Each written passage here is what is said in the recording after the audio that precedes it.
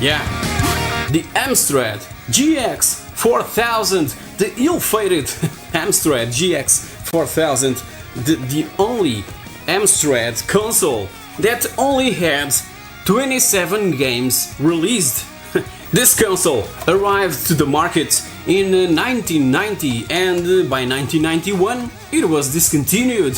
It was a tremendous flop from Amstrad in a time where the market was flooded with 16-bit systems, 16-bit home computers and even consoles. The Mega Drive and the Super Nintendo were already arriving at the scene, and this system, this 8-bit system came out, and as I said, only 27 games were released, and the company that always supported this system from day one was Ocean Software. There are amazing games from Ocean. This console came bundled with 2 controllers, obviously, and the game Burning Rubber, a racing game. Yeah, because I love my racing games. And this was a freaking incredible offer, a Christmas present from my family, and I'm truly grateful. This is not hard to get, but it is expensive. It was Amstrad's short-lived attempt to enter the games console market, and it was an upgraded design based on the CPC technology. Yeah, the Amstrad CPC was huge, mainly in Spain and in France, if I'm not mistaken. And it was even compatible with most of the CPC Plus software that was already in the market. And it was priced at $99.99, and games would cost around the £25 mark. Ocean Software was practically the only one interested in getting games, in bringing games to the ill-fated Amstrad GX 4000. Just to share with you the short history of this incredible system, yeah, from Amstrad. The Amstrad GX 4000 was placed on store shelves in September of 1990 and 8 months later was discontinued. Around 15,000 machines were sold over the course of its lifetime, and as said prior, the number of games available was just 27. 26 if we exclude Gazza II, whose cartridge is missing in action. As told on my episode related to Total Recall, Gazza II was being developed by a UK-based software house known as Active Minds, but these guys were everything but active and ended up crushing and disappearing from the scene because of the stunt they were trying to pull on Ocean Software while developing Total Recall. Even so, Gazza II was sent to at least 3 magazines for review: Amstrad Action, Mean Machines and the French Amstrad 100%, and these magazines were known for being true to their principles of making things the right way and not for reviewing unfinished games like what the Spanish Microobi did with their review of the unfinished version 1 of Total Recall in development by Active Minds. Check my history and origins video related to Total Recall to know more about that crazy story. In these later years, the Amstrad GX 4000 has become solely a collector's machine based on curiosity, cause trying to go for the full set of its games library is a pretty damn hard task to accomplish. Check out these prices on eBay. Definitely not for every wallet out there. Obviously that after all these years, a cartridge replacement would appear in the market so that users can load games from a micro SD card or even directly from a PC through USB. Strangely, in order to use it with the GX 4000, the power supply must be replaced. Amstrad suffered a terrible year back in 1989. Profits dropped from 160 million to 76 million pounds. Their PC 2000 series was not selling well, just like the slow sales performances of their own video recorders and audio systems, which even made Amstrad to abandon this specific side of their business. And after 6 years of success, mainly in France and in Spain, the CPC was also starting to lose ground and interest. So in April of 1990, Alan Sugar, Amstrad CEO, announced that the company would introduce one product every month, So entering the console market was no surprise. Even Commodore was starting to tease the industry and gamers with a video game console based on the highly popular C64 home computer, conclusions attained by witnessing the huge sales success of both the NES and the Master System. The GX 4000 was unveiled alongside the 464 Plus and the 6128 Plus computers, two machines based on the architecture of the CPC 464 and the 6128. Just like their own Sinclair cousins, the ZX Spectrum 128K Plus 2 and Plus 3. Those came with either a built-in tape deck or a disk drive and 64 or 128K of memory, and they also had a cartridge slot on the side. So the GX 4000 was basically a Plus computer, but solely with a cartridge slot packed inside this futuristic-looking plastic shell. Computer & Video Games magazine praised the 32 colors that the GX 4000 could display on screen, from a palette of 4096, and editor Julian Rignall further stated that, and I quote, "The GX 4000 is a graphically superb console, is technically far better than the Nintendo and Sega Master System, and has a very exciting lineup of games in the not-too-distant future." The console was designed in the usual Amstrad way. The casing came first, and the mainboard and all its components were made to fit. And besides the previously mentioned expanded palette, hardware sprites and soft scrolling were the three main features of the GX 4000 that would place it in direct competition against Atari, Nintendo and Sega 8-bit machines. But it simply arrived too late. The Mega Drive and the Super Nintendo were coming to the scene with much better hardware, not mentioning that 16-bit gaming was already full steam by that time with systems like the Amiga. So a new 8-bit console, no matter how cheap it was and if it had dedicated graphics or not, was just a bit too late into the video game market. The GX 4000 was indeed a revolution for Amstrad. It was built specifically for games. So the big problem here was that it heavily relied on the third-party developers like Ocean, Gremlin, Logiciel and Titus. To help drive the sales of the GX 4000, Amstrad certified to give customers something to play right out of the box, so they bundled Burning Rubber, a game developed by Ocean Software that really looked amazing, with great use of the console's extra colors, but its chunky pixels were too blocky for the time, so it really felt a bit dated. Burning Rubber is a sort of unofficial sequel to Whack Le Mans that featured details that were absent from the conversion from arcade to home computers of that amazing racing game that made my day back in 1988 on my 128K Plus 2A. For instance, the color changes as day turns to night and the tumbling car crash are now possible to achieve with this new hardware. Most of the games released for the GX 4000 were just simple straight ports from cassette to cartridge. But even so, from the 27 titles available, and besides Burning Rubber, I have to highlight a couple more, the best from the ones that really took advantage of what the console's extra hardware could do. Some of them are also among my favorites on the ZX Spectrum and on the Commodore Amiga. Tennis Cup 2 is often remembered as one of the finest tennis sims ever to grace an 8-bit system. It offered some of the best graphics and sound on the GX 4000. It wasn't just another direct port from cassette. This updated cartridge version featured an updated intro, more in-game options, 2 new tournament modes, and a much improved color palette that showcased a whopping 21 colors compared to the only 4 in the original. Selecting a 1 or 2 player game opens up the option of being able to play either a singles or doubles match, which in turn leads to further options that allows us to alter the match length, the in-game speed, the screen view, and even the attributes of our own player. A training mode is also available to improve our swing, serve or shot skills.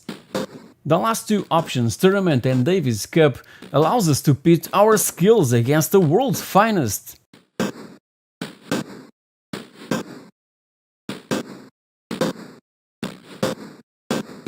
From the masters of movie tie-in adaptations Ocean Software comes RoboCop 2, that is graphically and musically stunning, making full use of the console's color palette and with some of the best hardware scrolling ever seen on an Amstrad machine. It set the standard that many fail to achieve. It offers 3 action-packed platform levels, 2 puzzle levels, and 2 shooting gallery levels. The platform levels look stunning and run smoothly with a mixture of bad guys, spikes, rolling barrels and lifts to deal with.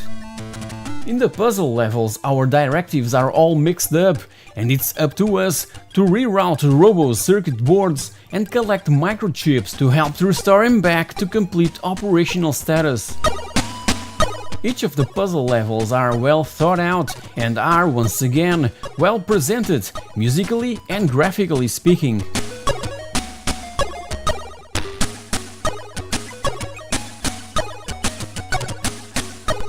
Switchblade was Gremlin's first and only venture onto the GX 4000, and it was an enhanced version of their already brilliant game. We take the role of the last of the Blade Knights, who is on a mission to rid the planet Thrax of its evil dictator, Havoc. For that, he must assemble the 16 missing parts of the legendary Fire Blade, so that he can use it to strike Havoc down once and for all. While the game often received criticism for its lack of color and plain backdrops, it more than made up for this with its playability. A brilliant platform game that offered a huge landscape that required lots of exploring. Making our own map was a good idea, and there were more than one route that could be taken. And exploring was rewarded with bonuses and hidden screens that would lead to better power-ups and weapons. The enemies were relentless, and we pretty much had to punch, kick, hack and shoot every step of the way.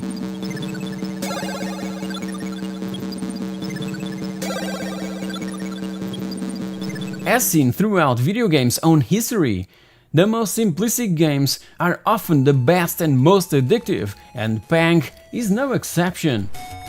A mixture of single-screen shoot-'em-up, platformer and puzzle game that will keep us coming back for more and more. I speak for myself cause I'm constantly playing the arcade original on my homemade MAME arcade cabinet. As mentioned so many times before on other It's a Pixel Thing videos, balloons are threatening several of Earth's most important landmarks, and it's up to us to take on the role of the Buster Brothers and shoot those balloons that burst into smaller ones, and so on until the screen is clear, so that we can move on to the next location. Ocean Software really did a phenomenal job with this conversion, bringing together a combination of spot-on, unrelenting gameplay, great sounding music, and gorgeous graphics with colorful backgrounds that made full use of the extensive palette of the GX 4000. Two-player co-op is also available, offering a truly enjoyable couch play experience. This is, with no doubt, one of the finest, if not the best, arcade conversions ever to be produced for an 8-bit system.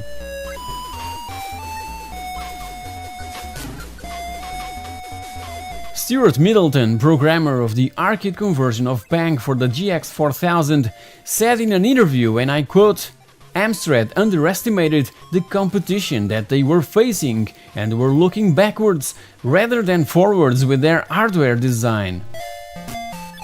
Other games like Toki were planned and even advertised, but sadly never saw the light of day. And I truly believe that it would have been an incredible arcade conversion, just like Pang was.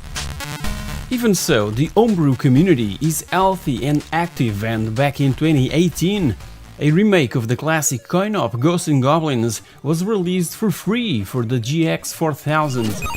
The original conversion by Elite Systems from 30 years ago for the regular CPC range of Amstrad computers was such a letdown, with missing levels and even with Arthur not being able to lose his armor.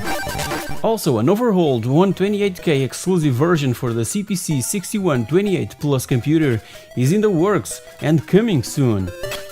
And besides Ghouls and Ghosts, other iconic titles may surface in the future for the GX 4000, like Sonic GX for example.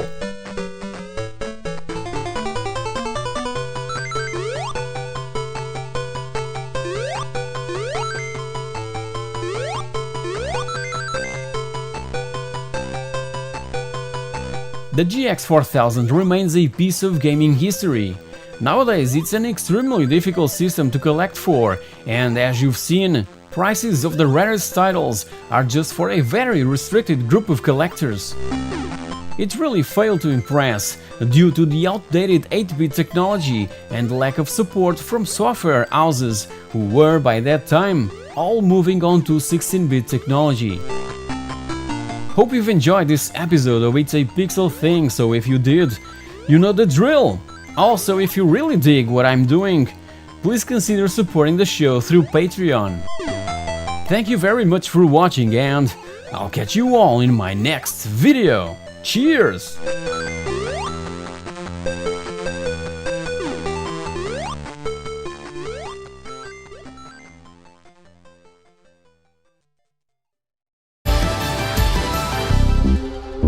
Hey guys, welcome back! In late 80s everyone wanted an Amiga.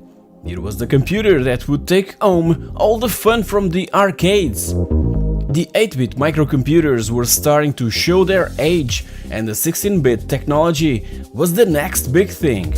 But the Amiga wasn't just specially tailored for games, it was a creative machine, despite Commodore's trouble to fully understand its purpose. We could create music, edit video, process words, etc. etc. at a price that everybody could afford. So here's a few fun facts that many of you probably never knew about the Amiga. Starting from the beginning, the Amiga was created by former employees of Atari. Yes, from Atari. Jay Miner and Larry Kaplan, among others, left Atari and formed their own company back in 1982, naming it iToro, which eventually became Amiga Corporation. And if the name Larry Kaplan sounds familiar, it's probably because you're aware of the roots of one of the most well-known video game companies of all time, Activision. Larry helped to co-found Activision. Before making computers, Amiga created peripherals and controllers for Atari consoles. And their most strange and odd creation was the Joyboard. Well, it was strange and odd for 1982, cause as you know, a few years back, someone replicated that flat board in where players would stand and lean on to control games instead of using a joystick or a gamepad. We balance board, anyone?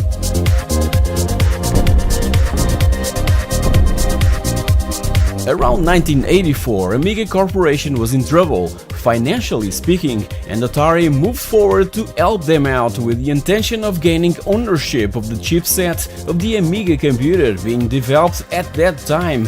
But the deal was off in the last minute, cause Commodore entered the game offering 4 times as much money. And from this move, the Atari ST was born, leading to the 16-bit home computer private war.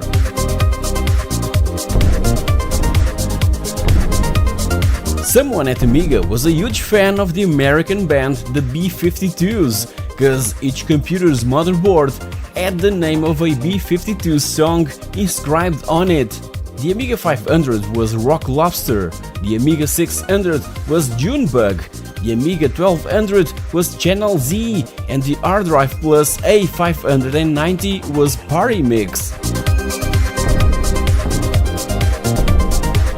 Years before making their own operating system and dominating the world of home computers, Microsoft worked for Amiga, developing the Amiga Basic, an early programming language which was installed as part of early Amiga OS versions 1.1 to 1.3.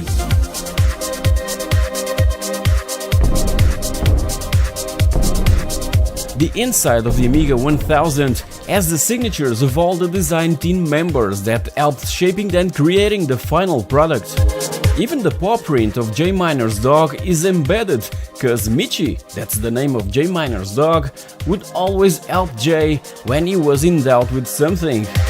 Jay would ask something to Michi and he would wave his head, helping Jay on deciding what to do next. So it's more than deserved. 4096 were the available colors that the Amiga 500 offered, usually allowing the display of up to 32 colors on screen at once. This was amazing back in 1987, but when consoles like the SNES arrived in 1991, it started to fall back a notch, cause the SNES had over 32,000 to offer. That's when the Amiga 1200 entered the scene a year later, with its mind-blowing 262,000 colors on screen from a palette of 16.8 million. The Amiga always had a truly loyal fan base. The Amiga community remained active for years to follow after Commodore's bankruptcy back in 1994, with Amiga format magazines staying alive right up to May of 2000 with their final collector's edition issue 136. Needless to say that nowadays there's still tons of awesome stuff being made and released for the Amiga computer.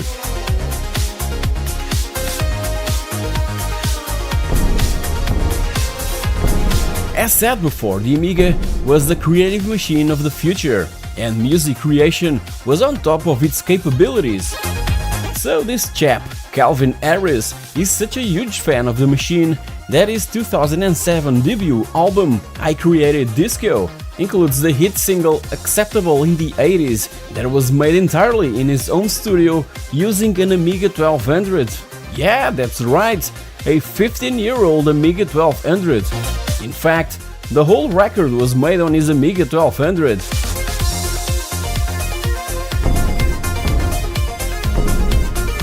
And the Amiga also helped to create music for games on other formats. One example comes from the Japanese studio Game Freak that composed the music for Pokemon Gold and Silver on an Amiga before converting it to a format that the Game Boy Color could understand.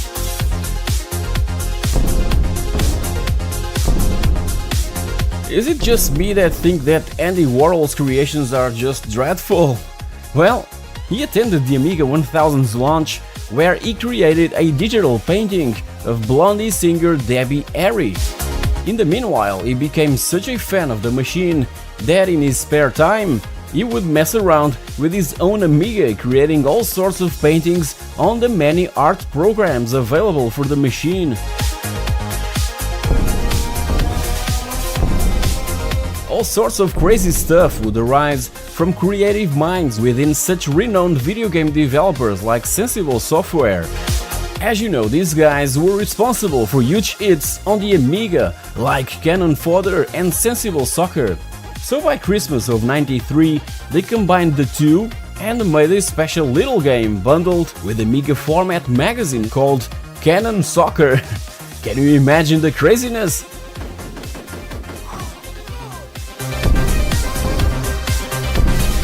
And staying in the soccer or football theme, back in mid-80s, Commodore and Chelsea Football Club agreed on a sponsorship deal worth 1.25 million that in 1987 was the largest sponsorship deal ever in UK football history.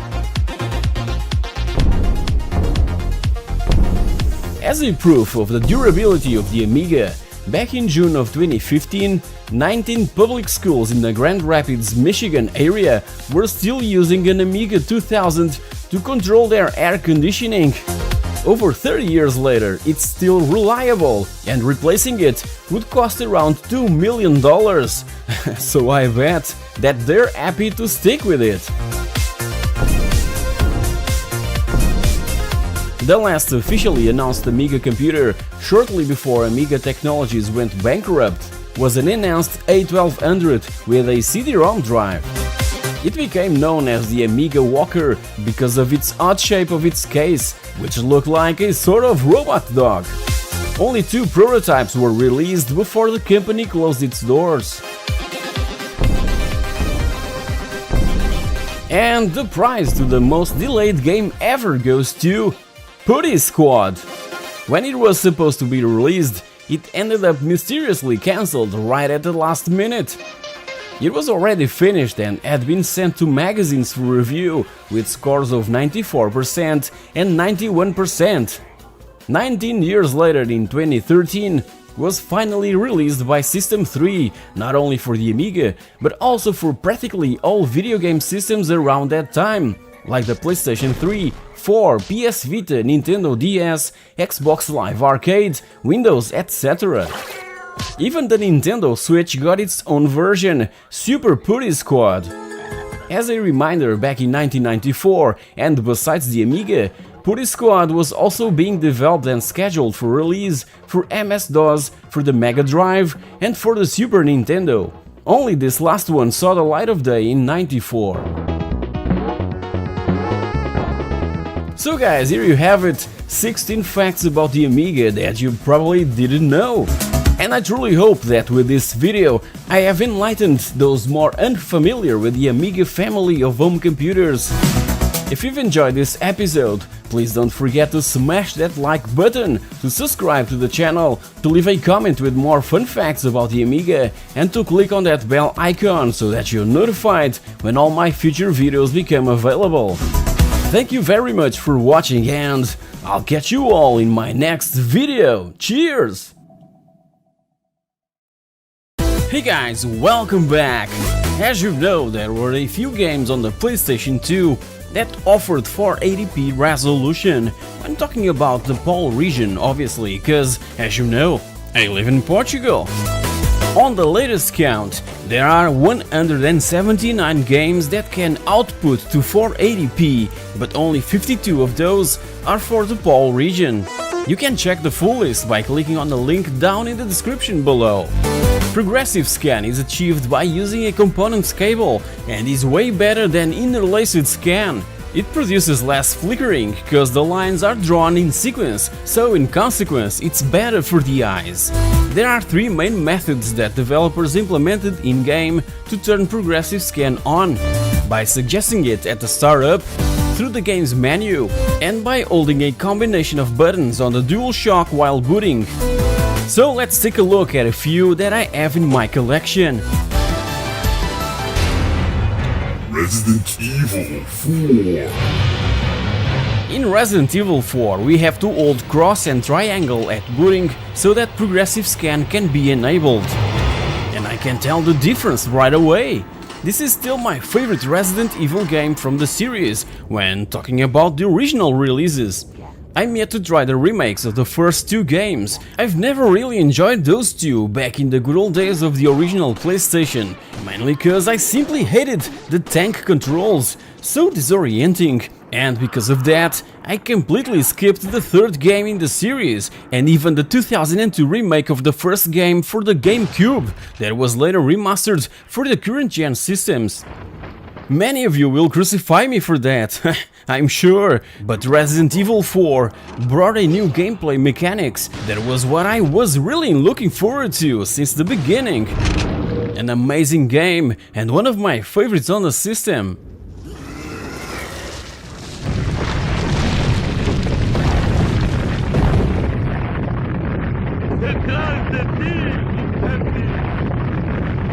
True Crime New York City. True Crime New York City isn't that bad. It tried to be a Grand Theft Auto clone, but with a new approach. The progressive scan can be accessed through the game's menu, and it really brings this game to a whole new level, cause the image tends to be really dark and obscure. We play the role of Marcus Reed, a former gang member turned into a cop, and this was supposed to be the first part of a series of games set in New York City. But because of its huge commercial failure, its sequel was cancelled. Later the True Crime franchise was again picked up and a game set in Hong Kong was being developed, but 2 years later was also dropped.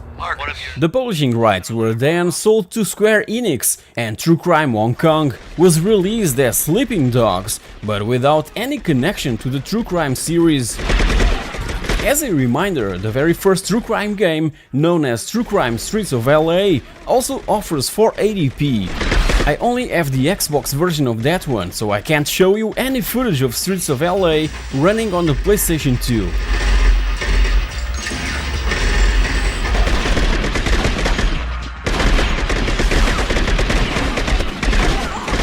Primal. Primal is a PlayStation 2 exclusive game developed by SCU Studio Cambridge that brought us the Medieval series back in the glory days of the original PlayStation. The option of running Primal in progressive scan mode is offered while booting, and it really looks sharp and clean with that mode enabled. Back in 2016 was re-released for the PlayStation 4 through the PlayStation Network with slightly improved graphics and trophy support. In Primal we play as Jan or as Scree, the gargoyle. Jan's boyfriend was attacked during a live concert by this weird creature. Then the creature runs off with him, leaving the main protagonist badly injured. Scree the gargoyle tells her that she must leave the physical plane Mortalis and accompany him to the demon plane known as Oblivion. During gameplay we can change between Jan and Scree, cause both have their unique strengths and skills.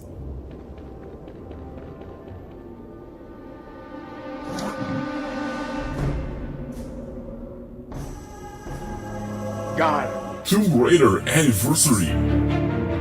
I absolutely love the Tomb Raider franchise, and Tomb Raider Anniversary, along with Legend, was the rebirth of the series after that awful Angel of Darkness thing that almost killed Lara. Crystal Dynamics came to the rescue with Tomb Raider Legend in 2006 and in 2007 with this incredible remake of the original game from 1996, and besides offering progressive scan resolution, the PlayStation 2 release could also be purchased as a special and European exclusive collector's edition, offering more stuff besides the game, like a documentary, promotional material and a CD with music not only from Anniversary but also from Legend. It was highly praised upon release, but in contrast, sold really poorly. It was even pointed as the worst selling game in the entire franchise. However, its gameplay and levels were rebuilt, the narrative was expanded by Toby Gard himself, that, as you know, was the one that created Lara and her own attributes in the first place. The original soundtrack was remade and revamped using an orchestral style, so this is a must-have and a must-play title.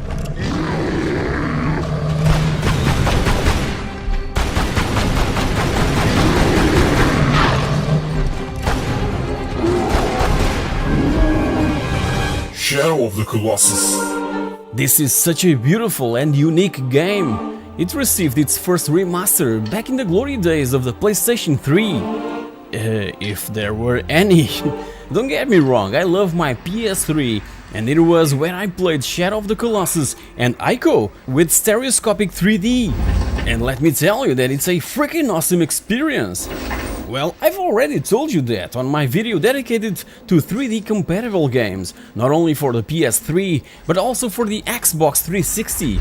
Check it out if you missed it. Correct. But back to its original PlayStation 2 release in 2005-2006 here in Europe, it was possible to be enjoyed with progressive scan enabled.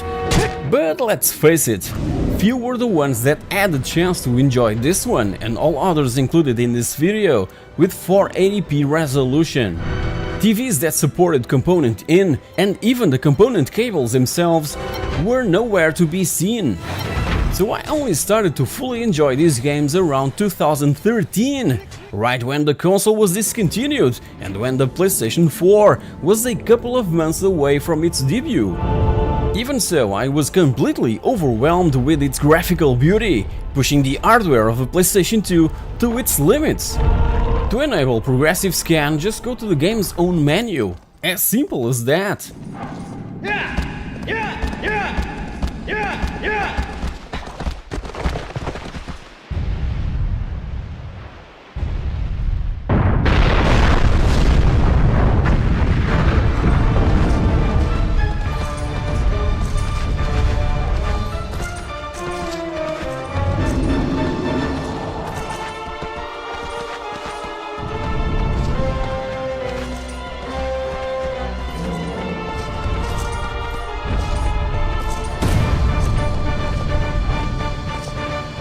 Outrun 2006 Coast to Coast.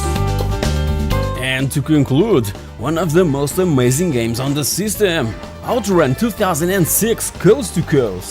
And with progressive scan, It's absolutely stunning, offering frenetic gameplay and vibrant colors, something quite uncommon, cause as you know, the system's palette tends to be a tad darker. Sumo Digital used the same formula applied to their Xbox conversion of OutRun 2 a year earlier, improving and expanding it to a whole new level. Again, the progressive scan mode is offered while booting, and in this one, new game modes and cars are available, turning Coast to Coast into the most complete package in the whole OutRun series. And the best one too! There's no realistic physics and damage, only pure and insanely fast fun. And besides driving these beautiful and licensed Ferraris, we have to impress not just one, but several different girlfriends. Oh yeah? But again, the progressive mode in this one is really something to behold. What a beautiful, beautiful game! Woohoo! Oh yeah! Woohoo! Yeehaw! Woohoo! Oh yeah! Cheers, folks! So guys, wanna see more PlayStation 2 PAL games that supports 480p?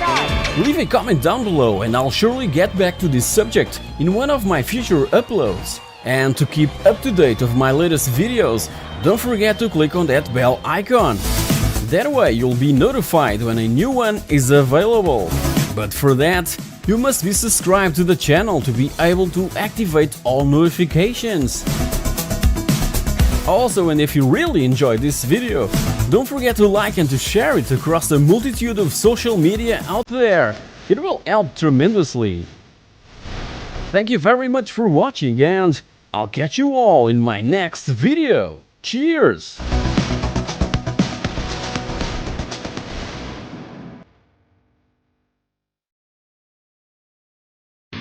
Hey guys, welcome back! DOS gaming had a huge impact on me, and this mighty IBM PS1 was my very first PC, and a couple years ago I managed to restore it and bring it back from the dead.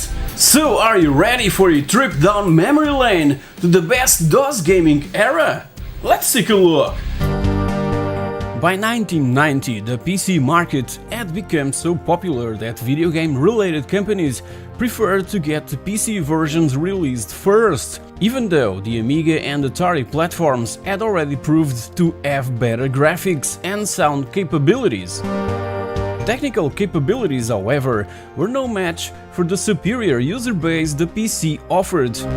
By that time, 65% of the home computer market was made up of IBM compatibles, with the Amiga at 10% and every other platform, including Atari and Apple, somewhere below that mark. By December of 1992, 82% of the gaming market was focused on PCs, with Apple taking 8% and the Amiga just 5%.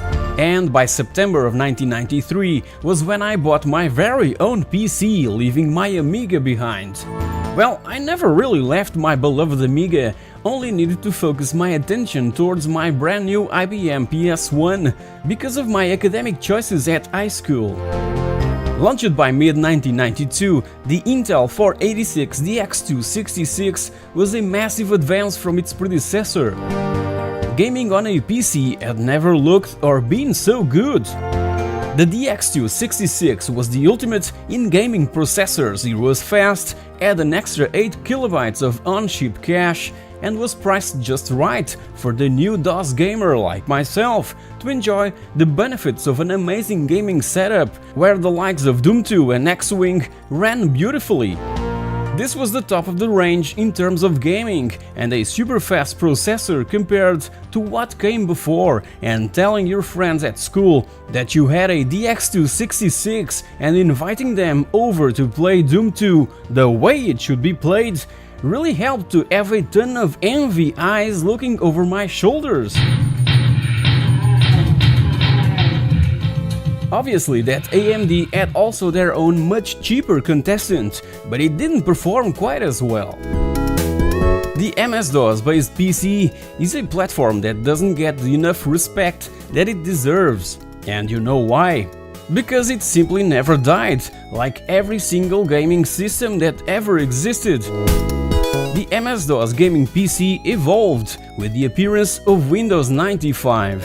So this was a platform that never had a proper burial ritual like, as said, all other gaming systems to this date. The clean and smooth transition from MS-DOS to Windows 95 kind of attenuated the nostalgia that surrounds PC gaming throughout the years. My IBM PS1 Model 2168 that I managed to buy by September of 1993 has a silhouette that for me is a symbol of the best years of MS-DOS gaming. And in relation to that, gamers can't simply describe a DOS gaming machine just like we describe the looks and style of, for instance, a Master System or a Nintendo 64. PCs came in various formats and shapes from so many different brands, so again, that's another reason that led gamers to never really pay the proper respects to the platform. It's also imperative to notice that the pace of PC hardware development has always been constant since the early days of DOS gaming, in contrast to, for instance, Commodore that saw years go by without any major new development.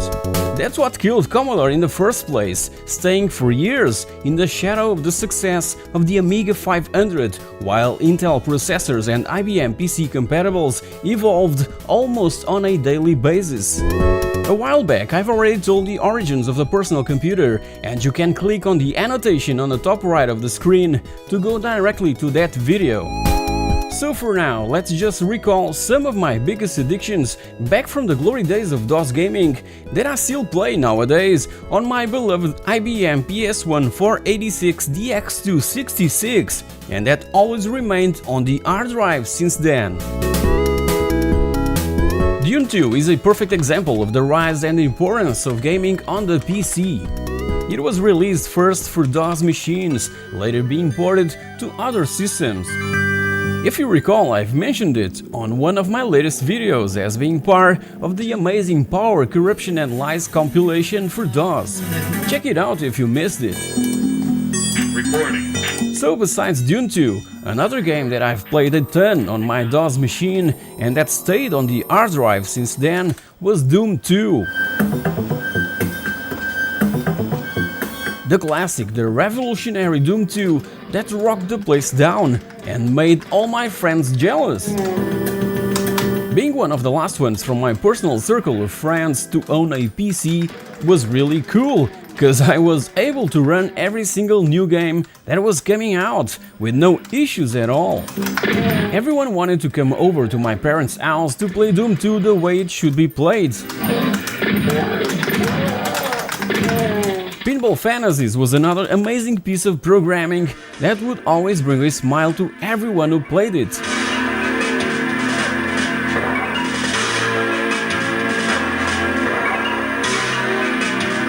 This one was first released for the Amiga and later ported to the PC, and it was one of those games that I was completely in love with on the Amiga that I should also have on my brand new IBM. I've recently made my review and historical background on Pinball Fantasies, so please check it out. It's one of my favorite games of all time. Pronouncing this game's title to my friends was so damn funny back in school by the time it was released, cause removing one of the D's on the second word of cannon fodder is a bit on the naughty side when pronounced in Portuguese. Back in those days, we were just innocent and curious kids, you know? So Cannon Fodder was another game originally released for the Amiga and later ported to the PC and other systems. This one I only played on DOS, and only many years later I managed to try the Amiga original. That is the best, I must add. But even so, my first contact with this game was with the PC version, so this is, for me, the one that really means something to me and keeps the nostalgia level sky high. Now for a racing game, a genre that you know that I'm completely crazy about. So, talking about crazy, here's Crazy Cars 3 from the French developer Titus. If you remove the U from the Titus, you get... okay, never mind. Back then, there were obviously way better racing games on DOS, like the ones from the Lotus and Network Q Rack Rally series, but the Crazy Cars franchise was with me since the glory days of the ZX Spectrum, in where I used to play the first two games.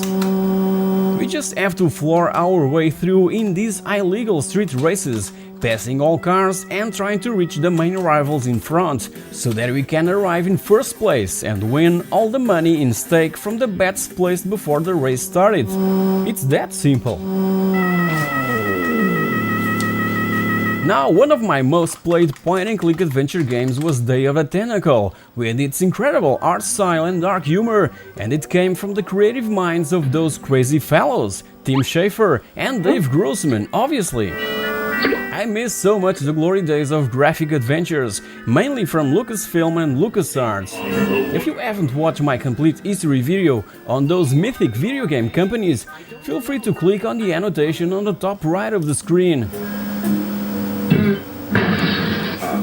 As I've told so many times on my videos, I absolutely love pinball games, and besides Pinball Fantasies, I also used to play a ton Extreme Pinball, the first game from Digital Extremes, but not the first game by James Schmalz. A couple of years prior to Extreme Pinball, James also gave us the fantastic Epic Pinball, another that I used to play a lot back in the day. This particular one was developed and released for DOS back in 1995 and later ported to the PlayStation, a version that received really poor reviews. For last, Jazz Jackrabbit was a sort of Sonic game that PC gamers were looking for. An extremely fast side-scrolling platformer, a style more common to see on consoles by that time. It was developed and published by Epic Mega Games, Wells, for DOS and later for Mac and for Windows. As said, Jazz was inspired by games like Sonic and Zool, and its fast-paced gameplay, beautiful graphics and amazing soundtrack was what really grabbed every single one of us that didn't own a gaming console by that time. And this was the game that we would show to our friends that had, for instance, a Mega Drive or a Super Nintendo. They were impressed, I can tell you that, and started to look differently at computers, cause these beasts can also be fun. These were just a few games that are still installed on the hard drive since around 1997, time when I upgraded to a Pentium machine paired with a Diamond Monster 3D FX card. Unfortunately, I got rid of that card, but I kept the games that came bundled. Lastly, I have to thank to Kappa Games, CTG Games and Spatput for giving me the inspiration to create this video. Last week I was on the Portuguese podcast United Gamers about PC gaming, and it was, with no doubt, the spark that fueled my motivation for this episode. Tanto jogo bom em DOS, lá está, deixem-me dizer isto, o DOS, aliás o PC Gaming foi uma plataforma que nunca morreu, não é? Evoluiu, passou do DOS para o Windows e cá estamos ainda com isto, não é? Com o PC Gaming. E não há aquela nostalgia pelo PC Gaming como há, por exemplo, pela Mega Drive, pela Super Nintendo e pela NES e por isso tudo, foram consolas que surgiram, apareceram, morreram. E agora o pessoal, e tal, nostalgia, bué, quando eu jogava aquele jogo, não sei o quê, na Mega Drive e tal. Não há essa coisa pelo PC Gaming. E o PC Gaming foi daquelas plataformas que nunca morreu. Foi sempre evoluindo, sistemas operativos novos e não sei o quê, mas foi sempre evoluindo, nunca morreu. Não há aquela coisa, aquela nostalgia pelo PC Gaming como há pelas outras plataformas todas. Exato. É isto que eu tenho a dizer do PC Gaming. Pronto, posso ir embora. So guys, do you want to discover more DOS games that are still buried on the hard drive of my mighty IBM PS1 rig? Drop me a comment down below, and I'll certainly bring more of these videos in the near future. And while you're at it, don't forget to like, to share, to subscribe and to click on that bell icon so that you're notified when all my upcoming content becomes available. Thank you very much for watching, and I'll see you all in my next episode.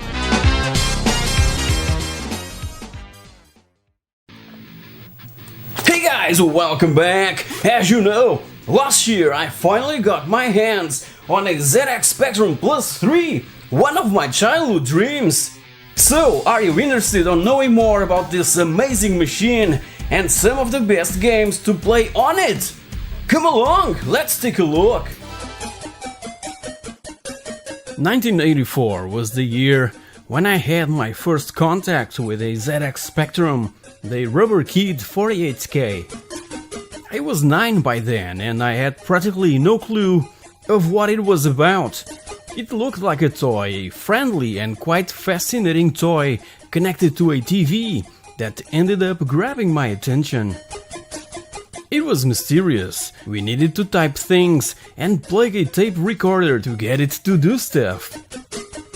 3 years later, that obligation simply vanished when Amstrad bought Sinclair Research and brought the first ZX Spectrum with an incorporated tape recorder. The grey 128K Plus 2 was introduced in the market and was a huge sales success. And taking advantage of that, Amstrad soon realized that it was the time to also bring a disc-based ZX Spectrum, just like their own CPC 6128. And so, the Plus 3 was born. The first impact is the return of the black color, so particular to old Clive's ZX Spectrums, and as said, instead of a tape recorder, was time to bring a disc drive, the same 3-inch disc drive that also equipped Amstrad's own CPC 6128 mentioned earlier, and the 664 prior to that. And because of the inclusion of the disk drive, a disk operating system was also needed, so extra ROM was fitted onto the Plus 3. The manual is a beast of a book that covers every aspect of this machine and completely different from the ones from all other Spectrum models that came before the Plus 3.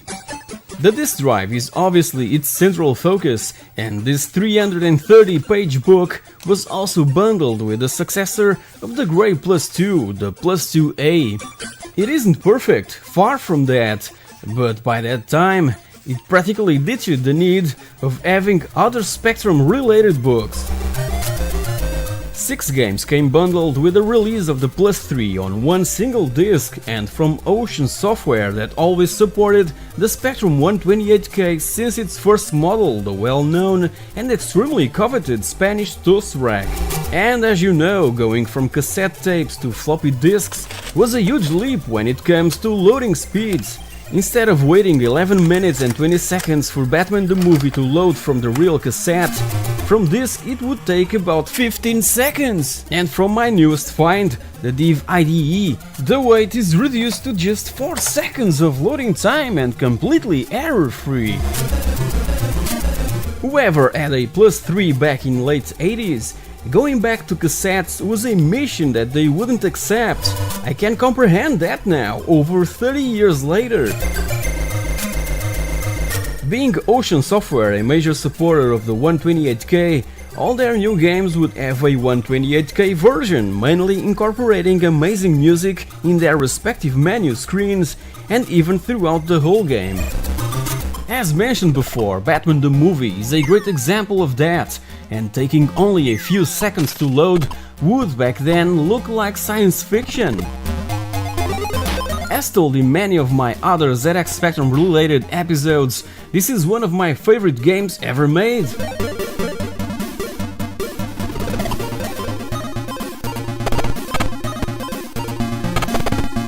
Whack Le Mans was also one of my most played racing games back in the day, and the 128K version would offer this amazing tune in the main menu.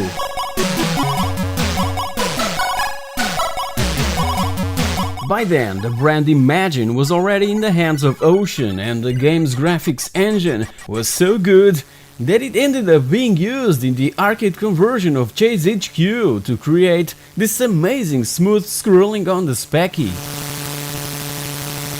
And talking about Chase HQ, the 128K version would also load all levels at once, but from tape it would take too long. The disc format was indeed a blessing for those huge 128K titles.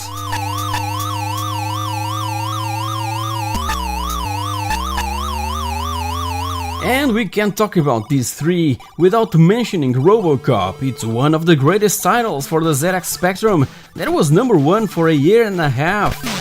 In 2017 I've uploaded a complete history video about this amazing game, so feel free to check it out to know more about its peculiar development process.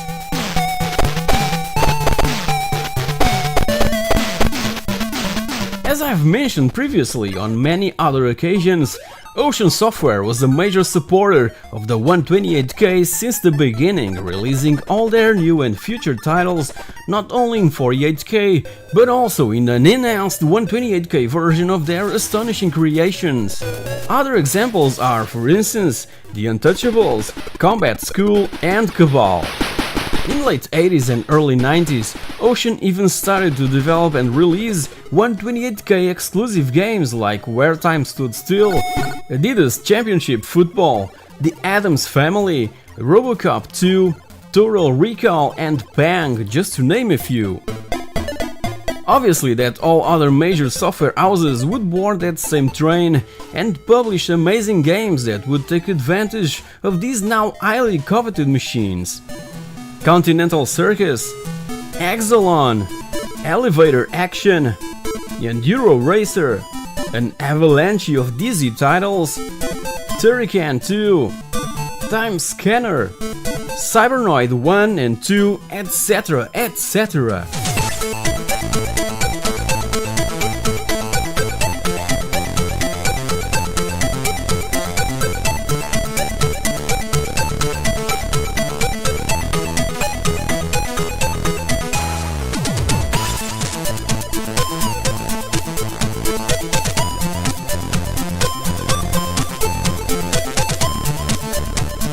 As said before, the Plus 2A was in the meanwhile also introduced in the market during 1987 as the replacement of the grey Plus 2 and as an alternative to the more expensive Plus 3. By 1987 the Plus 3 would cost around £249, £670 in 2017 using historic inflation rates. Blank discs would go for about £2 and games around the £15 mark. Way too expensive for most people that wanted to use the Plus 3 exclusively for games. Even so, Amstrad stated that by the end of the 80s, 15% of Speccy users owned a Plus 3.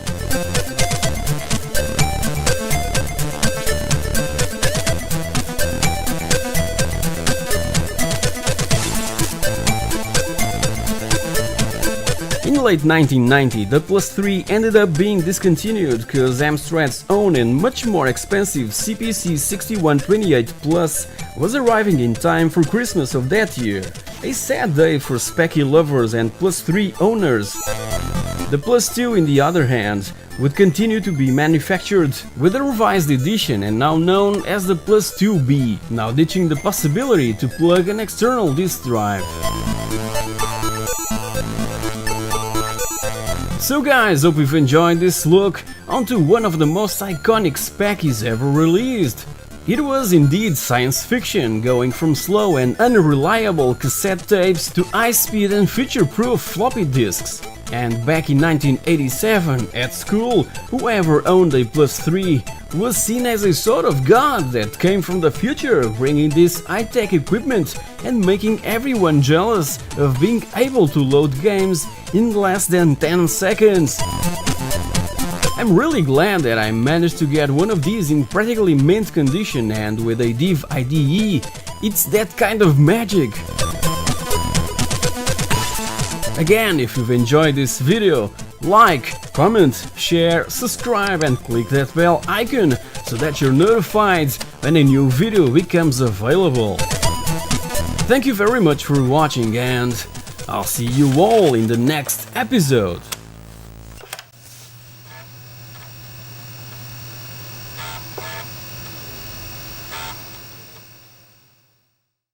Hey guys, welcome back! It's really hard to believe that the PlayStation 3 had already surpassed 10 years of existence, a system that had a quite harsh initial start.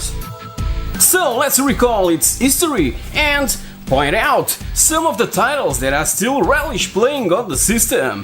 Let's take a look.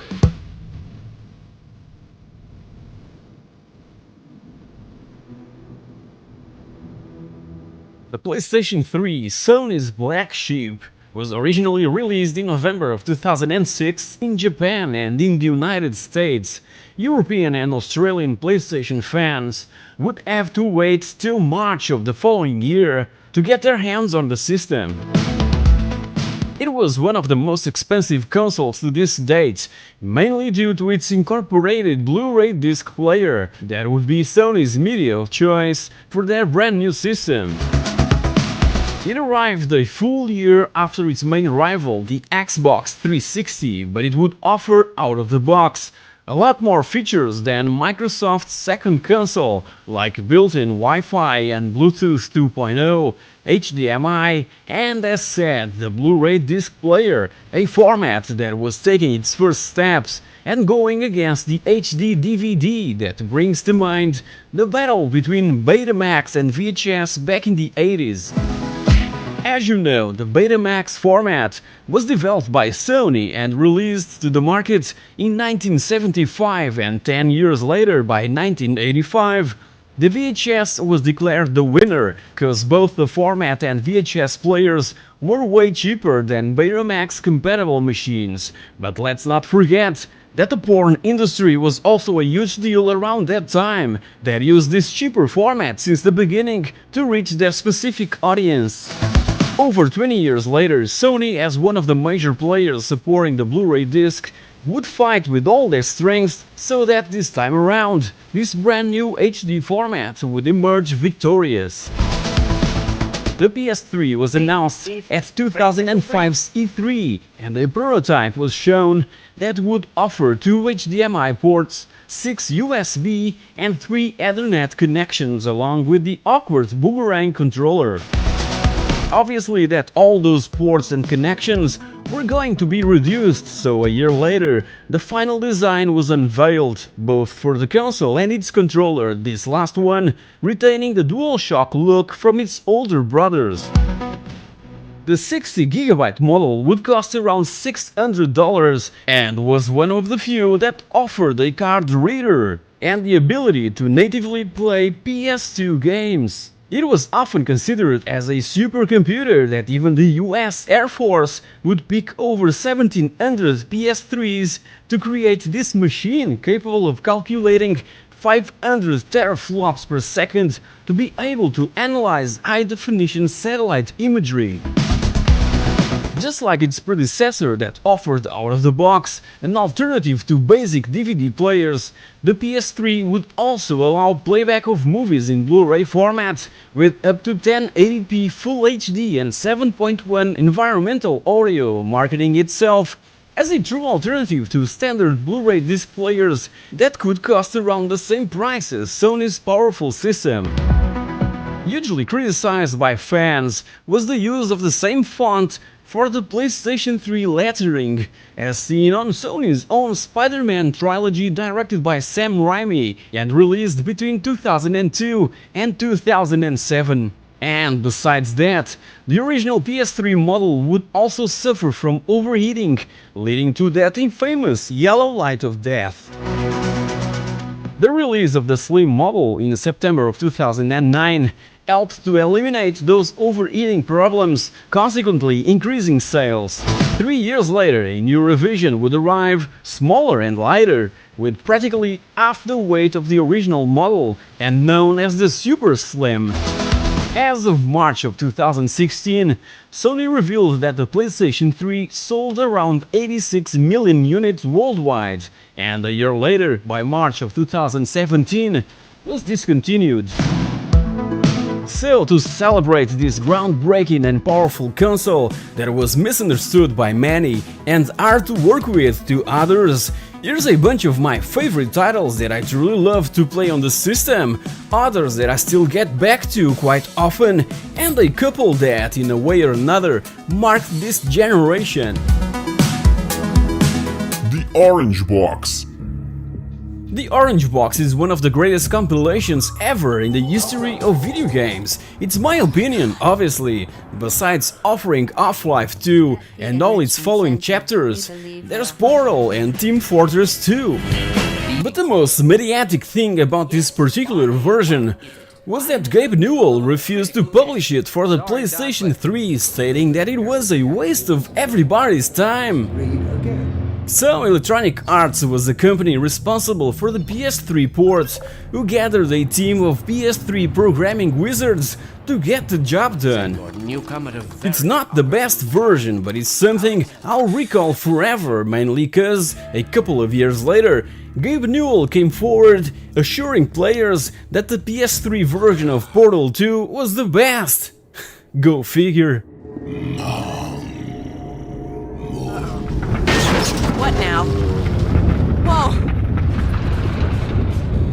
Hold on!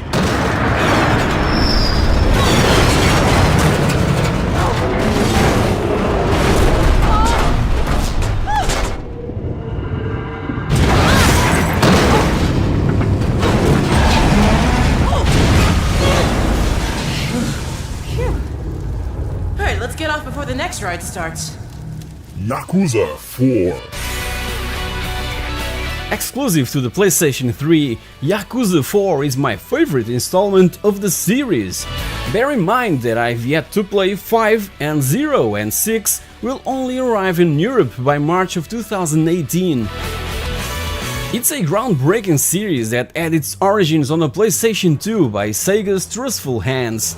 This particular entry in the series had its original debut in March of 2010 in Japan and 1 year later exactly in the US and Europe. In my honest opinion, the whole series has a slight taste of Shenmue, and that's something that grabbed me right from the beginning. And this is, for me, one of the greatest exclusive franchises that PlayStation consoles ever had.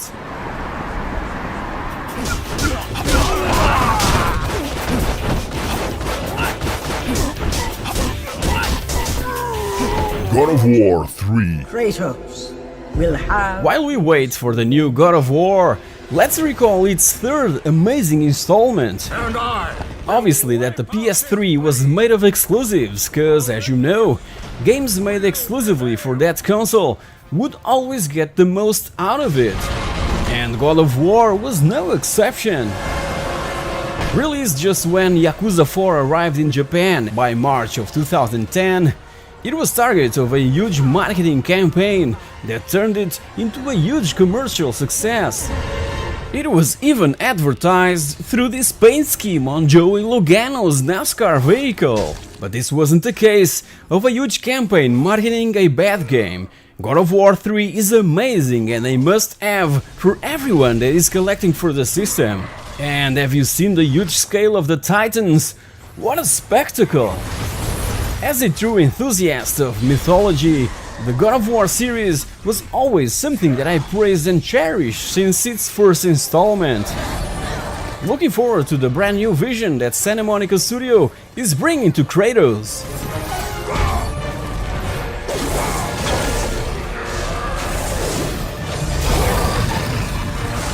Heavy Rain.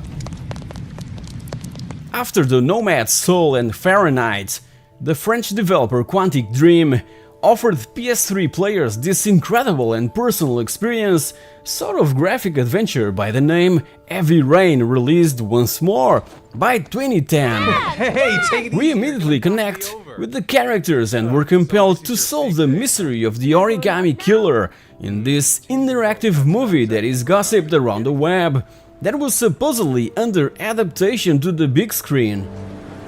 As said, this is a movie already, an interactive one, so don't bother. It was initially also planned to be released for the PC, and prior to that, even as an Xbox 360 exclusive, but for this last one, Microsoft turned it down due to its kidnapping central focus, foreseeing a media scandal. It ended up as a huge success, both for Quantic Dream and for Sony, with reviewers praising the atmosphere, the story, the music, the controls, that turns Heavy Rain into an involving and exhilarating experience. It was awarded as the best PS3 game of 2010 by GameSpy and IGN, besides other impressive achievements for music and technical innovation in gaming and visual engineering. You have reached your destination. Are you ready to show your courage in order to save your son? Listen carefully. Little Big Planet 1 and 2. Maravilhoso assombro. Now for a couple more exclusive titles, here's Little Big Planet 1 and 2. Never played or owned the third chapter, but I guess I should also mention it. So what a breath of fresh air this was back then, and still is if you're playing the franchise for the very first time. We just want to clear one more stage again and again in where we control Sackboy in this highly addictive and exclusive series of puzzle games.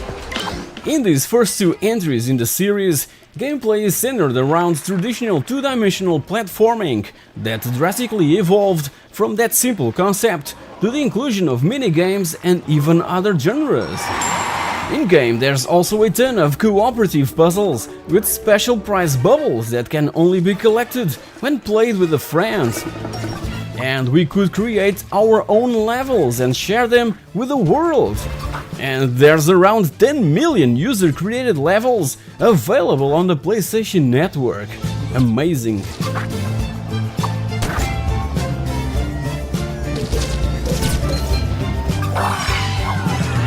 Need for Speed Hot Pursuit. It's been a long time since I had such fun with a Need for Speed game. This last-gen reincarnation of the legendary Hot Pursuit series is really addictive, that also has that long-lost Burnout touch, cause as you know, it was developed by Criterion Games. It's funny that most of these games, most of my favorite games on the PS3, were released in 2010. My son was born in 2010, so 2010 was a great year for me in all respects. Need for Speed Hot Pursuit was released in November of 2010, and it introduced the auto-lock system that allows the player to connect with friends for head-to-head races, giving that extra boost of commitment and engagement with the game itself, just like it happens on other games that came after. It features career modes both for racers and for cops, and the game's location is 4 times bigger than, for instance, Burnout Paradise, that was Criterion's previous title. This was accomplished with the help from the Battlefield team, Digital Illusions, also known as DICE. As for vehicles, they're all licensed, and the sentence in order is: all the cars you dreamed of driving in the way you dreamed on driving them.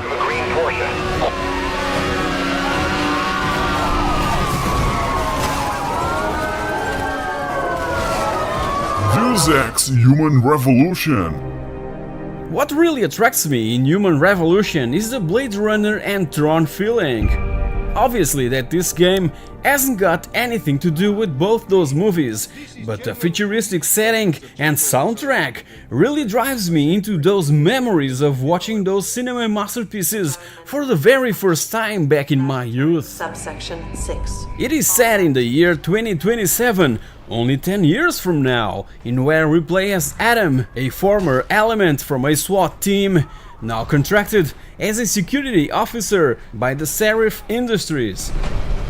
It functions as a prequel to the original Deus Ex, combining first-person shooter, role-playing, and stealth elements with quests and tons of exploration.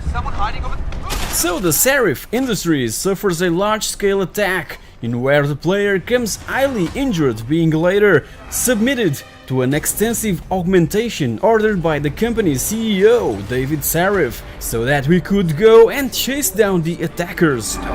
An amazing plot awaits us in this frenetic cyberpunk alternative reality.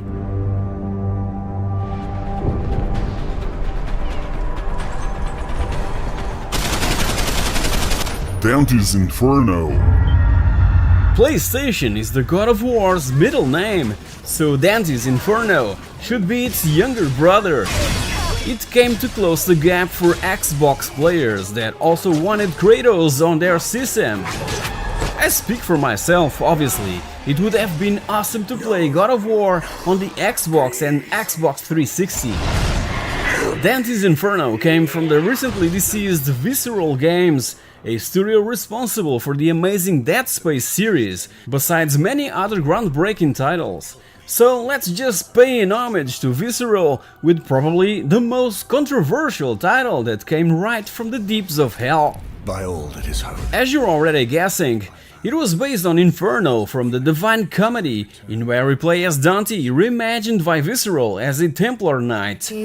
Beatrice is also seen as a sort of damsel in distress and not as Dante's savior, like it should be, and how she was portrayed in the poem, so this minor change ended up annoying a lot of people, mainly scholars and professors. But Electronic Arts ended up as the main responsible for all the controversy and bad press, due to their dull marketing campaigns around this particular game. However, I don't see people complaining about the tons of games that are similar to, let's say, Call of Duty or Medal of Honor, but as for Dante's Inferno being similar to God of War, unleashed such a wave of criticism that practically everyone ignored the creative and visually impressive graphic nature of Visceral's depiction of hell. And it would be awesome to see Kratos versus Dante, wouldn't it? Yeah.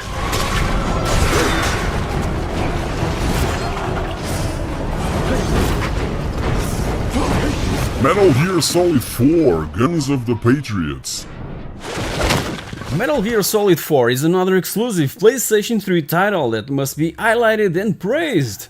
Another Kojima masterpiece set 5 years after Sons of Liberty, in where we control Old Snake in one last mission. Snake aged prematurely, that was artificially coded into his genes, and is now prone to even pass out when receiving damage or being under huge amounts of stress. Snake! Are you alright? To calm him down, simply eat or drink something, smoke, and why not, read an adult magazine. He's got only 1 year to live, so better get the most out of it.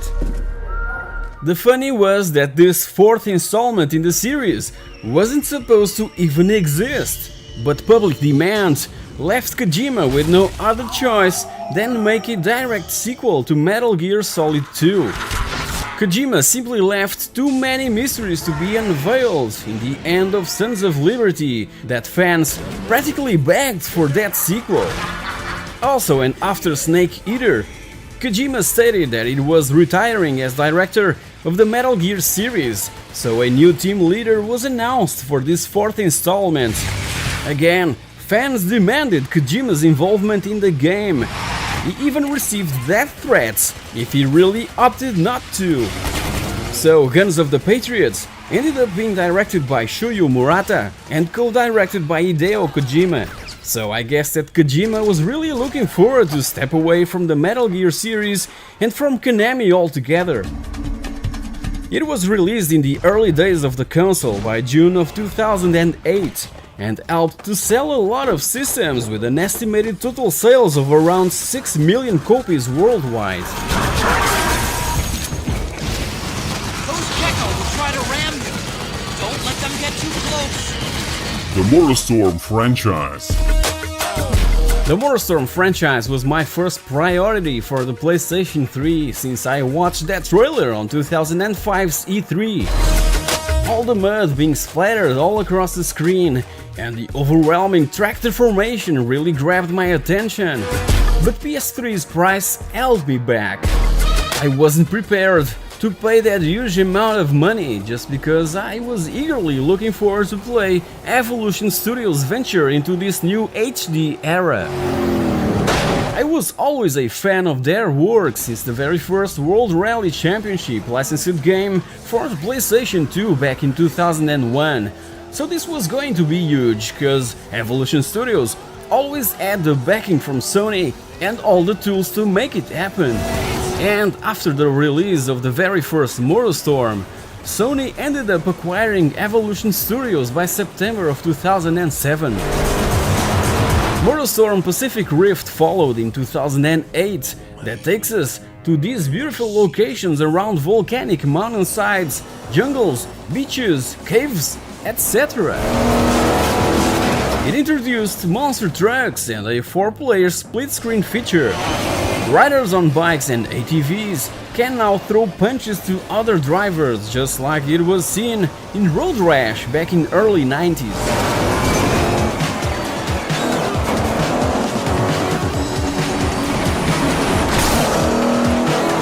MotorStorm Apocalypse took the franchise further back in 2011. It takes place in an apocalyptic city based on California's Bay Area, packed with 40 tracks that can be completely devastated by tornadoes and earthquakes.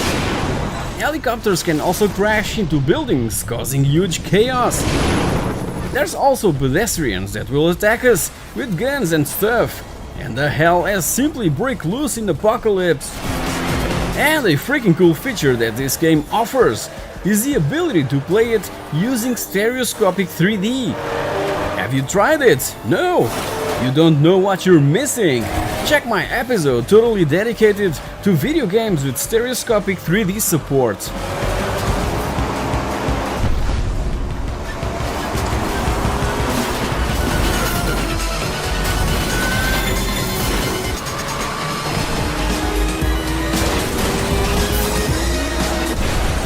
The Uncharted franchise. Back in 2006, LucasArts was planning the release of the greatest Indiana Jones action-adventure game the world had ever seen by the time Drake's Fortune was announced. Needless to say that it caught LucasArts completely off guard. Since 1996 that Naughty Dog develops video games exclusively for Sony consoles, and their brand new IP for the PlayStation 3 couldn't have been more successful than it was, selling over 2.6 million copies and being praised by everyone that played it. On this precise date, November the 19th of 2017, when this episode was published, Uncharted Drake's Fortune celebrates its 10th anniversary.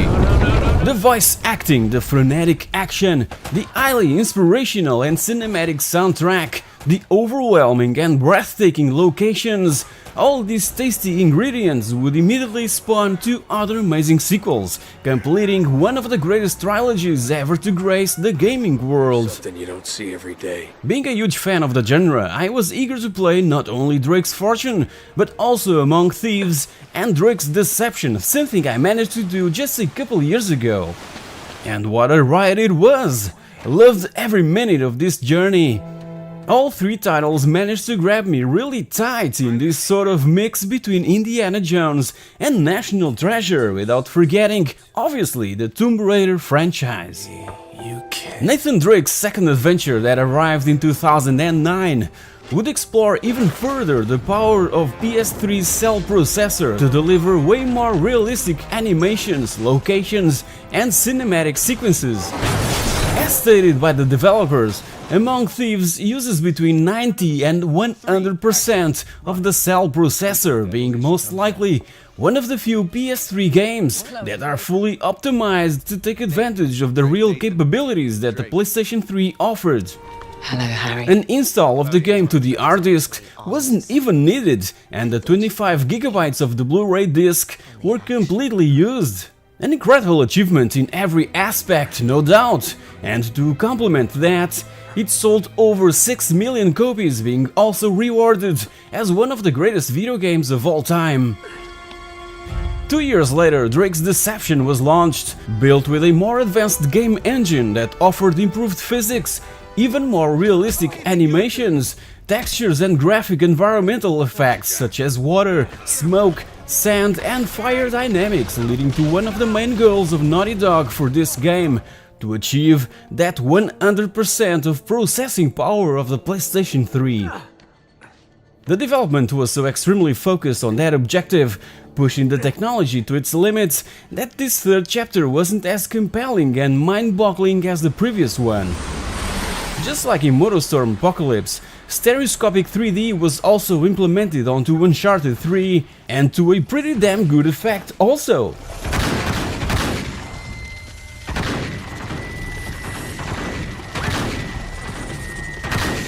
The Last of Us. And from Naughty Dog came in 2013, another amazing masterpiece exclusively for the PlayStation 3, winning tons of awards and being considered as one of the greatest video games of all time. The Last of Us is an action-adventure game just like Uncharted, but in a survival horror mode set in an hostile and post-apocalyptic depiction of the United States.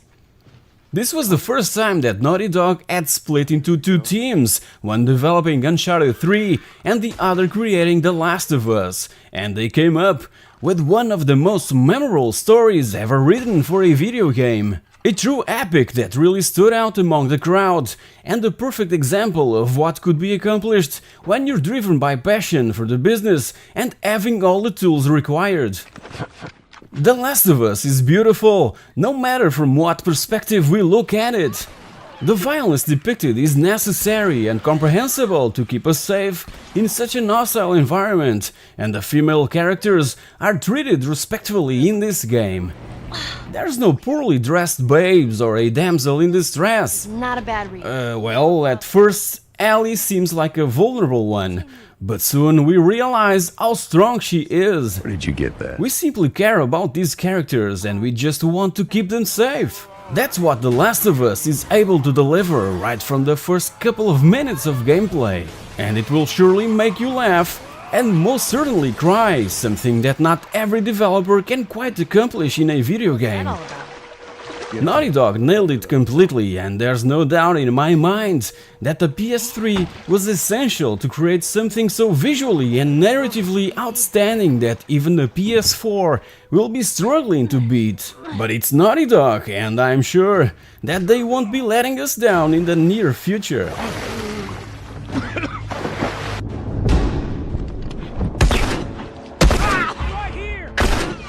There's a few more exclusive PS3 games that must be highlighted, and obviously many other superb multi-platform titles that I've never played on the system, because I've simply came across the better versions in most cases.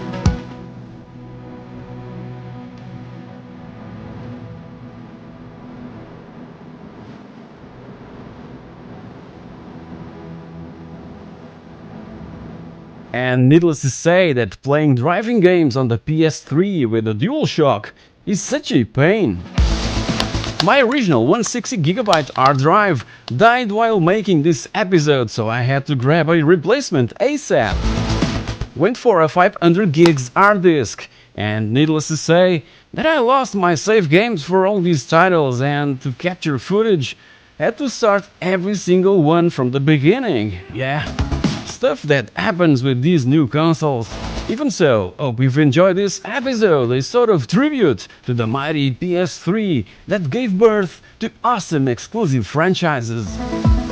There's a ton of videos on my channel related to so many other systems, showcasing also my favorite titles for each one of those, so please browse the channel and take a journey back in time to the early days of video gaming. While you're at it, click on that bell icon so that you're notified when the next video becomes available.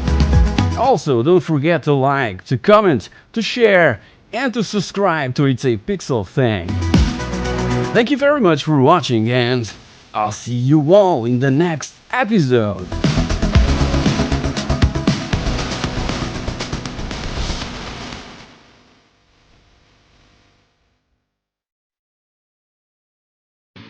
Hey guys, welcome back! This week, something different.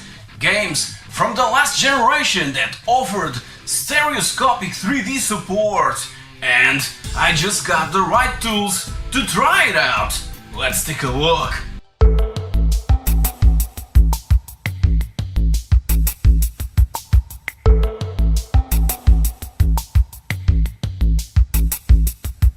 The stereoscopic 3D hype for the 7th generation of consoles began in 2010, after the release of Avatar from James Cameron, and is no longer considered a key feature for the success of a movie or a video game. In fact, the latest games that offered this feature were released in 2015. The surprise effect on gamers quickly wears off. Even so, there's around 78 games for the PlayStation 3 and 31 for the Xbox 360 that uses this feature. Obviously, that such a feature with similar effect is around since the early days of video gaming, but for this episode, the spotlight is toward solely to the PlayStation 3 and the Xbox 360. Also, and for these tests, I used my good old 42-inch Panasonic Full HD 3D LED TV from 2012 and a pair of Panasonic passive polarized 3D glasses, just like the real D ones that are used in cinemas. So, here's the titles with stereoscopic 3D support that I have in my collection and that I recommend you all to try, if you fancy this kind of stuff, obviously. I'll try to do my best to describe what I see and feel while playing these games in 3D, so and starting with the Xbox 360. Here's Assassin's Creed Revelations. That was the first Assassin's Creed game to use this feature back in 2011. Finished recently the very first Assassin's Creed almost 10 years after its debut, and just started the second entry in the franchise. In Revelations, the setting is way more immersive than before. Characters and scenery just feel alive in such a way that I had never experienced before in previous games from this amazing franchise. And the same applies to Assassin's Creed 3, released the year after Revelations. I just can't wait to finish the second title of the series and start these two with full stereoscopic 3D support.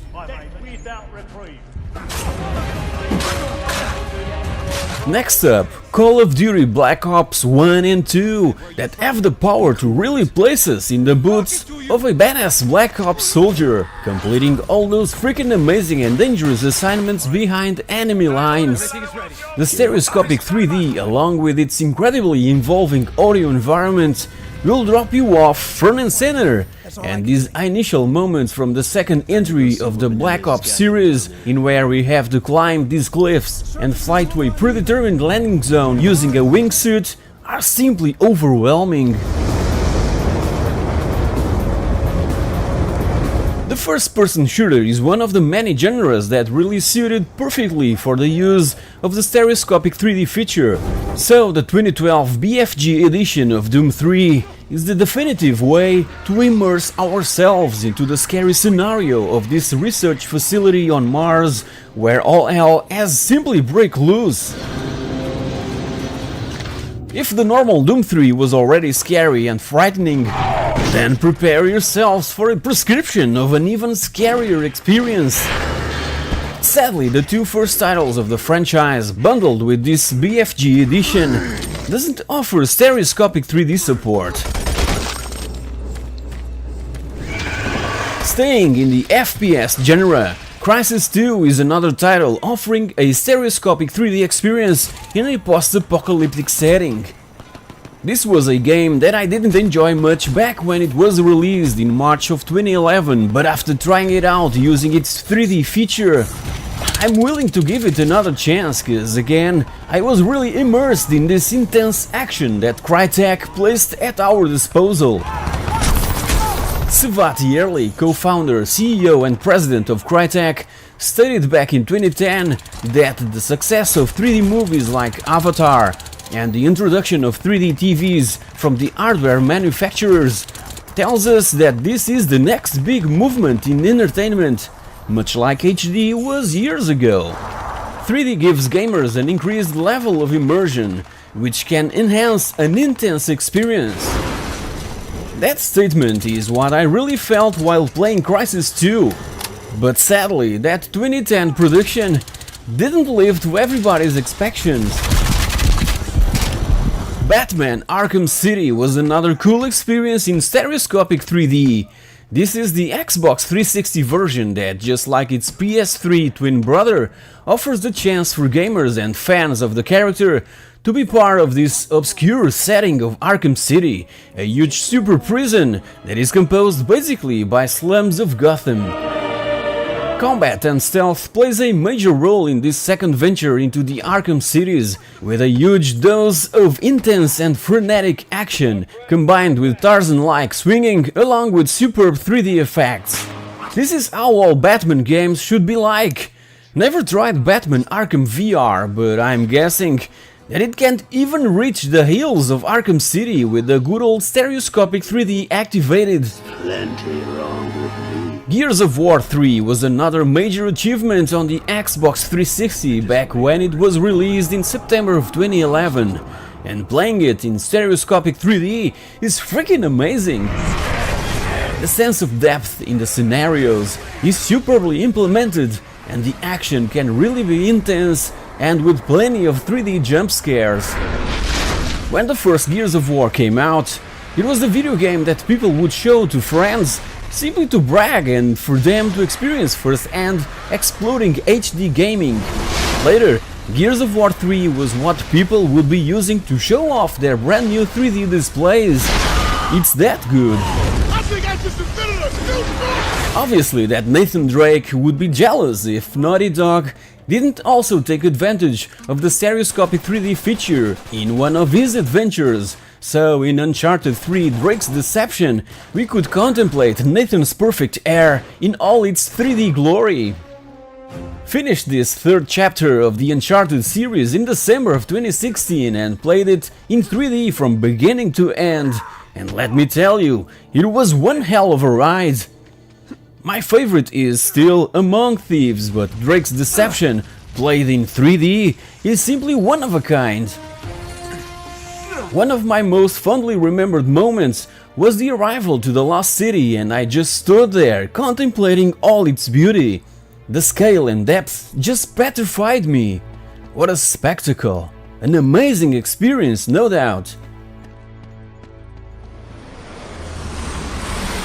A few racing games were also contemplated with stereoscopic 3D support, that even offered the ability for two players to use the 3D functionality simultaneously, enabling a full-screen view for both of them at the same time, rather than the traditional split-screen mode. This technique is called Simul View.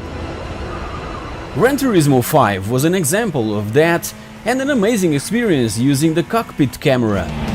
But I'm still pissed with Polyphony Digital for not having a damage system implemented in their GD franchise. It would be freaking amazing to experience particles in 3D flying all over the screen, and not just the dust being kicked from the rear end of our car while driving off-road. And this leads to another driving game that is way more enjoyable than GT5, MotorStorm Apocalypse. What an amazing experience with stereoscopic 3D enabled! Particles and car parts flying all over the place, water being thrown at players' faces. MotorStorm Apocalypse is a feast to our eyes. One of the most impressive 3D games that I've experienced, cause there's so much stuff happening around us that it's quite hard to be focused on driving fast to avoid all those risky situations. Simply amazing.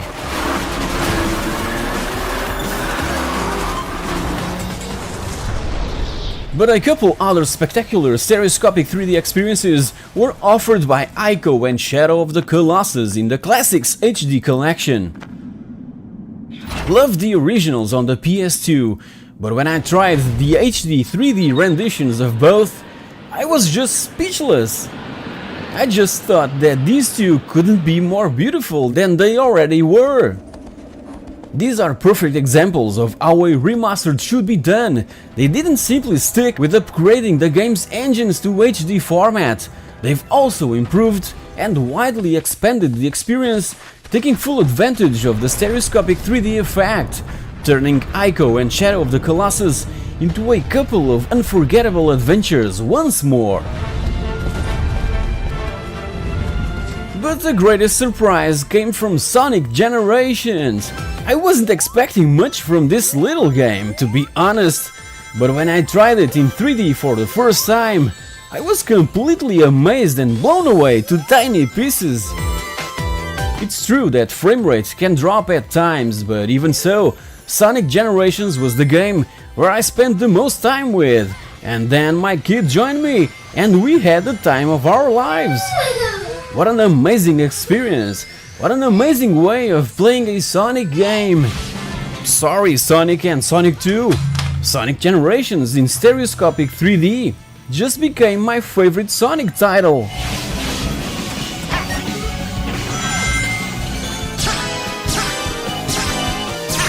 So guys, hope you've enjoyed this experiment that I did, taking advantage of my good old Panasonic 3D TV that was just sitting around in another room, being completely disrespected regarding its full and overwhelming capabilities. While I play Zen Pinball 2 in 3D on my PS4, feel free to browse my channel for more awesome video game related stuff, from the good old days of the ZX Spectrum till the amazing new world of modern gaming.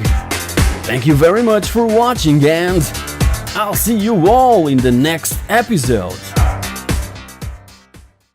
Hey guys, welcome back! In 2016 we celebrate the 15 years of the American release of the original Xbox, so it's a perfect time to point out my 10 favorite video games for that amazing system. Let's take a look.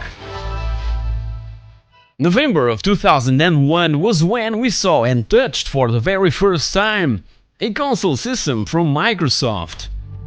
In its early years, it was seen as a sort of spiritual successor of the Dreamcast, cause many of Sega's franchises lived on in the Xbox.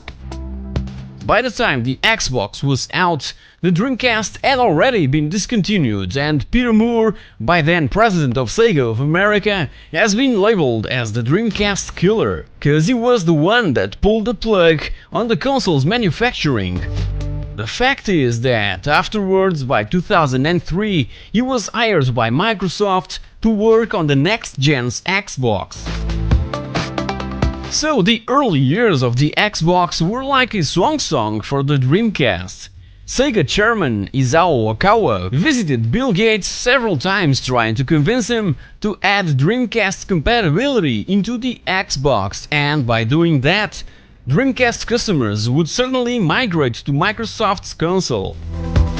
It would have been a win-win situation for both Sega and Microsoft, but Mr. Gates declined Okawa's proposal.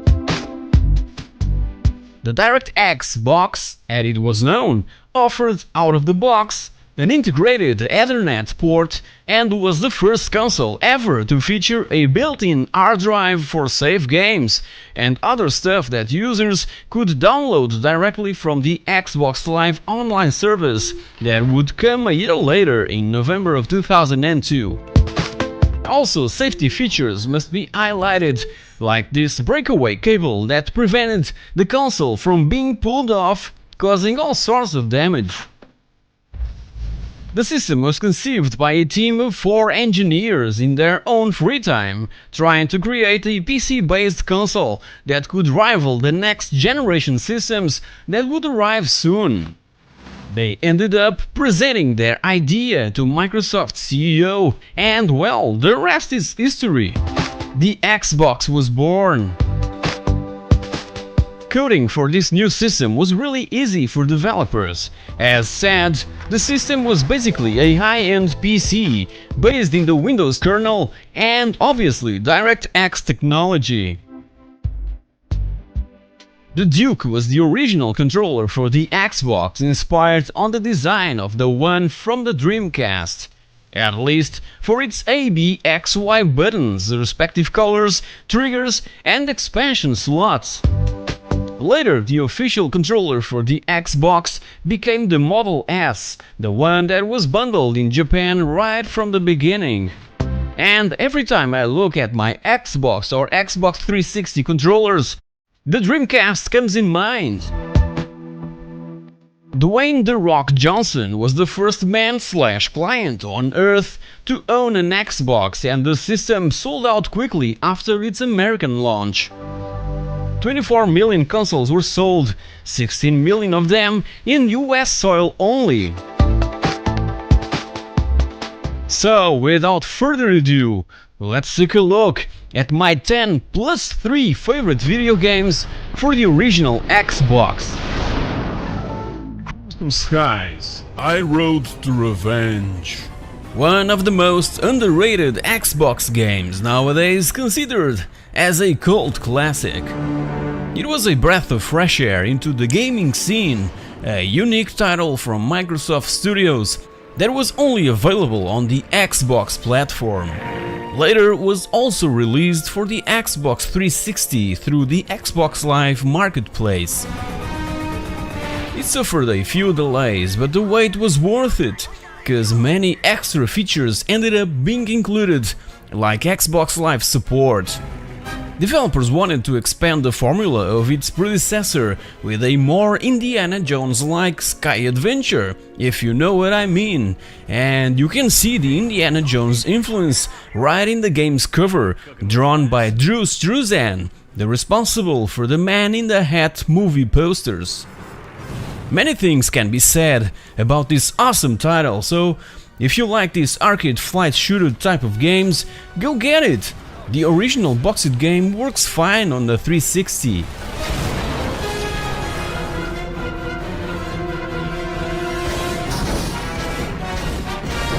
Doom 3. Haven't played yet the console version of the newest entry in the series, so my favorite Doom experience on a console system is right here with this third chapter. Loved it on the PC and relived it recently on my 360. Yes, it's supported and it's freaking scary.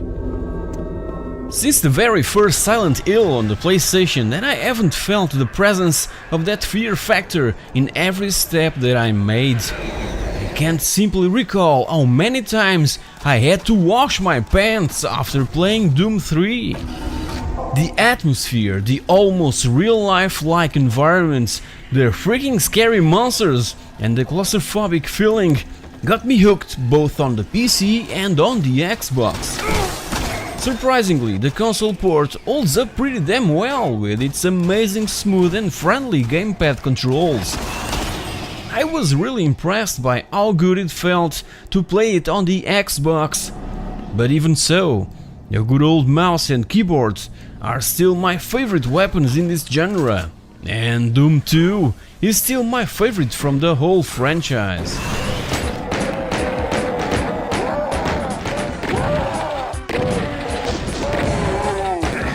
Project Gotham Racing and Project Gotham Racing 2. Bizarre Creations was known as Raising Hell Software back in 1990, just when Psygnosis gave them the chance to emerge in this highly competitive business with this simple and addictive title for the most popular 16-bit systems of the time. Later went on developing amazing racing titles, the fabulous Formula 1 for the PS1 and PC, Metropolis Street Racer for the Dreamcast, the Project Gotham Racing series for Xbox and Xbox 360, and Blur also for the 360, PS3 and PC. All these games are favorites of mine, and focusing solely on the Xbox, obviously the spiritual successor to Metropolis Street Racer was the amazing Project Gotham Racing, another proof that the Xbox is a sort of stepbrother of the Dreamcast. It was a launch title for the American release of the Xbox, and it still looks amazing nowadays. 2 years later came the obvious sequel, Project Gotham Racing 2, that must be played side to side with the original. Both feature unique characteristics that sets them apart from all other racing games of the time, cause in PGR, winning isn't enough to advance to the next race.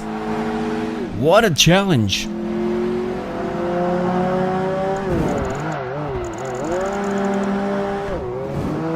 Rally Sport Challenge and Rally Sport Challenge 2. I love rally games and I couldn't simply pass out Rally Sport Challenge. Played it firstly on the PC, and being an arcade racer, it would appeal to all Sega rally fans and eventually make them migrate from the Dreamcast to the Xbox. The first title was released a couple of months after the console's debut and was extremely well received and praised by the press. It features 29 cars and 4 racing disciplines: basic rally races from point A to point B, rallycross, hill climb and ice racing. This one is compatible with the Xbox 360, something that was left aside for the second title of the series. In Rally Sport Challenge 2, cars are divided into 5 categories and offers cockpit camera that was lacking in the first game. So, besides rally, ice racing, rallycross and hill climb, we're given the chance to participate in Group B and Classics events. Both games were developed by Digital Illusions, known today as DICE, that brought us, in the past, amazing pinball titles like Pinball Dreams and Pinball Fantasies, two favorites of mine that you can check out in pixelthing's episode 86.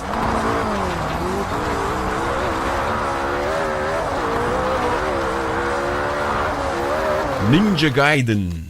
The Ninja Gaiden franchise comes a long way. Played so freaking much the arcade original from 1988 that, as you know, here in Europe was known as Shadow Warriors, that, being such a huge arcade smash, ended up being ported in early 90s to the most popular home computers and consoles. So I obviously got my hands on a pirated copy of the Amiga version and I simply loved it. 16 years after the original arcade game, Team Ninja resurrected Ninja Gaiden and produced this amazing and extremely violent game that even got censored in some regions. It may have a really poor story attached and camera views can be frustrating, but the intense action compensates all that. An official online Master Ninja tournament took place across North America, Europe and Japan, with thousands of players competing for a place in the live final, which was held during the 2004's Tokyo Game Show. This is a really difficult game and save spots are few and far between, but again, the combat sequences alone are worth it. Ninja Gaiden is one of the few video games that has the power to make us feel like we've conquered something great.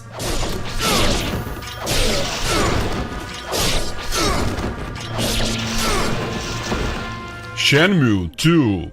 As shown in the beginning of this video, Shenmue 2 was probably the biggest bet that would make Dreamcast owners migrate to Microsoft's console.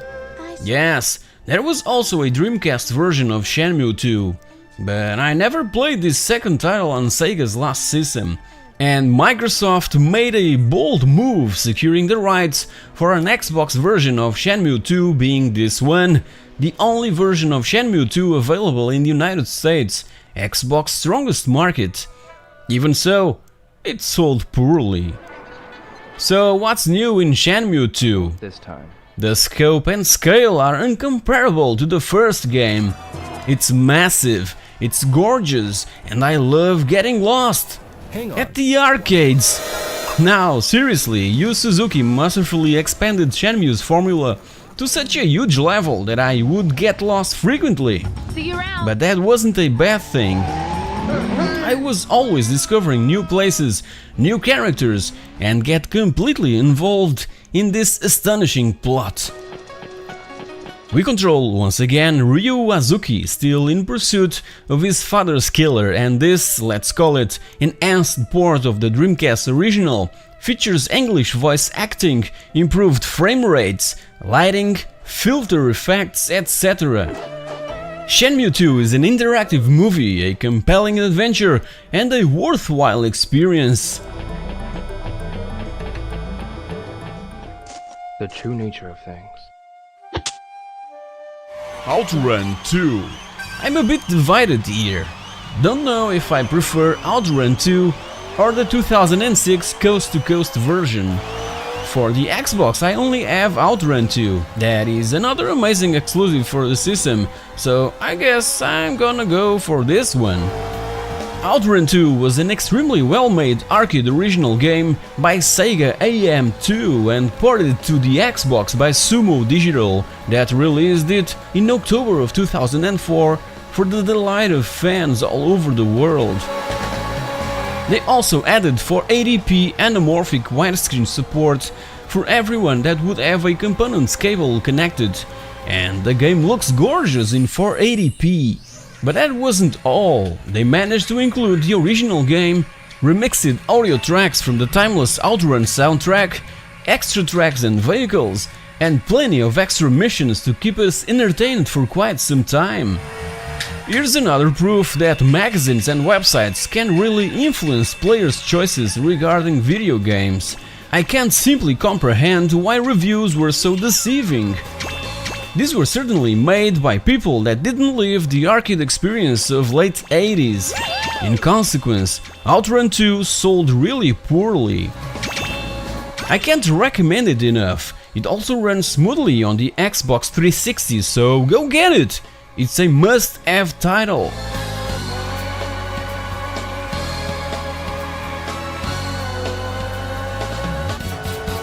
Star Wars Knights of the Old Republic 2: The Sith Lords. Play the first Knights of the Old Republic exclusively on the PC, and this second venture, The Sith Lords, was one of my first experiences on Microsoft's first console. BioWare passed the ball over to Obsidian Entertainment, but that wasn't a bad thing. Obsidian is like a brother to BioWare and would normally make sequels to BioWare's blockbusters. And what I like about Obsidian is its darker and edgier vision of things. Hell, they came from Black Isle Studios that brought amazing PC gems like Fallout 2 and Planescape Torment. That's why I love this second title, probably more than the first one. And that's when I fell in love for the Xbox. Even so, it wasn't enough to place it in number 1 of my personal top 10. The Sith Lord starts 5 years after the first game and 4,000, yes, 4,000 years before Episode 1 The Phantom Menace, placing us in control of an exiled Jedi Knight in a time when the Jedi have been nearly exterminated by the Sith. So our mission is quite simple: gather the remaining forces and defeat the Sith. As simple as that. But between that, we'll experience an overwhelming dark and obscure plot set in this fictional Star Wars universe that I've always loved and praised. So you've come to die like the Jedi before you. The Chronicles of Riddick: Escape from Butcher Bay. What an underrated stealth adventure this is! Back in 2004, Starbreeze Studios and Vin Diesel worked together to bring this amazing adventure that works as a prequel to the Chronicles of Riddick movie that premiered 2 days after the game's release. Tell me, have you enjoyed Wolfenstein: The New Order? If the answer is yes, then you'll love Escape from Butcher Bay, cause many of its developers went on working on the most recent entries in the Wolfenstein franchise. With amazing weapons, extremely addictive gameplay, and an amazing story, both of the PC and Xbox versions of this game just slipped through my fingers back when they were released. The Chronicles of Riddick: Escape from Butcher Bay is the only title included in this top 10 that I never played before making this episode. It was one of my first pickups for the Xbox, and I had no idea that I would be completely addicted to it. It's really awesome when this happens. Discover old games that can still leave us speechless. I'm sure that I will be surprised in the future with a lot other titles that passed completely under the radar.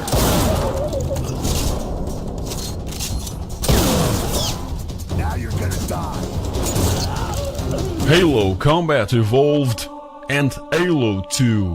What can be said about the Halo series? It's video gaming at its best, and being the first Halo a launch title for the Xbox, it still looks and plays amazingly 15 years later. And we can't forget how important the first game of the franchise was for FPSs on consoles. And just like Shenmue 2, we feel like we're part of a living and breathing parallel universe that will make us wander around, simply contemplating and enjoying the scenery and textures around us. The Halo franchise is Microsoft's own Star Wars. It feels like we're playing an interactive movie, accompanied by a superb film-like soundtrack in where we're asked to make important tactical decisions regarding the weapon system implemented. If I recall correctly, Halo was my second experience on Microsoft's console, It came bundled with my Xbox along with Midtown Madness 3 and a demo of Dead or Alive 3. Unfortunately, my first Xbox died, but I still have it wrapped up inside the box. And I couldn't simply forget about Halo 2 that, besides its weaker story, but amazing and staggering audiovisual beauty, helped to cement online gaming on consoles. And let's not forget the introduction of dual-wielding weapons that was very welcomed, thank you! So guys, here you have it, my 10 plus 3 favorite titles that I play on my Xbox and Xbox 360. But a lot others are almost as good and deserve being mentioned, so to conclude, here's a few honorable mentions.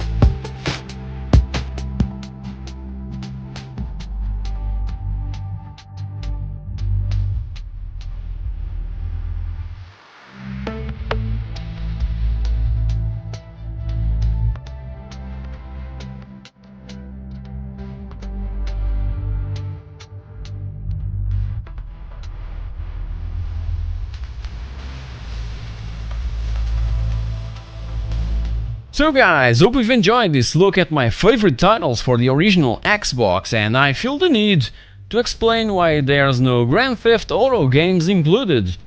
Well, as you know, GTA 3, Vice City and San Andreas were PS2 exclusives for a long period of time, and when they were released for the Xbox, I simply prefer to get them for the PC. Feel free to post below your own favorites for this amazing system. I'm always looking for new games that I've never heard of, and you guys have been such a huge help in showing me some amazing gems that practically no one talks about.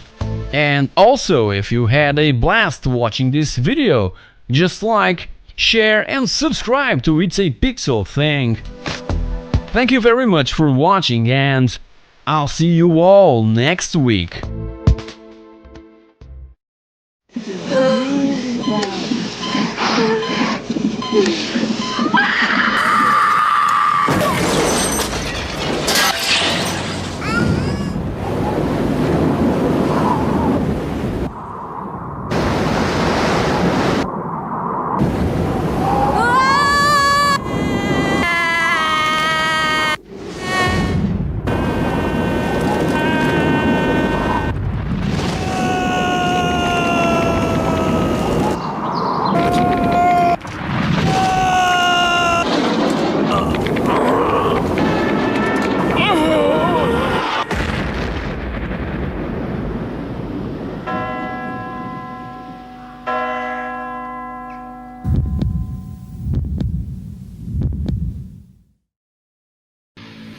Hey guys, welcome back! You've probably already noticed that I'm a huge fan of PC gaming since the early days of point-and-click adventures. So, let's track down the origins of the personal computer as we know it nowadays.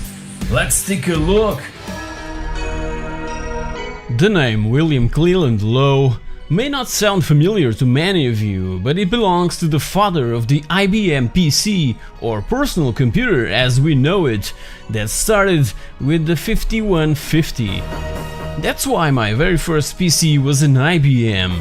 I wanted the best, and IBM was the only and obvious choice.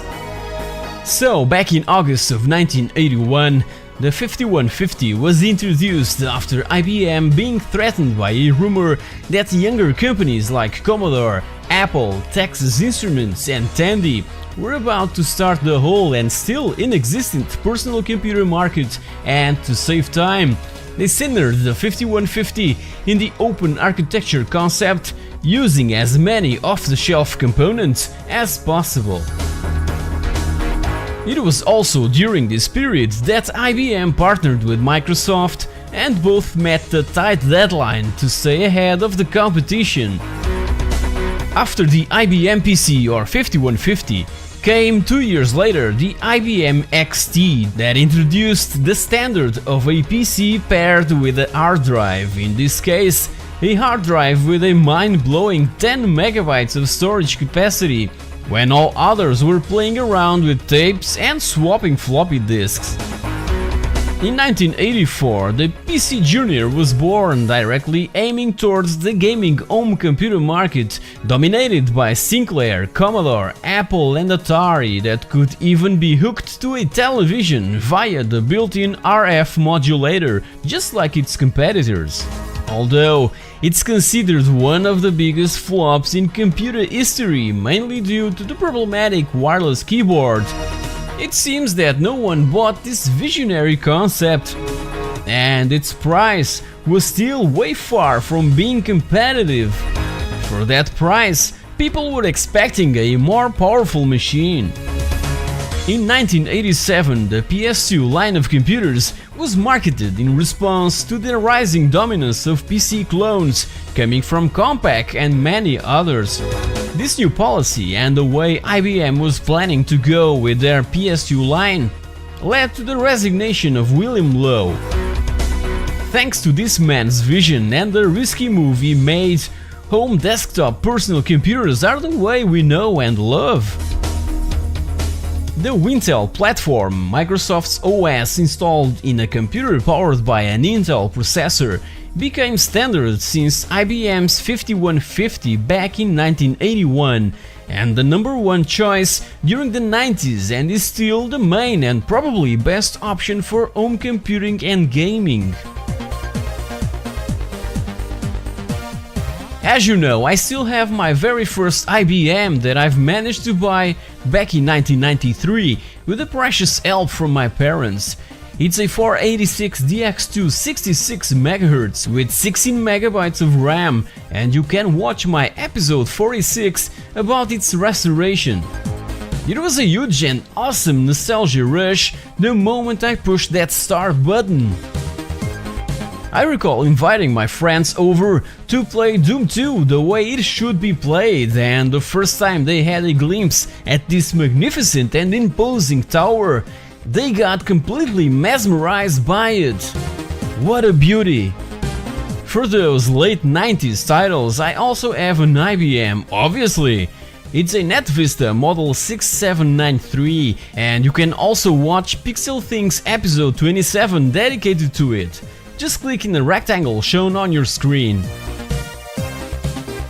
So guys, were you a DOS gaming enthusiast back in the 80s and mid-90s? Did you ever try or played around with an IBM machine from that era? Those were IBM's greatest and best years. Stay tuned for a series of videos that I'll be bringing to the channel about my favorite PC games from the 80s, 90s and from the first decade of the new millennium. Meanwhile, check my other IBM related episodes, like for instance the restorations of my PS1 486DX2 and my Model M mechanical keyboard from 1989. Also, don't forget to like, share, comment and subscribe to It's a Pixel Thing. Thank you very much for watching, and I'll see you all next week.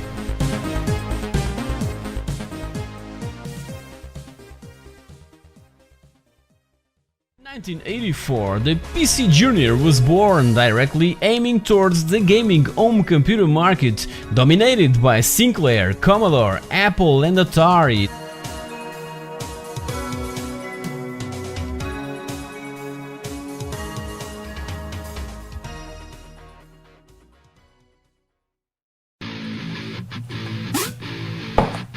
Hey guys, welcome back!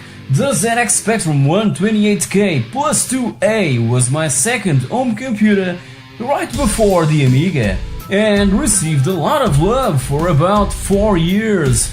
So, let's celebrate the 30 years of one of my favorite machines ever, and point out some awesome and amazing 128K exclusive titles. Let's take a look. 1986 was the year when Amstrad bought Sinclair Research, but Sinclair's last breath was probably the nowadays highly coveted 128K made in Spain a year before. This was, with no doubt, what the ZX Spectrum Plus should have been, with more memory and a magnificent AY sound chip. The Spanish video game market was thriving and Sinclair convinced its Spanish partner and retailer Investronica to invest in the development of a brand new gaming machine. This was the very first time that Sinclair marketed one of their machines exclusively as a gaming platform. So the 128K, also known as the Toast Rack, was born. In case you're wondering, the Toast Rack nickname is due to the heatsink present on the right side of the machine. To keep its full compatibility with ZX Spectrum's huge library, this handy menu was introduced that allowed users to commute between 48K and 128K modes. But sadly, the model was short-lived. After its Spanish debut in September of '85 and in February of '86 in the UK, Amstrad bought Sinclair Research for £5 million by April and by September rushed a brand new and redesigned 128, instantly killing the Toast Rack.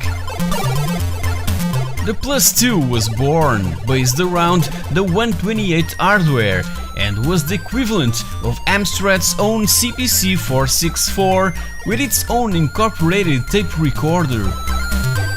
The Plus 2 was an instant success, selling more than 300,000 units in the first 6 months. Even so, designers and publishers played it safe, making games for this brand new machine that were still compatible with the good old 48K, cause there were millions of users all over Europe.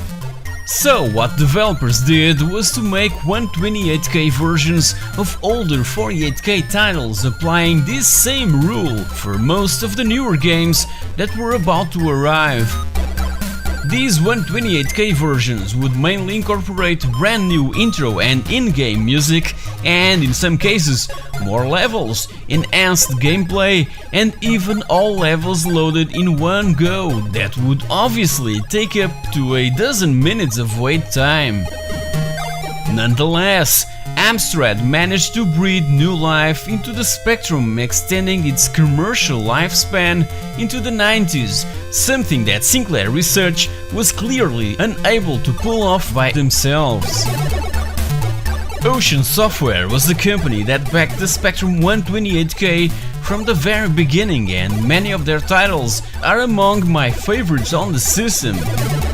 With that said, here's some of my favorite 128K only games without any specific order.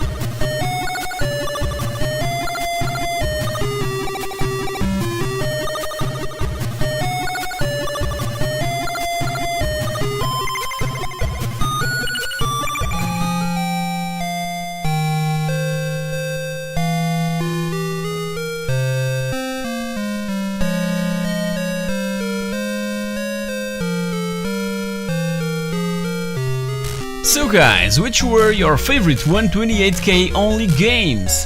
Let me know in the comment section below. There are certainly some that I've missed.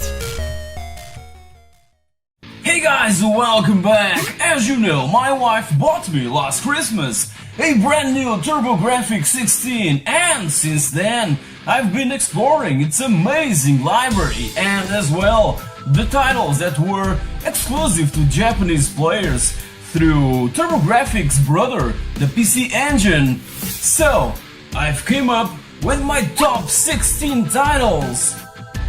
TurboGrafx 16? 16 titles, get it? Hey. So, are you curious? Let's take a look. Firstly, I must advise you that for the purposes of this video, I used an emulator on my arcade cabinet so that I had the chance of experience practically every game and came up with a list of the ones that I really want in my collection, cause you know that TurboGrafx and PC Engine video games can be really expensive nowadays. Also, my list goes obviously beyond borders, cause most of the good stuff remained in Japan, in where the system was massively popular, even outselling the Famicom. Briefly. Besides all that, and in my modest opinion, these games are way more enjoyable using an arcade stick rather than with its original controller. And the system allowed only one of these, so if I wanted to play with a friend, we needed to have also the expensive Turbo Tap accessory. So, emulation on an arcade cabinet is very welcome, thank you! The TurboGrafx 16 Entertainment Super System was released firstly in Japan in October of 1987 and known as PC Engine, with a more compact design.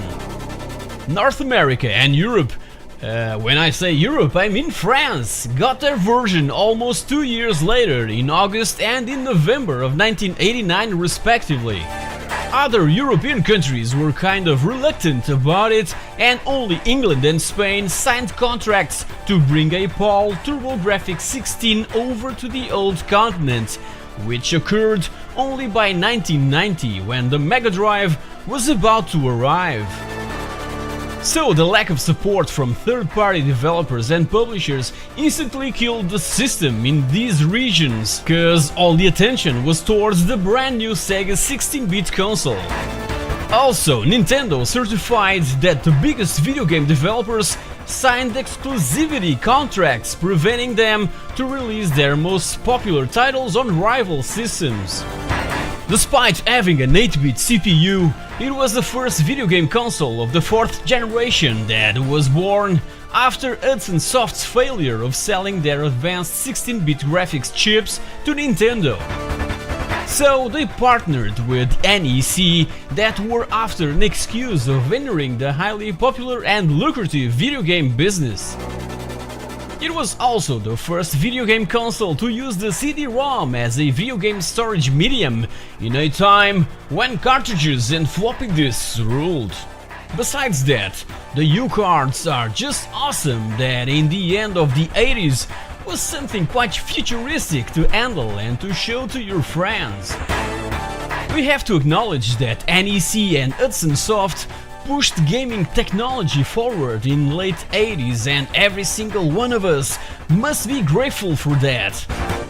So without further ado, let's take a look at my favorite 16 video games for the PC Engine and TurboGrafx Entertainment Super System. Number 16. What a better way to start this top 16 with the genre that popularized the system. Blazing Lasers is a vertical shooter with super fast-paced action, published in 1989 and developed by Compile and Hudson Soft. It was known as Gunhead in Japan and based in the Japanese movie with the same name, and was later also released on Wii's Virtual Console and for the PlayStation Network.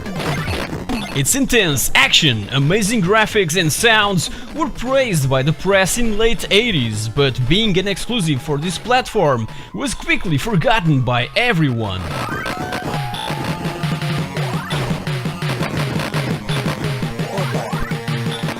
Number 15. It warms my heart every time I come across a Deckard-like type of game. I just have to play every single title based in my favorite off-road event, and in Victory Run we have to take our vehicle from Paris to Deckard through various types of terrain using this smooth kind of outrun formula. But be extremely careful with your ride, cause it will break down on you. Right before the beginning of the race, we're given the chance of getting 20 parts for eventual repairs, so take it easy and you'll certainly arrive at the finish line in one piece. And be advised that we can only play it with manual shifting. Yeah.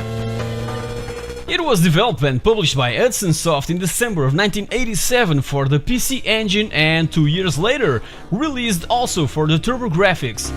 Needless to say that it only got some attention in Japan. Recently it was also released on Wii's Virtual Console and for the PlayStation Network. Number 14. Bloody Wolf is an awesome arcade port from a Data East original that in Europe was known as Battle Rangers. In this run-and-gun arcade game, released in 1989 for the PC Engine and in 1990 for the TurboGrafx, we played the role of one commando from the Bloody Wolf Special Forces, going deep into enemy territory searching for MIAs and the President himself in an Ikari Warriors and Mercs style of gameplay. It's a very impressive arcade port with even some new levels added that makes it better than the original. Again, it was later also available on Wii's Virtual Console.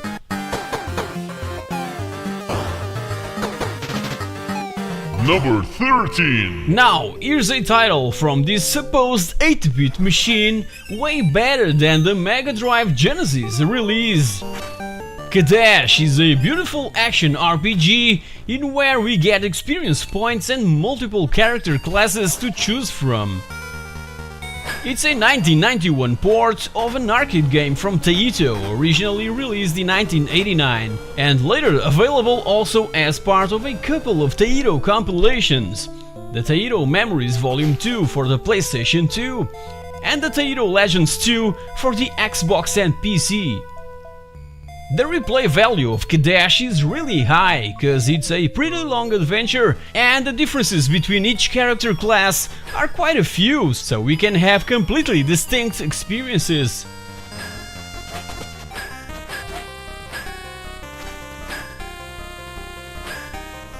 Number 12. Just listen to this intro tune.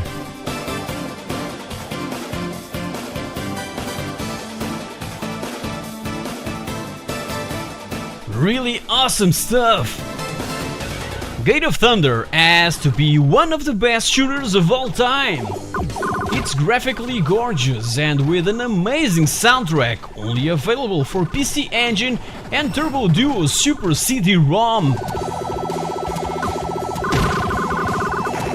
It was developed by Hudson Soft and Red Entertainment that released it in 1992, being one of the titles bundled with the launch of the Turbo Duo in North America by October of that year.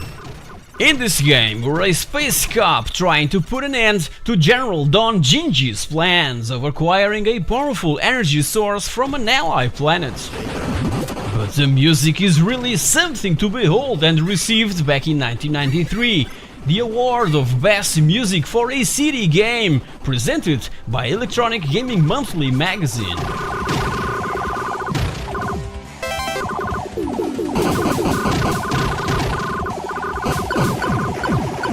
Number 11. This is simply the best Strider port ever made. The most faithful conversion of the arcade original from Capcom. This one was exclusive to Japan and available on CD-ROM that came in late 1994, just when the console was about to be discontinued. To run, the game also requires the arcade card expansion and features a completely new stage and new cutscenes, dialogue and music. Players usually recall Strider on the Mega Drive Genesis, the SNES, the Amiga and even the ZX Spectrum, but the PC Engine version is far superior. Please leave your thoughts in the comment section below.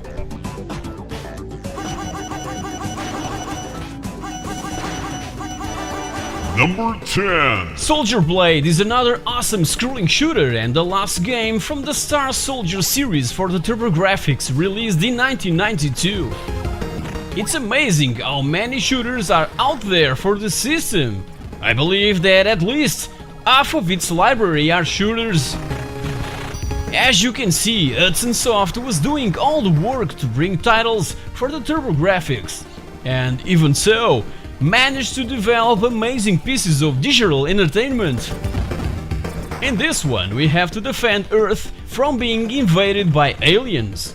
As simple as that, but the massive sprites and the harsh gameplay make it one hell of a challenge.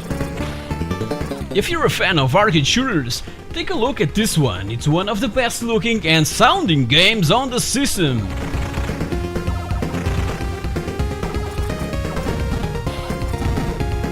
Number 9. As you all know, the Mega Drive version of Dragon's Fury is my favorite pinball video game across all platforms, and it was in Alien Crush that the franchise had its debut.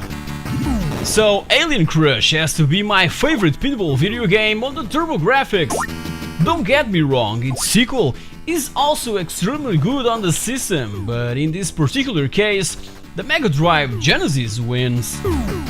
So all the amazing ingredients that its sequel has originated in Alien Crush. Amazing graphics and astonishing music.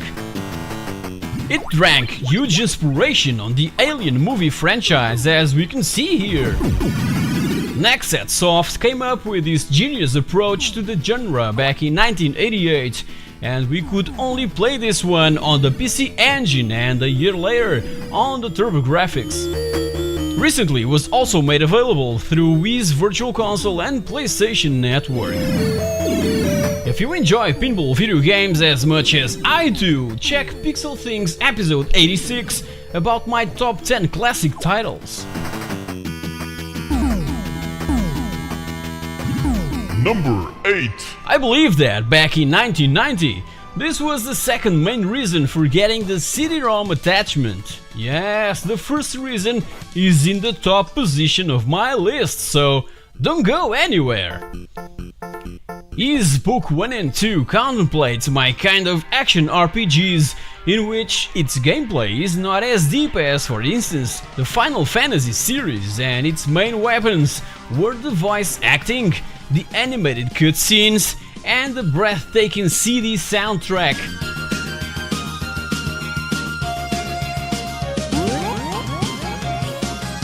So, at this point, NEC and Hudson Soft opened the eyes to a whole industry and showed everyone that the CD was the way to go. Ys 1 and 2 is basically a compilation of enhanced remakes of the first two games of the series. And you thought that remakes were a modern thing, huh? Hehe! And was even packed in with the release of the Turbo Duo that came in 1992. The CD-ROM is filled with over 500 megabytes of data and ended up being also remade for PlayStation 2, Nintendo DS, Sony PSP, Windows 7 and iOS and Android portable devices.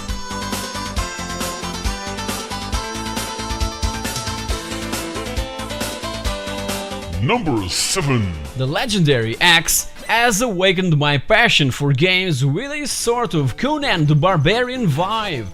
And the traditional adventurous jungle setting is something that really grabs me on a video game. It's a basic jump and slash action with extremely well drawn colorful graphics in where we battle against different types of enemies in an extremely addictive and simple arcade style of gameplay. Victor Interactive Software developed this amazing gem that was released in Japan in '88 and by August of '89 was one of the launch titles in North America, showing what the TurboGrafx was capable of delivering. The plot is simple. rescue our girl from an evil enemy, and for that we have Sting. Not that Sting, our axe Sting. The legendary axe was considered Game of the Year by Video Games and Computer Entertainment magazine and remains exclusive to the PC Engine and TurboGrafx. It's one of those essential games that needs to be grabbed. While I wait for mine to arrive, my arcade cab is just fine. Number 6. Bonk is considered the system's mascot that could take down Mario and Sonic, and Bonk's Revenge has to be the best title of the franchise, packed with humor, huge levels, with plenty of stuff to find, memorable characters and superb visuals. Developed by Red Company and released in 1991, Bonk's Revenge is an amazing adventure that everyone should experience. I mean it! And in this one we have to simply recover half of the moon. Yeah, that's right, half of the moon. I recall playing back in the day something similar to Bonk but on the Amiga, and just came to notice that the Amiga version of Bonk's Adventure, the first game of the franchise, is called BC Kid. It's an incredible and extremely playable conversion by factor 5. As for Bonk's Revenge, it also got a Game Boy completely different version.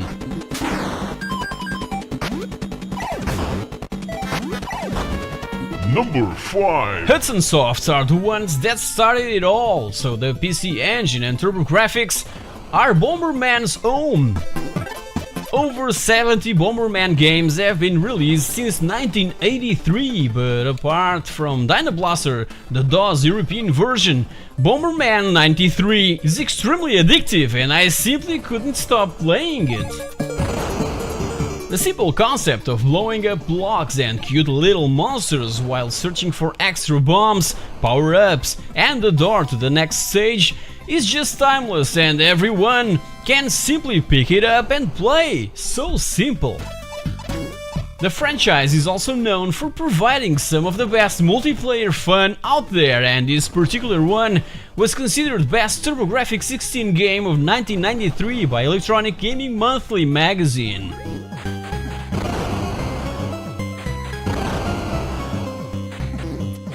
Number 4. R-Type on the TurboGrafx is, in my opinion, as close as we can get to the arcade original. Addictive and difficult are the only two words that can perfectly describe this game. It's simply the most important scrolling shooter of the 80s that introduced the most complex level designs and clever power-up system, whilst the Alien movie was still in everyone's mind cause its sequel had just arrived in cinemas a few months back by the hands of James Cameron. The poster from the original arcade game has Alien written all over it. Needless to say that R-Type was released in almost every system out there and spawned a bunch of sequels, but the original one is still my favorite after all these years. The PC Engine port was originally released in two parts, but the North American U-Card, or Turbo Chip as it was known, got the full game.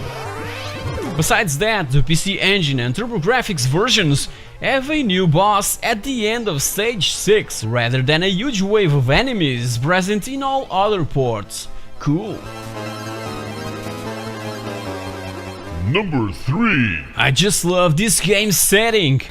And for this second venture into the legendary X series, the developers went on a totally different direction, highly inspired on sci-fi horror movies from the 80s, but still on a Conan the Barbarian kind of vibe. In this one, we fight our way to reclaim the throne from our evil brother through the superbly designed platform levels, hacking and slashing this huge army of evil monsters.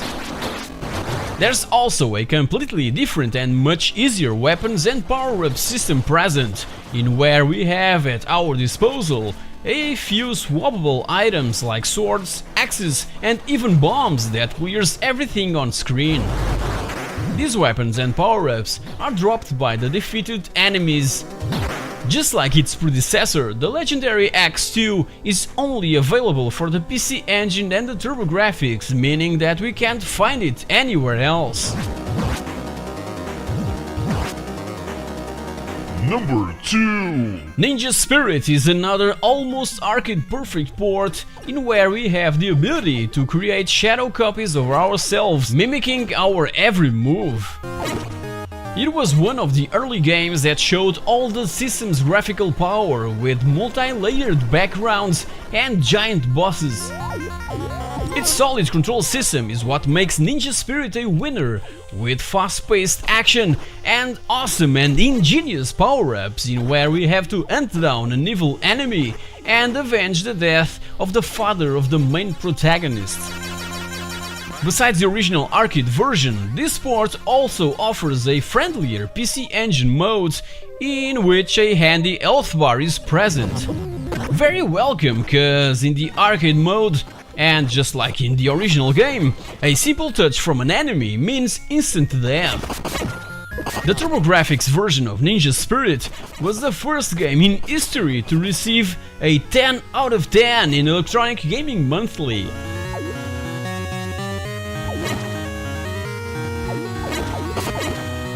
Number 1. I usually prefer to listen to video game music reproduced directly from my system sound chip, but again, in Rondo of Blood, the CD audio tracks are simply amazing.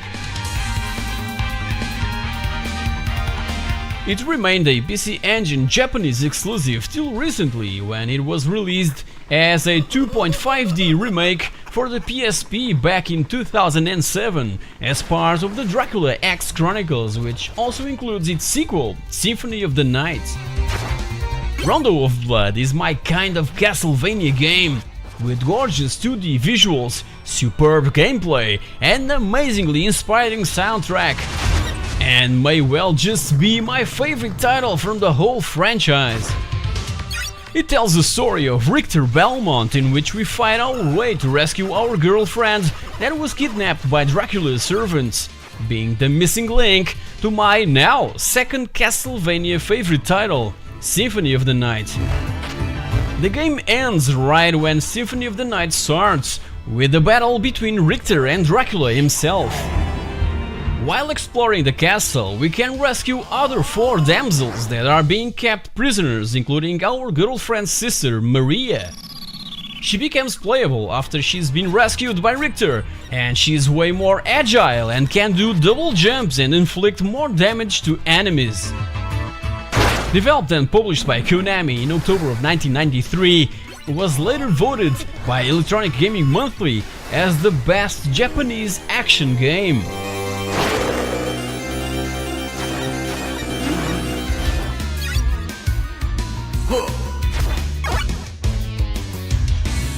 Without major developers backing this awesome machine, it faded into oblivion almost as quickly as it appeared on the scene. But the ones that were lucky enough to purchase this system experienced a wide variety of titles, an amazing graphics engine that often rivaled its competitors, and unmatched accessories, all added to its total awesomeness. NEC advertised it as a system with astonishing graphical capabilities, with as well a magnificent sound chip. But due to pitiful marketing, it was sadly short-lived. It may be gone forever, but will remain a part of gaming history. It was a valiant effort from Hudson Soft and NEC, and with no doubt, a truly worthy contender. So guys, these are the games that I need in my collection, and in 2016, almost 29 years later, became a true fan of the system. Tell me on the comment section below if you've played any of these games, and also the ones you've enjoyed the most. Hey guys, welcome back! In the 80s and early 90s, playing arcade video games was the perfect way to choose the next game for my ZX Spectrum or Amiga. So, here's my 26 all-time favorites that I still play on my main arcade cabinet. Let's take a look.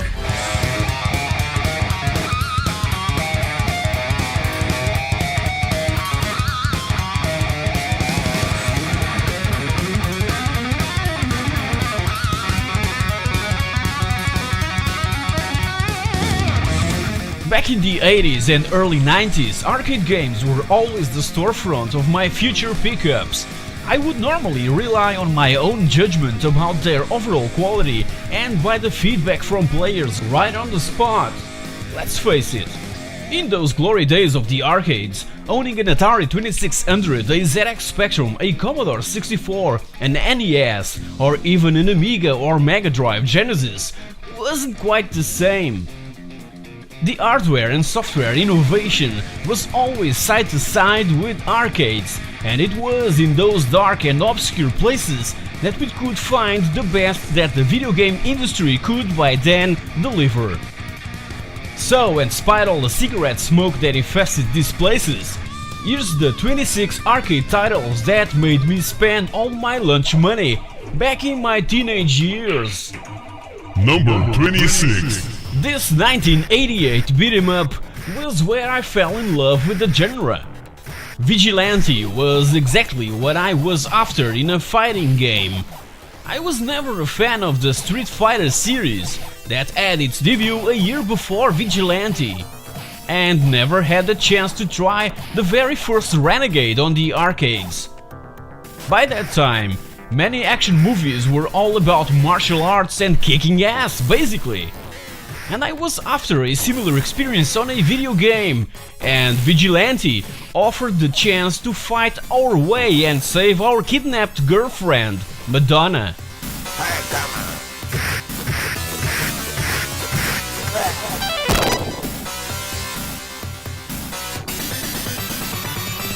Number 25. In this vertical scrolling running and futuristic title, we have to fight our way through 7 levels, defeating a boss in the end of each one.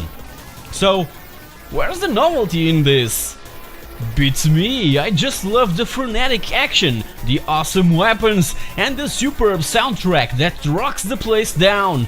So awesome!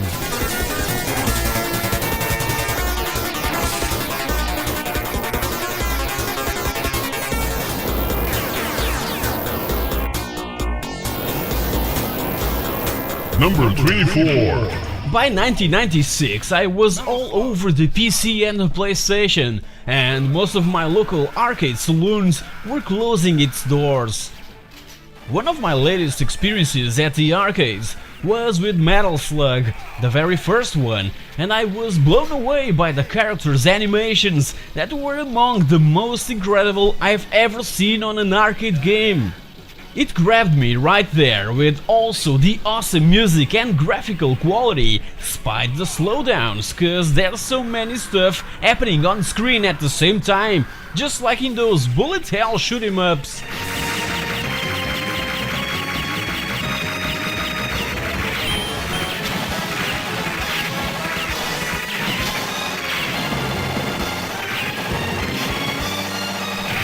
Number 23. My favorite puzzle video game to play at the arcades and later at home on the ZX Spectrum and Amiga.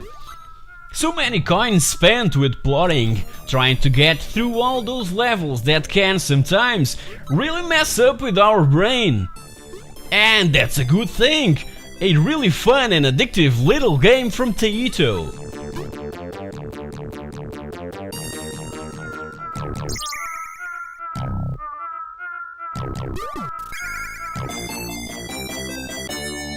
Number 22. Already mentioned on my top ZX Spectrum Games episode, Enduro Racer reminds me of pulling the handlebars to perform some wheelies and asking my friends to hold the cabinet steady, otherwise it would fall on me cause the cabinet where I used to play it didn't have the seat.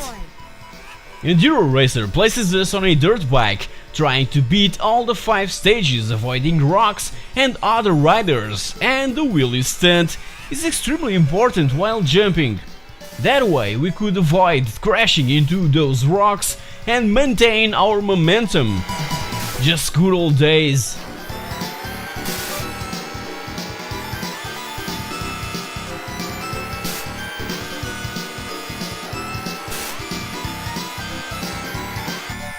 Number 21. One of the most hilarious games I've ever played at the arcades. So Joe and Mac have to rescue a bunch of kidnapped cave girls, and their journey is filled with comical situations, making this title so entertaining and highly addictive. We have to fight our way through these prehistoric places filled with dinosaurs, carnivorous plants, and rival cavemen. Such an amazing setting with gorgeous graphics, sounds, and a catchy prehistoric soundtrack.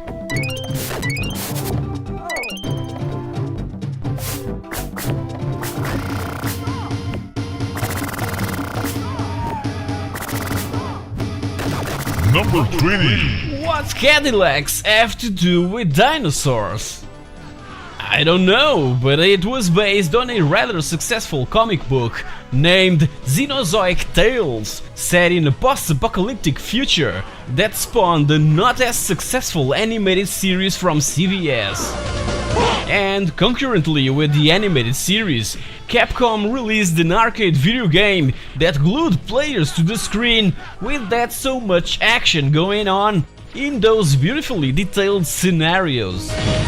And 3 players could simultaneously beat the crap out of enemies and also engage the dinosaurs that inhabit this hostile alternative future.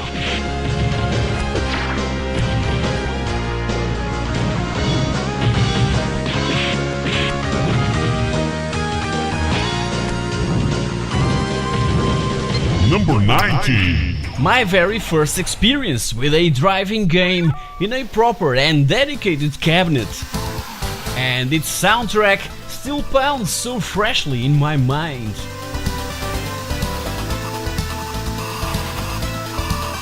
Taking our blonde girlfriend for a ride in our brand new Red Stallion was something quite unreachable back then.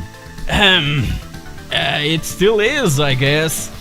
Outrun was the obvious evolution from Sega's own Hang-On that used its superscalar technology to allow back in 1986 that awesome 3-dimensional effect at 60 frames per second. An outstanding achievement.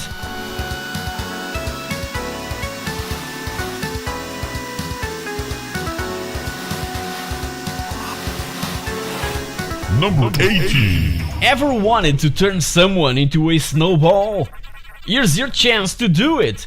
So, in this game we control Nick or Tom that fires snow to the enemies, turning them into snowballs. Then we simply have to push those and try to take down all the enemies in just one go to gain some huge bonuses and instantly advance to the next level. This is one of those games that we must play in co-op mode. It's so freaking amusing!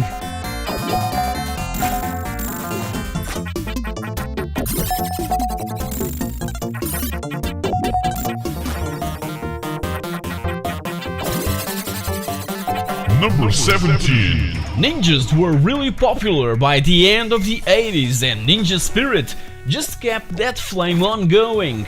So, in this one, we have to avenge our father's death by hunting down this weird-looking nutcase, and to accomplish that, we have at our disposal a pretty decent arsenal.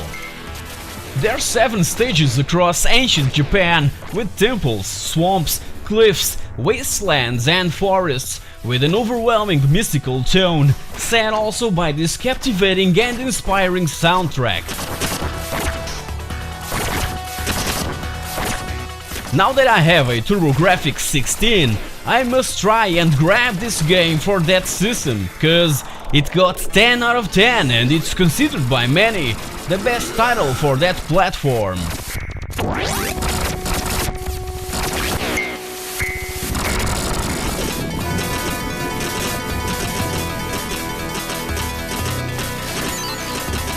Number 16. Ever wanted to blow stuff up just like in those one-man army movies so popular in the 80s? In Cabal you can do just that. Kill everyone in sight and even destroy every building on screen. A totally new thing that players never saw before. 2 years later, in 1990, Blood Brothers grabbed that same concept but in a western environment and brought again That huge demolition fan that tells the story of two blood brothers, a cowboy and an Indian. Weird? Maybe. Just don't think about it and keep on shooting.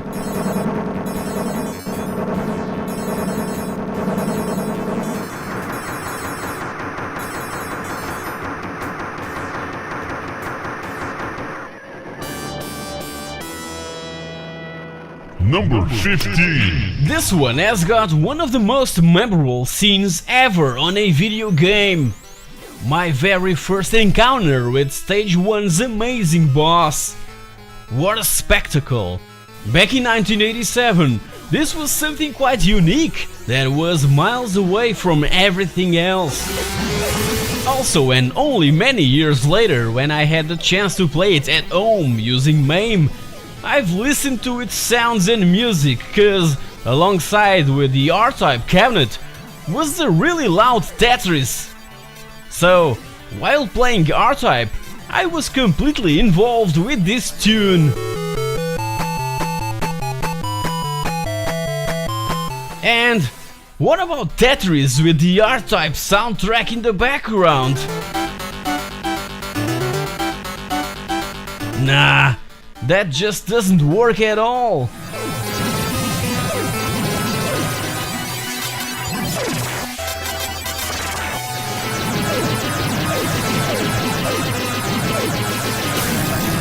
Number 14. Do you recall seeing Daytona, USA for the first time at the arcades?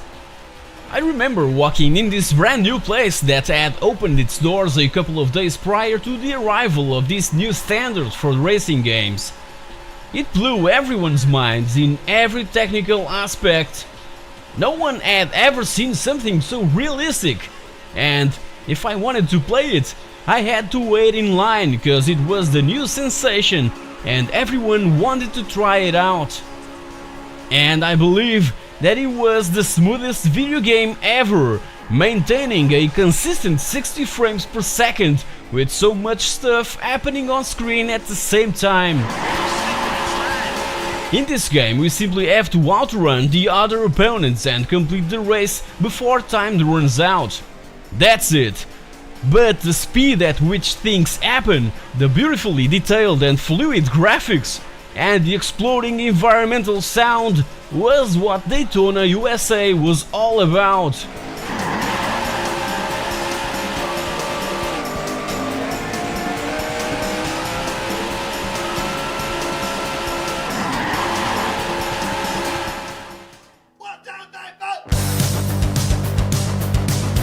I also wanted to pay a small but special tribute to the pinball frenzy that were always contiguous to the arcade cabinets and as well a source of extreme fun. When they weren't broken, that is.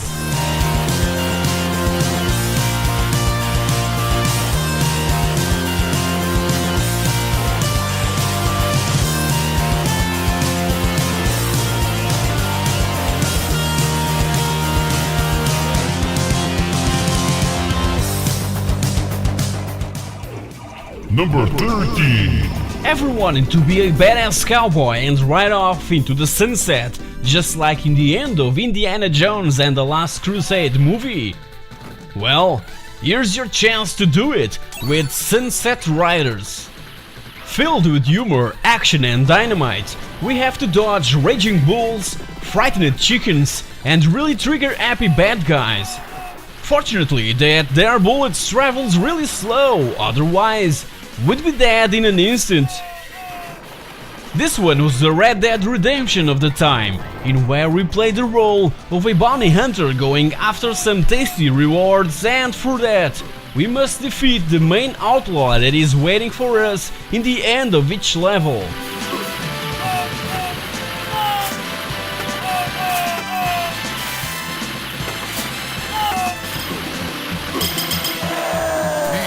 Well out.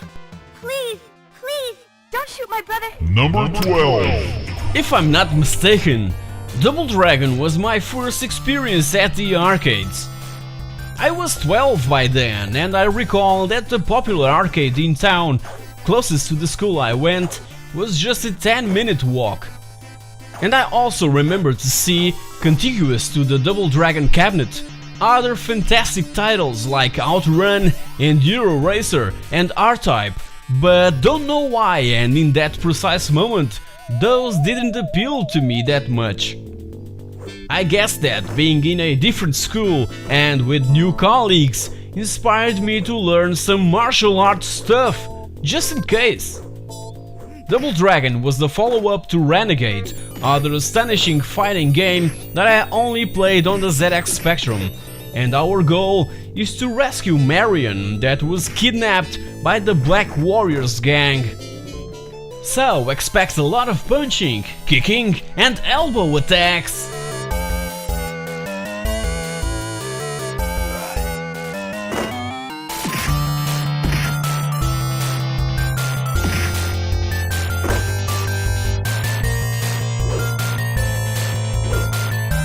Number 11. Every single one of us have already heard the story about King Arthur and the Knights of the Round Table. So, with Knights of the Round, we had the chance to play the story in this sort of action/slash and role-playing title, where as we progress, our playable character will upgrade his weapons and armor. So we have 3 playable characters to choose from: Lancelot, Percival and Arthur, the main protagonist that pulled out the sacred sword Excalibur and have now to slay the evil king Garibaldi. Similarly, with Golden Axe, we can ride animals, in this case horses obviously, that we can use to also ram the enemies.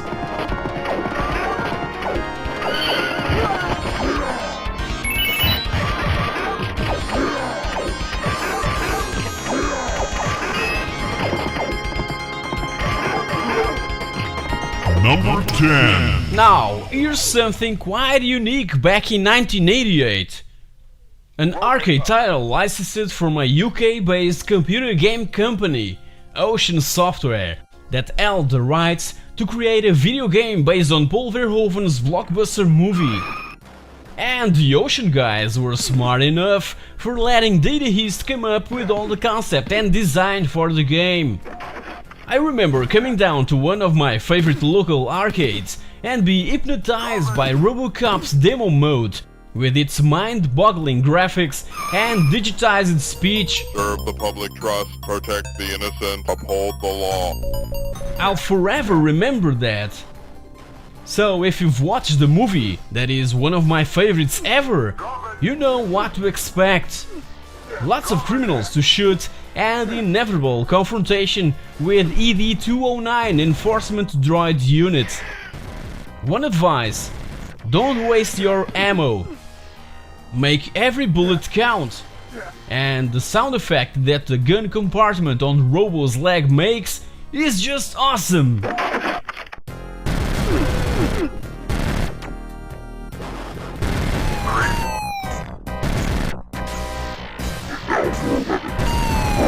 Number 9. The Outrun formula continued to be explored, and Chase HQ is the proof that it can be applied to other stuff rather than simply drive from point A to point B or around the circuit trying to get the best time in each run. So in this one, we played the role of Tony, a police officer experienced in car chases and high-speed pursuits, whose job is to hunt down these criminals on fast escaping vehicles. And the most gratifying thing is to ram their beautiful and expensive cars and make them stop on the side of the road. Curiously, our mighty police car doesn't suffer any kind of damage. Isn't that great? Yeah, bring him on!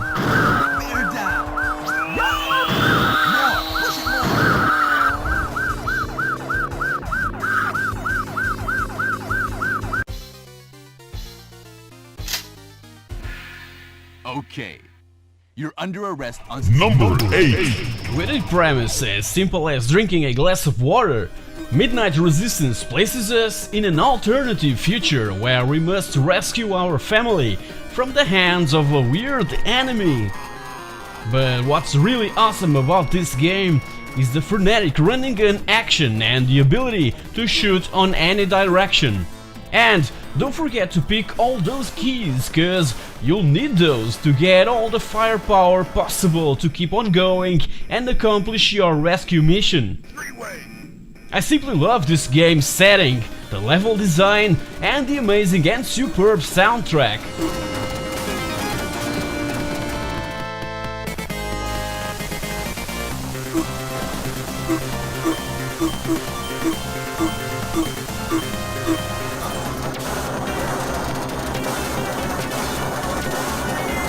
Number 7. It was my first experience with a 4-player arcade video game, and that's not just one more video game. It's one of the greatest titles ever made for arcades, and seeing all 4 turtles in action is so overwhelming and looks like if we're part of an episode of the Teenage Mutant Ninja Turtles animated series in which the game is based. So, we have to rescue Splinter and the lovely April, and for that we have to fight our way through hordes of foot soldiers and face the turtles' worst enemies, Shredder included. It's still, for me, the best Turtles video game ever.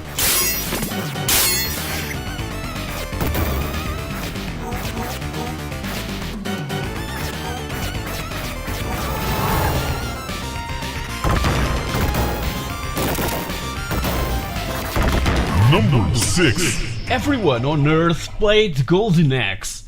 Even the alien creature did it! It's one of the most fondly remembered video games ever, and also one of my first experiences in a DOS machine equipped with VGA graphics back in 1990 at school. With this amazing artwork and backstory that somewhat reminds me of the fantasy medieval scenario of Conan the Barbarian, we must guide our heroes across the besieged land of Uria, slaughter the main villain, Death Adder, free the king and his daughter, and gain possession of the Golden Axe. Looks simple, but Death Adder's foes are tough and have some of their own moves up their sleeves. I can't simply recall other video game available till that time in where we could cast magic spells, ride dragons and fight skeletons, all this on the backs of a giant turtle and of an eagle. Brilliant.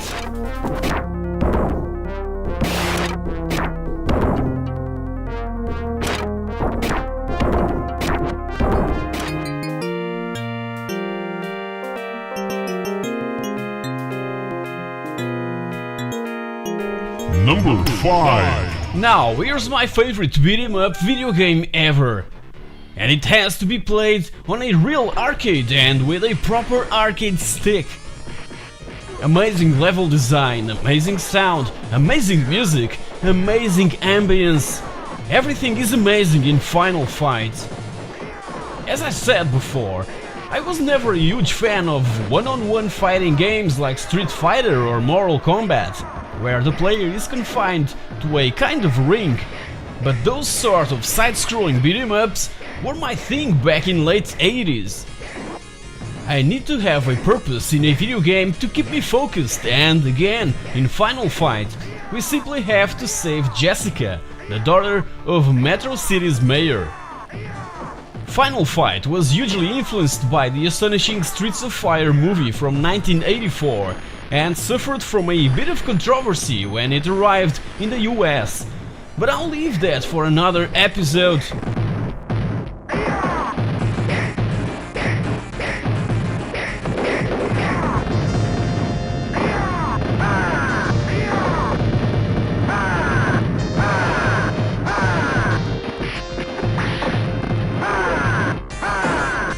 Number 4. What an awesome evolution from the original Shinobi video game. At least that's what I think. And Shadow Dancer is, without any doubt, the best title from the Shinobi universe, and the best version is this precise one. The introduction of the attack dog was a feature that blew my mind. The possibility to send our best friend in front, scouting the terrain, simply added a bit of strategy to this action-packed title.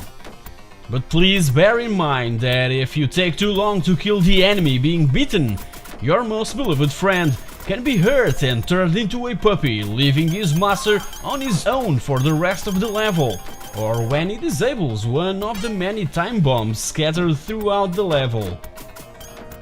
In the end of each stage, there's the usual boss confrontation, in where we are unable to rely on the dog's loyalty. So, we're on our own again. And the train level, in which the train itself speeds up through the city, is so awesome and keeps the adrenaline levels really elevated.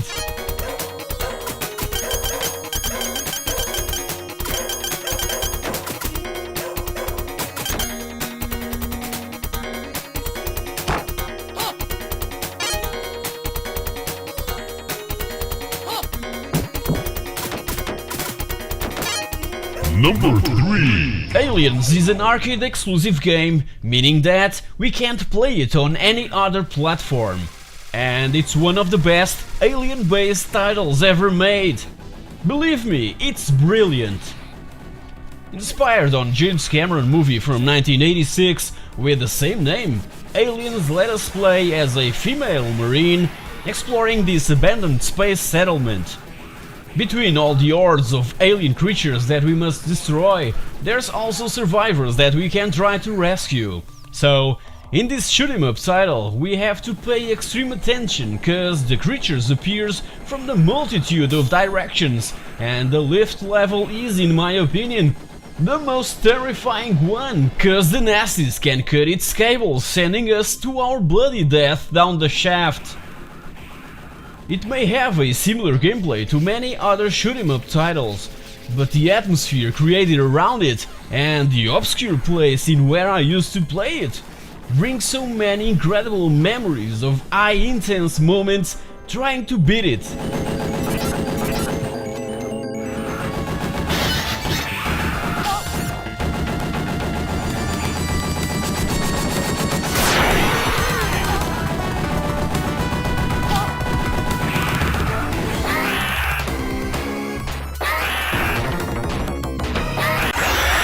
Number 2. I always wanted to travel the world, and Pang is a great opportunity to do just that in less than 30 minutes.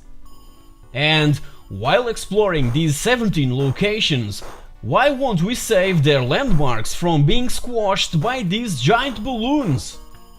That's exactly our mission. Save those 17 cities and locations by destroying these bouncing balls and balloons. There's a lot of hidden bonuses to discover, a few different weapons to use that requires a bit of strategy according to the level and number of balls that are still pumping around, and it was one of the most enjoyable two-player arcade titles available by the end of the decade. Another super addictive and coin-swallower video game that is still one of the most played on my main arcade cabinet.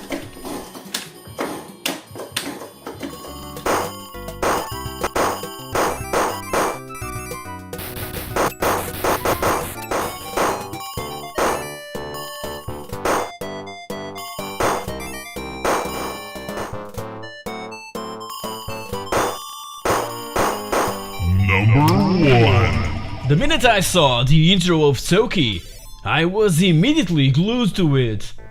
The adventure, exploring the unknown, the exotic locations, the underwater level, everything just attracted me like a giant magnet.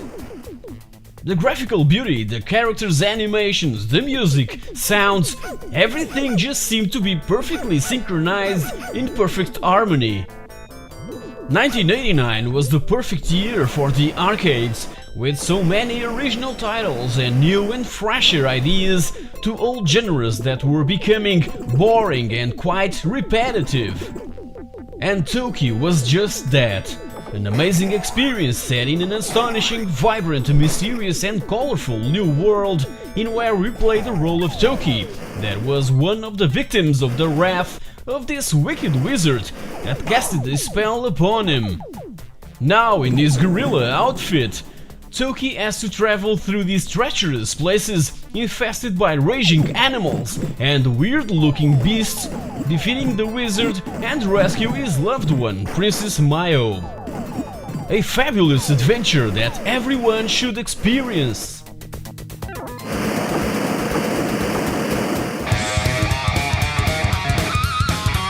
As you can see, and if you've watched pixelthing episodes about my favorite Amiga and ZX Spectrum video games, many of these titles are also featured in both those top 26 lists. Sadly, by the end of the 90s, with the changing of player stasis and the fast and swift technological advances, arcades were completely overtaken by PCs and home consoles. So guys, these were the 26 titles that crafted my youth as a gamer, during a time period in which I also and simultaneously experienced gaming on the ZX Spectrum, Amiga, Mega Drive and MS-DOS, besides others that I didn't own, but had the chance to try at friends' houses like the Sega Master System and the Super Nintendo. Hey guys, welcome back! Here in Europe we're also celebrating the 25 years of the Sega Mega Drive that was only made available 2 years after its original Japanese release back in 1988. So, let's take a look at my personal top 10 video games for this highly popular system. As you might know, before advancing to the PC and to DOS gaming, I was addicted to the ZX Spectrum and a few years later to the Amiga, so many Mega Drive titles had also home computer versions available, and I've always had preference for those because I was so used to the good old joystick that gamepads simply scared me. However, Sega's console main advantage was the amazing arcade almost perfect ports that were pouring down like raindrops. So, are you curious to know my most played titles on the system? Let's take a look. Number 10. As a huge fan of the very first Jurassic Park movie, I've used to play a lot the Amiga version made by Ocean Software back in 1993, and also in 1993, Sega released a Mega Drive Genesis different approach to the facts from the film, in an arcade action platform style of gameplay, light years away from that Amiga game. We play as Dr. Alan Grant or with a Velociraptor, and we've got only 3 lives. If one of those lives is lost, we go all the way back to the beginning of the level. Gladly, there's a password system that we can use later to continue where we left off. This game was designed by the same guy who created Earthworm Jim, and even a paleontologist who was consulted and starred in a TV advert for this game. Imagine you wake up in Jurassic Park and you're a raptor. You have sharp teeth and 7-inch claws, and since you've been extinct for 65 million years, you'd be in a really bad mood.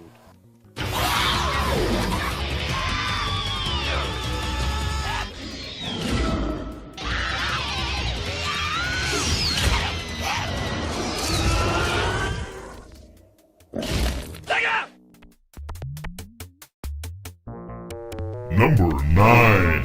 Revenge of Shinobi was awesome, but I've enjoyed a lot more this third chapter, Return of the Ninja Master. Our trustful ninja has now new skills: flying kicks, swing across ceilings, ride horses, and even surf. Yeah, isn't this dude the coolest ninja ever?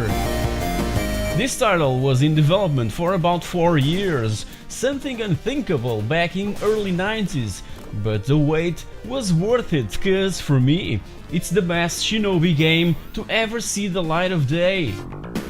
So, prepare yourselves for 7 levels of furious martial arts awesomeness.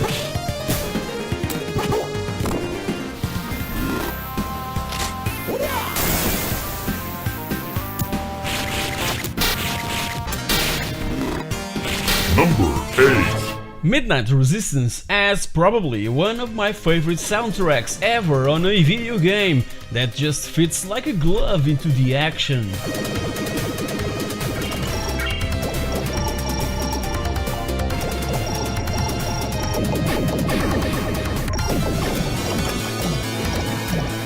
played a lot the arcade original game and as well the ZX Spectrum and Amiga versions. I've finished every single one of those countless times and I simply can't get enough of it. The only problem in this port is that it lacks the two-player mode. Nonetheless, it's an amazing home console version that kept me glued to the screen, shooting on every direction possible after I've got familiarized to that odd control and shooting system implemented into Sega's console.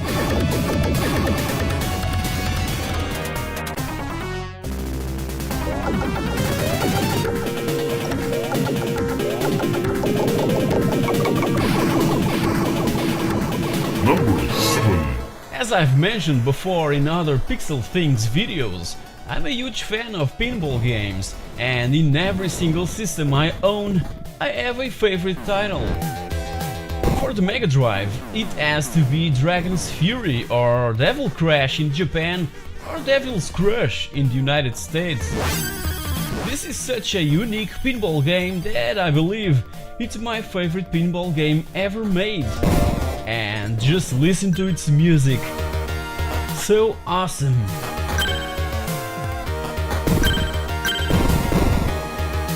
There's only one table in this pinball machine, but there's special bonuses that takes us to other several and smaller tables.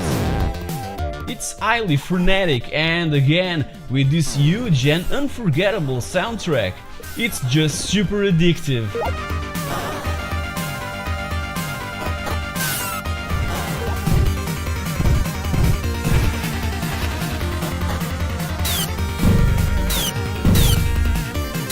Number 6. Here's my favorite Sonic video game. The second installment of the series is just an extension of the first one that is also extremely good. In this second venture into the series, Tails is introduced and a freaking awesome two-player mode is also available that ensures that players and fans of Sonic find a totally new game, thus avoiding boredom and lose interest after a couple of minutes. From where I'm standing, this one is probably the best Sonic game ever made. It still manages to keep me entertained for hours and my little one simply loves that hedgehog.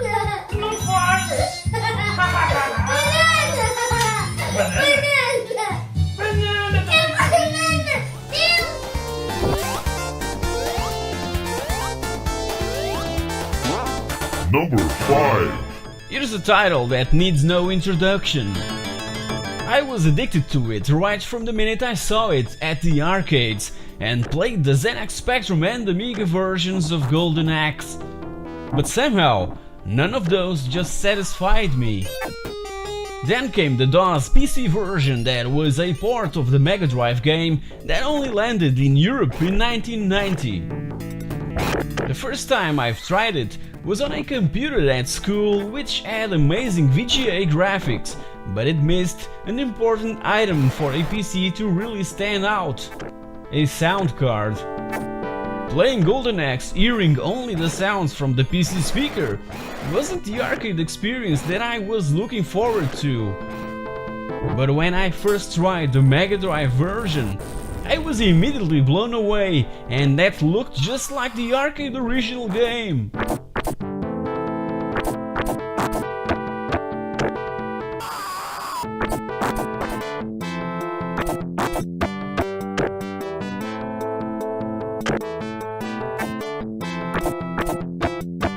Number 4. Now, here's my favorite Micro Machines title across all platforms. Turbo Tournament 96 is an updated version of Micro Machines 2 and an exclusive Mega Drive video game only available in PAL regions. So, being an updated version, it brings new tracks and other updated tracks from the second installment of the series. So, I felt kind of special having the best version of the game and exclusive to my beloved Mega Drive. But that wasn't all. Also featured is the awesome track editor that was previously available for PC gamers in the DOS version of Micro Machines 2 that I've also played a lot. A must-have not only for being exclusive to the Mega Drive, but also for being the best title of the franchise.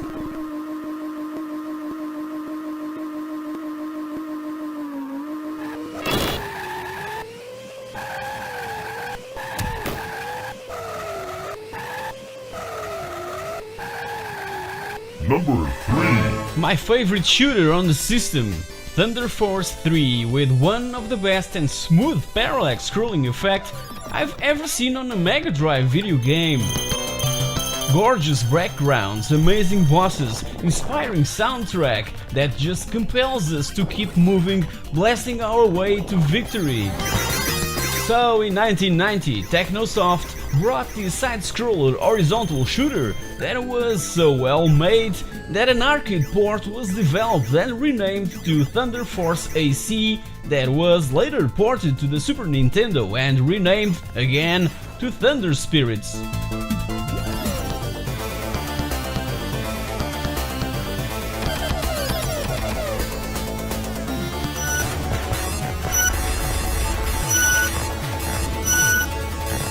Number 2. This one lacks all the blood and gore from the American release, Bloodlines, but it doesn't stop it from being my number 2 favorite Mega Drive video game. In this one, and only Castlevania available for the Mega Drive, we have to battle against Dracula's niece, Elizabeth, that tries to bring her uncle to life. The action takes place in the 20th century and we slip into the skin of John Morris and of his friend Eric Lucard that are called in to stop evil Elizabeth. The good thing about this title is that we're not confined to Dracula's castle. Most of the levels in Castlevania the New Generation takes place all throughout Europe, like Romania, Greece, Italy, Germany, France and England. If you're a fan of the series and never touched a Sega console before, here's your excuse!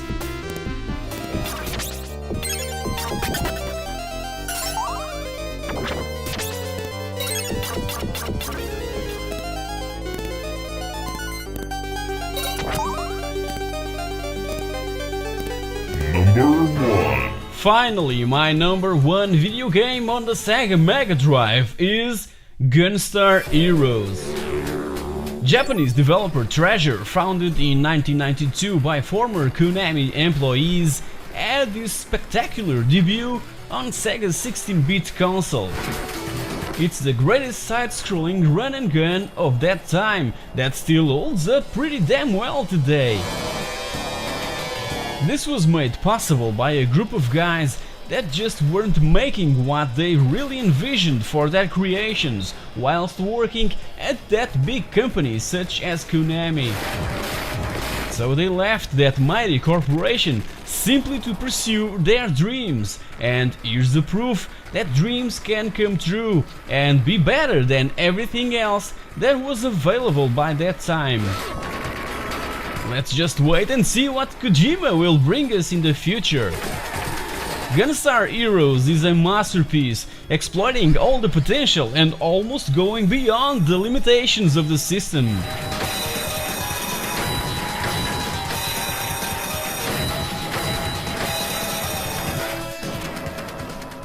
The Sega Mega Drive still holds a special place in my heart.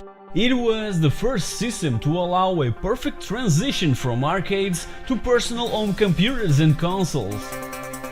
I still relish playing video games on the Mega Drive, and its library is filled with awesome stories, amazing plots, gorgeous soundtracks, and astonishing 16-bit pixel art. So guys, place your thoughts in the comments section below and share your personal top 10 Mega Drive and Genesis lists. Hey guys, welcome back! This time of the year is really fruitful when it comes to console releases. So today, and celebrating the 15th birthday of the PlayStation 2, I bring you a really tough challenge. Narrow down its huge library to just 10 titles.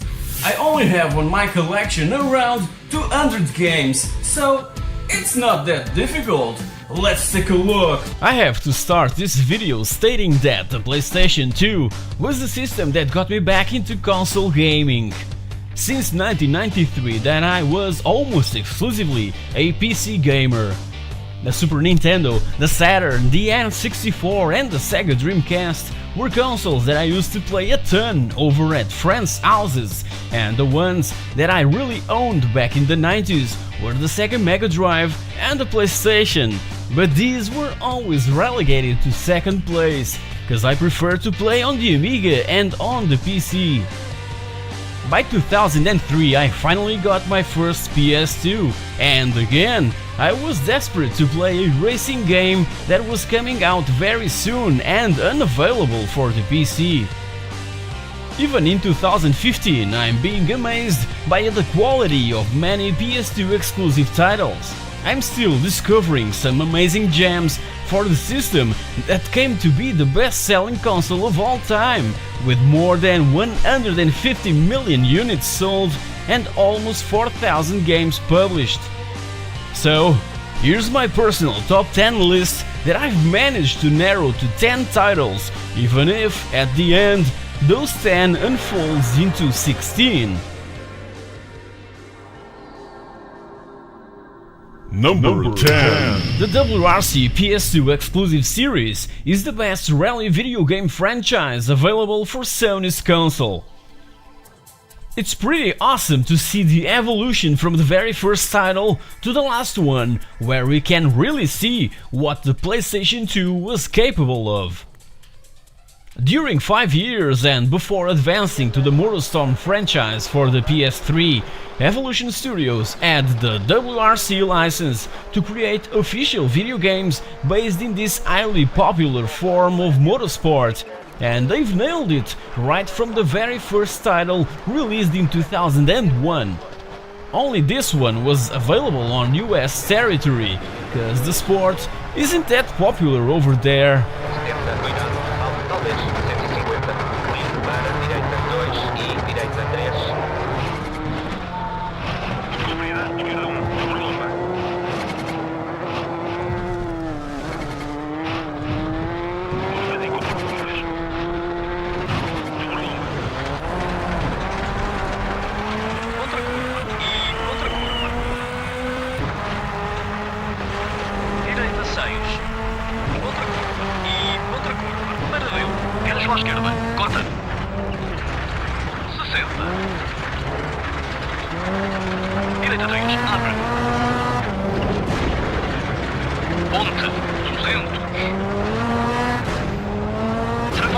Number 9. God of War is, without any doubt, one of the best titles ever released for the PlayStation 2, winning several Game of the Year awards. The hack and slash type of gameplay and its mythical theme takes me right back to late 80s and to titles like Myth and Golden Axe that I so much adore. The boss battles are amazing with tons of quick time events, and it's populated with such awesome Greek mythology-inspired characters. This is one of my favorite settings for this type of games, and I've enjoyed this first venture into the series a lot more than the second installment.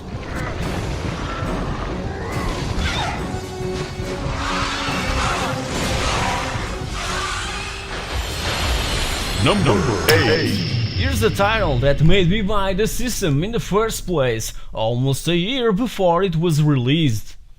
MX Unleashed is a spiritual successor of the Motocross Madness PC exclusive franchise that still has a huge online community developing extra tracks for it. Rainbow Studios did an amazing job on recreating the riders and bike suspension reactions and movements whilst in motion, and it was a huge step up from its previous titles from the Motocross Madness and ATV Off-Road Fury franchises. With extensive motocross and supercross careers to deal with across several and very well designed outdoor and stadium events, there's also the possibility to unlock other types of vehicles, so prepare yourselves to spend some time enjoying the races and trying to be first in each and every single one of them.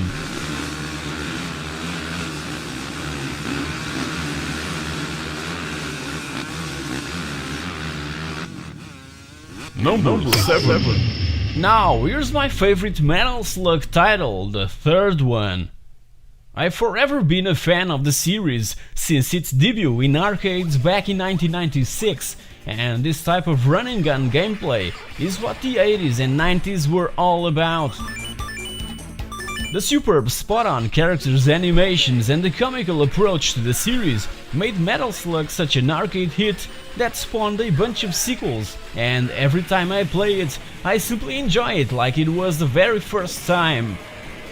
And playing in co-op mode is extremely hilarious and almost impossible to finish, cause we laugh so hard that we simply have to give up.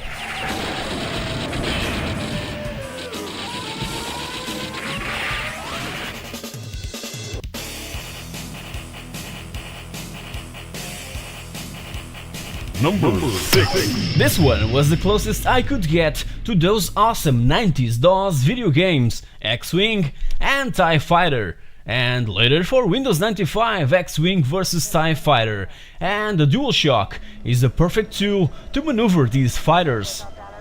So we have 3 characters and 14 missions to successfully complete.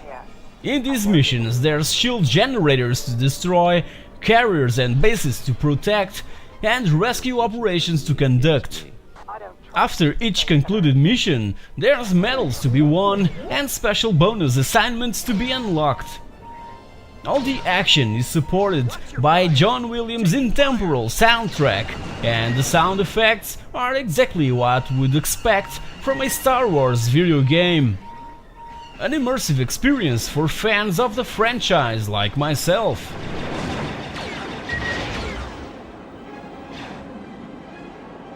Number 5. In number 5 I have to place both Metal Gear Solid 2 and 3, cause they're both awesome accomplishments on the PlayStation 2 and Kojima's masterpieces like we're most likely to ever get to see in the future.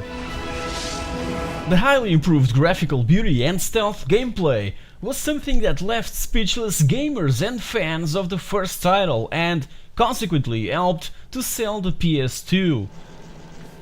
The introduction of Raiden instead of Solid Snake in the second installment of the series generated some controversy among fans, and the third title is a prequel to the old Metal Gear series, taking Snake back to 1964 during the Cold War, and with this awesome jungle setting that kind of reminds me of First Blood Part 2. Both games are amazing experiences that I must revisit when I get my hands on the HD collection.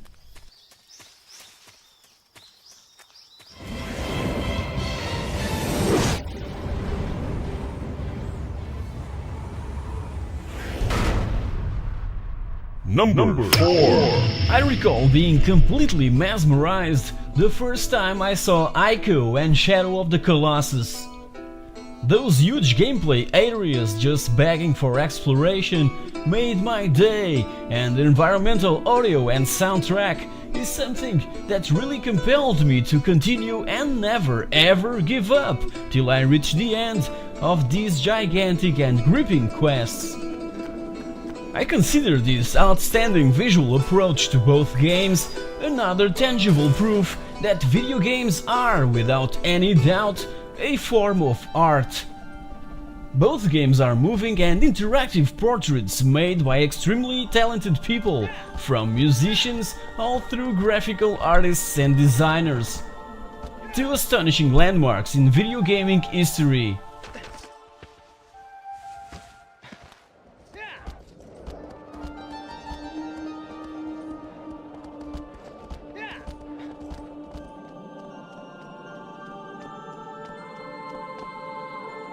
Number 3. OutRun 2006 Coast to Coast is the pinnacle of the OutRun series and extremely amusing, with that incredible and memorable soundtrack playing in the background while performing these slide and drift maneuvers despite all the traffic. There's 15 cars to drive, some of them new to the series, and a bunch of different game modes available. That OutRun feeling is untouched, so this is one of those games that just brings so many memories of playing the very first title of the series at the arcades back in 1986. It's It's been a long time since I've had that much fun with an outrun video game, so this one is right up there in number 3 of my list.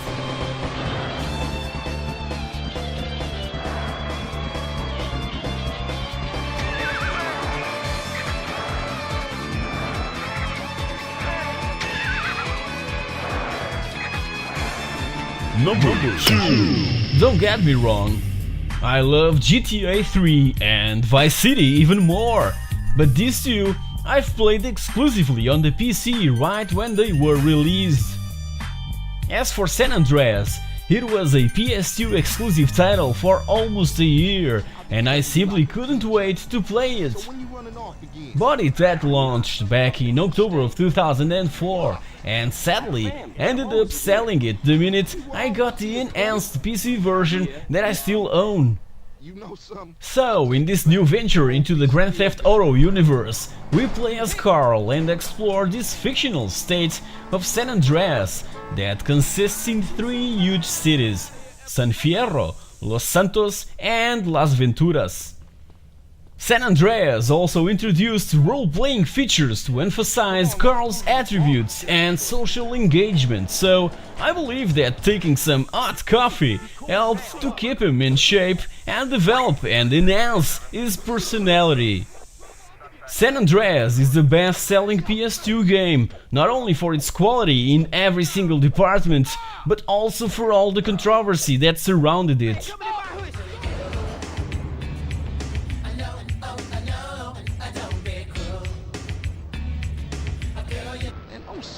Homie. Everybody in the hood know ballers are pussy. Number 1. My most played video game on the PlayStation 2 have to mandatorily be my number 1, so that place goes right to Downhill Domination. That is the most entertaining title I've ever played on the system. With some huge downhill slopes, we'll get a completely different experience every time we start a race, cause there's countless ways and routes to choose and avoid all the wildlife, hikers and vehicles that stubbornly insists to stay on our path to victory. Also, the other riders played a lot Road Rash back in the day, so staying away from them is a good tactic. But we also have our own moves to make them taste their own poison. Downhill Domination is a title that only PlayStation 2 owners can enjoy, and if you love crazy arcade racing stuff, you must grab this one.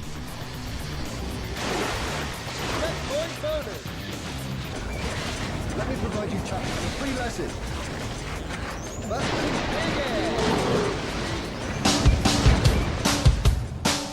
During this past year, I've been rediscovering the amazing PlayStation 2 library that is so vast that covers so many different video gaming genres, with an array that goes from extremely good to awfully bad titles only comparable to the stuff that was made back in the 80s for the ZX Spectrum.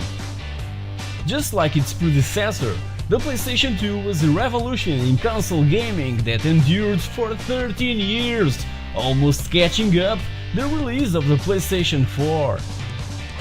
So guys, I'm really curious to hear from you, cause I'm positive that your top 10 lists are completely different from this one, so feel free to post below all your recommendations.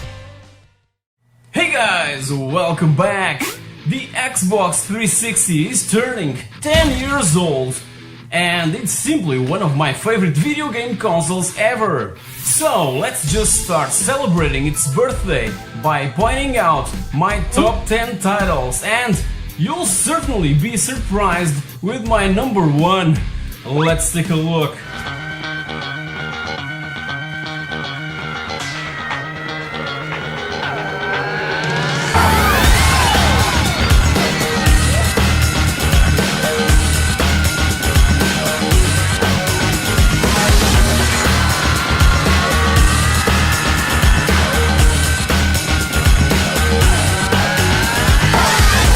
Development of the 360 began in early 2003, time when Peter Moore, former president of Sega of America, joined Microsoft after pulling the plug on the Dreamcast manufacturing.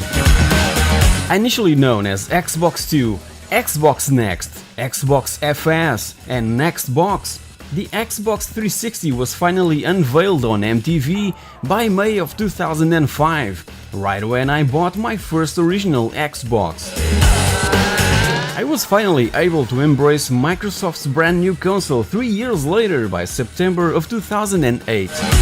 It was on a kind of trading campaign in where we were requested to take an old system plus 2 or 3 games and we could bring home an Xbox arcade for only 49 euros. Yeah, I traded my fully working good old and mint silver PS2 for the Xbox 360. So by then I was desperate to try Baja Edge of Control that was exclusive to consoles and still my favorite on this particular system, so this trade came at exactly the right time. Later also got a free 20GB hard disk directly from Microsoft that was a couple years later replaced by a bigger one. Its first unit suffered tremendously from overheating, resulting on the infamous Red Ring of Death and forcing Microsoft to extend the 360's warranty to 3 years. 2 major hardware revisions followed, the 360S, also known as the Slim model, released in 2010, and 3 years later the 360E arrived, showing off the design of the 360 successor, the Xbox One. I still have my original model of the 360 running and working flawlessly, and as I've mentioned a couple of times, it's one of my favorite consoles ever, not only for the amazing first and third party titles available that were most of the times better than on its main rival, but also due to its superb controller that is for me one of the best ever made until then. Also, back when it was released, the 360 introduced new features to the video gaming scene, like for instance HD graphics, matchmaking, achievements and gamer score, friend lists, a market for indie games, and the revival of retro games, just to name a few. The Kinect also left a huge mark in gaming history that blew everyone away and became the fastest selling consumer electronic device in history, also helping to extend the life of the 360.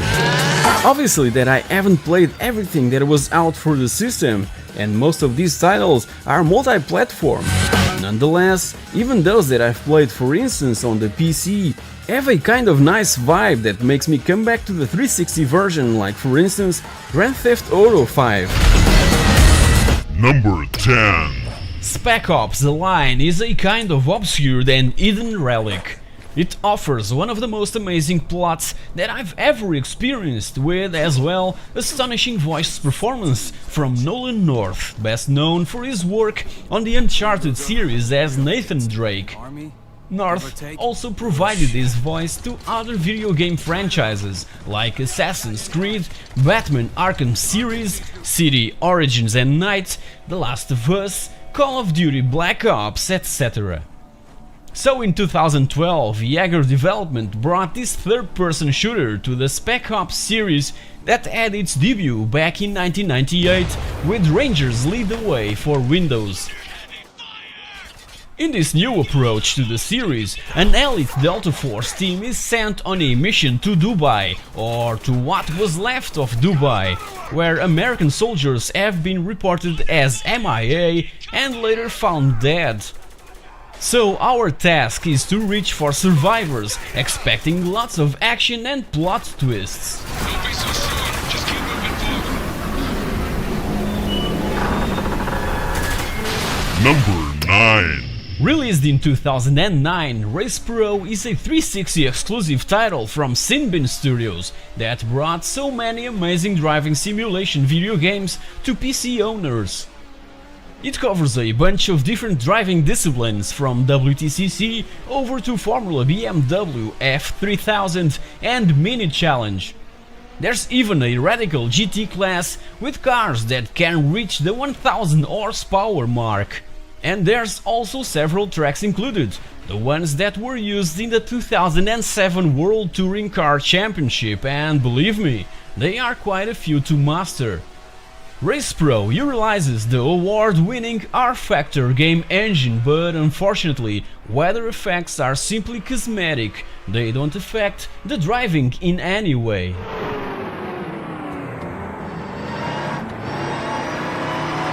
Number 8. Still haven't played Fallout 4, so for me, Fallout New Vegas is still the best of the franchise. I have the Ultimate Edition that has all 4 mission expansion add-on packs, including 2 additional DLC packs. So there's many more hours just waiting for us in this huge game. New Vegas was released in 2010 with the bang. Gameplay was highly improved over the previous title, Fallout 3, but some glitches really messed up players' nerve systems. Patches were released to fix those glitches, and even the Fallout community continued to release new fixes for the remaining bugs after Bethesda stopped doing it. But if we can somehow overcome that, it is one hell of an immersive experience like no other. But on the Xbox and PC, cause the PS3 version had some severe frame rate issues that was never completely exceeded.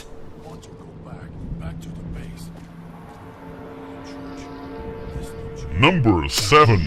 Within 24 hours of its release, Halo 3 set a record for highest gross of an entertaining product, reaching the $170 million in sales.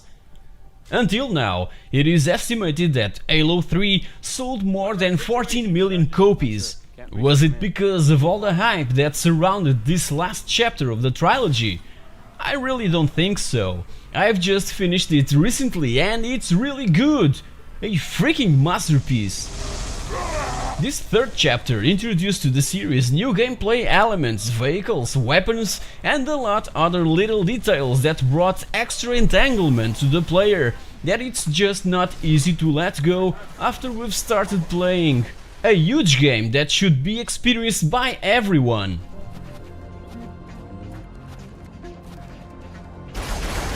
Number 6. I've always enjoyed Batman-related video games, and Arkham City is the second installment in the Batman Arkham series released in 2011. In this new venture into the series, Batman can complete side missions apart from the main storyline, and it received a ton of awards, being even considered one of the best video games ever made. As you might know, I'm a huge fan of stealth and adventure, and this title has both of those worlds. So, I'm in heaven. And with such awesome characters and voice performances, I'm suddenly immersed within that obscured and tainted open world environment set in this epic city of Gotham.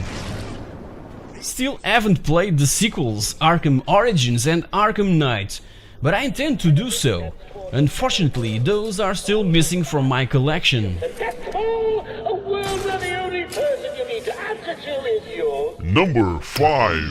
BioShock was supposed to be an Xbox 360 and PC exclusive title, but after receiving an amazing universal acclaim, a much desired PS3 version was consequently made available by the end of 2008, followed later down the road by Mac and iOS ports. BioShock is one of those titles that we can really use to describe video games as a form of art. I've always stood behind that belief, ever since the glorious ZX Spectrum days, and I always will. Just got it recently and fell in love right away. The marvelous art direction combined with the inspiring soundtrack and the awesome gameplay places this game in my number 5. Now, I've got to grab the sequel and BioShock Infinite. Number 4. Does this one need any kind of comment? It's one of the best games ever made, period. I still haven't beat the game on the 360. I'm still 20 missions short and around 50% of the game complete. Why? Cause just got the improved PC version and I'm starting it all over again. Still, I come back to the Xbox version every time I'm not allowed to play on the PC or just want to sit back on my comfy chair and play it on a bigger screen and with bigger sound. Originally released 2 years ago for the last gen systems from Microsoft and Sony, it was eventually improved and made available also for the Xbox One and PS4. It's an amazing experience, the one I was looking forward to after Vice City and San Andreas. We play the role of 3 criminals, Michael, Franklin and Trevor, and must do stuff that criminals normally do. It can't be described, it must be felt. It sold around 54 million copies and still counting, so it is good.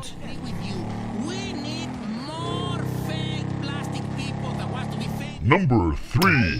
Here's a perfect example of how reboots should be made. 2013's Tomb Raider was a pleasant surprise. It got me hooked like few did in the last 10 years, and I only rested when I finished it.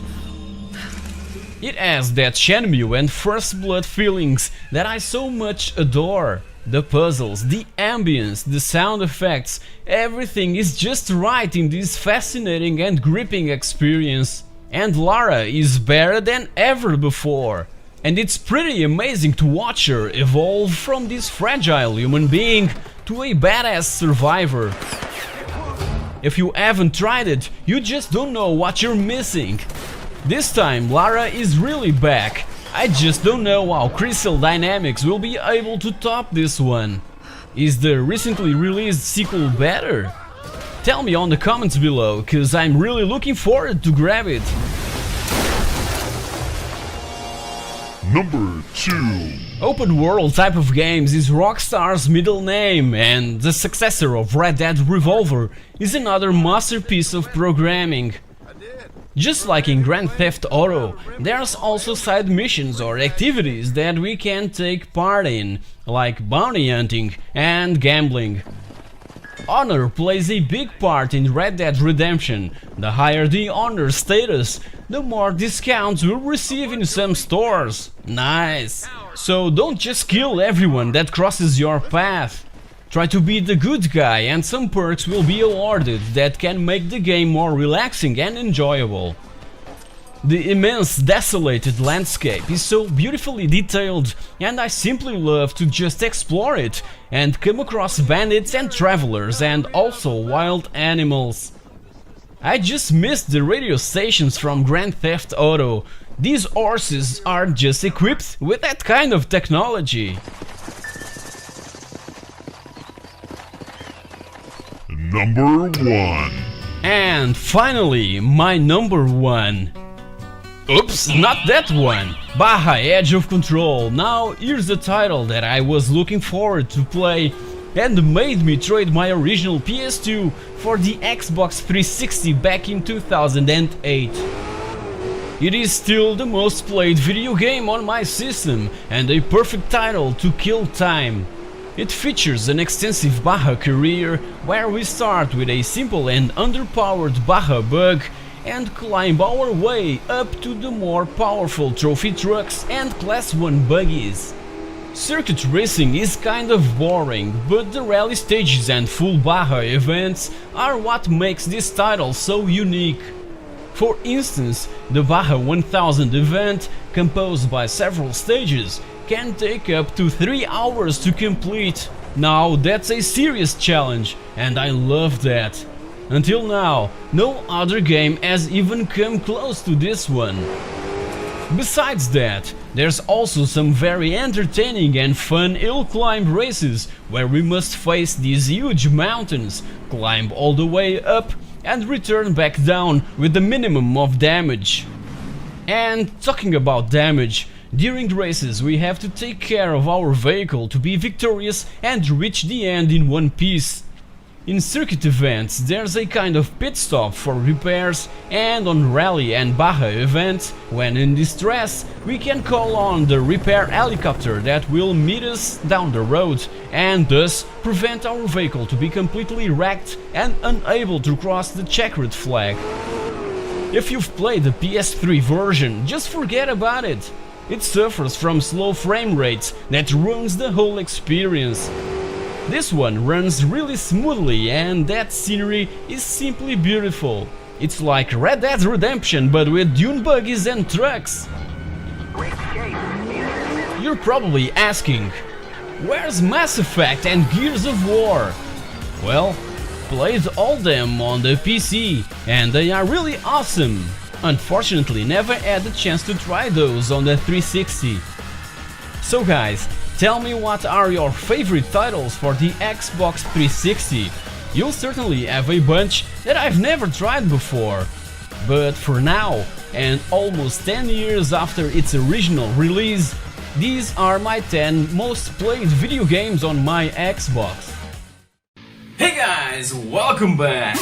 20 years ago, this revolutionary console took the world by storm. It was Sony's revenge against Nintendo, but the main victim ended up being Sega. Let's take a look at its origins and browse through my personal favorite 10 video games on the system. Already available in Japan since December of 1994, the PlayStation was placed on store shelves in the United States by September the 9th of 1995, with an unbeatable price tag of $299. 20 days later it was also released in Europe with a huge marketing campaign composed of weird commercials that simply transmitted the feeling of if we own a PlayStation, we would be transported to this uncanny and amazing world. As you all know, the PlayStation was supposed to be a CD-ROM add-on for the Super Nintendo, but the Mario guys pulled the plug right at the last moment, leaving Sony hanging up with a prototype and with a lot of cash spent on product development. So the days of two-dimensional sprites and scrolling were over. Instead, we got these immense, exciting and fully explorable new worlds. And with that in mind, let's take a look at my favorite 10 video games on the original PlayStation.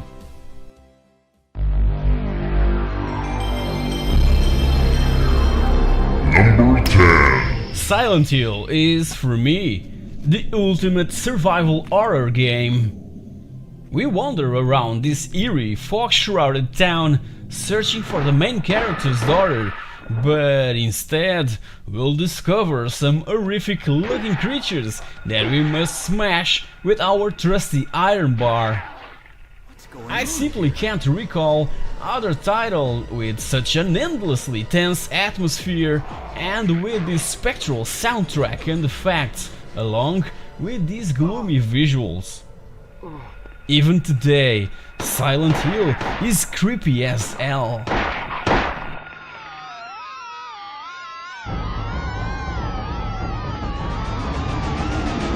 Number 9.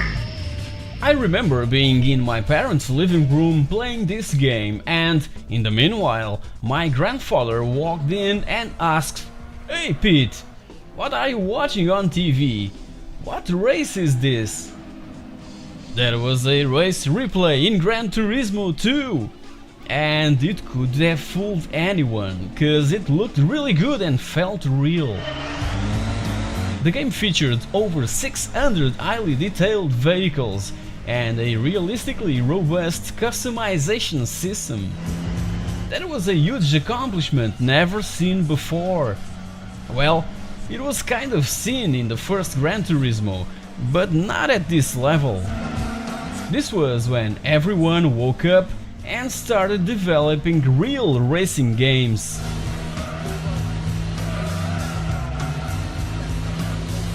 Number 8.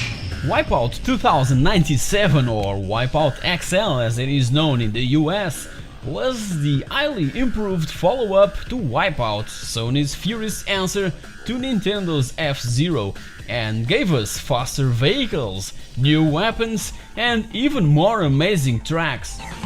Also, the memorable soundtrack was a perfect match to this futuristic, fast-paced racing title.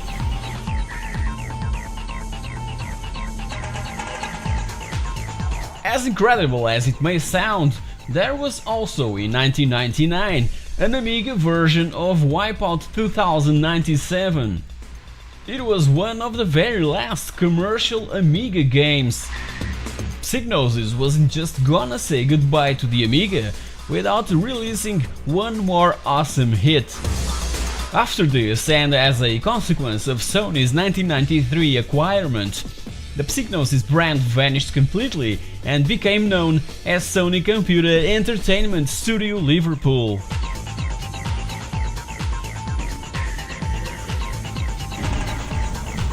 Number 7. Kurushi, also known as IQ Intelligent Cube in the United States and Japan, is a brilliant and kind of obscure puzzle game exclusive to the PlayStation that places us on a long and narrow grid with a wall of cubes tumbling towards us in different patterns. We simply have to run around lighting up squares on the grid and then push a button to eliminate any cubes currently on those squares, sinking them into the ground. Some of the cubes are lit up, and when they're sunk, they will highlight adjacent squares on the grid for us to trigger at exactly the right time. This sounds easy, but if we're not focused enough or somehow distracted with something else, well, it's game over. To be more specific, if we do as much as blink an eye, we're done and buried. Still, I consider Kurushi one of the best puzzle games to grace the genre in the late 90s.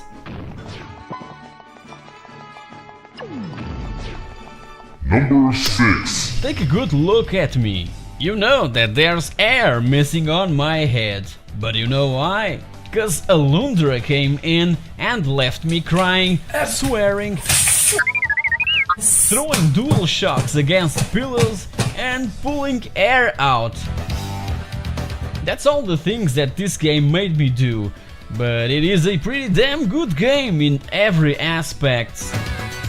Graphically stunning and with a superb soundtrack, Alundra will test every single one of our limits. It has one of the most amazing stories ever on a video game, and its gameplay is somewhat a ripoff of Zelda's Link to the Past, but who cares? I've placed it in number 6 because of all the frustration and harsh times it made me pass. An amazing experience nonetheless.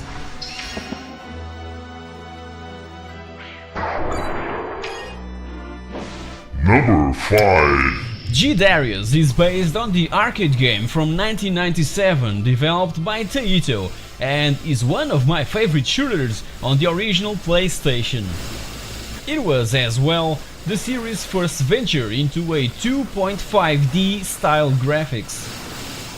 The power-up system implemented is something quite nice, where we can steal weapons from the enemy ships, and each enemy ship gives us different style of power-ups. A very nice feature indeed. It is definitely one of the best scrolling shooters of the 32-bit generation.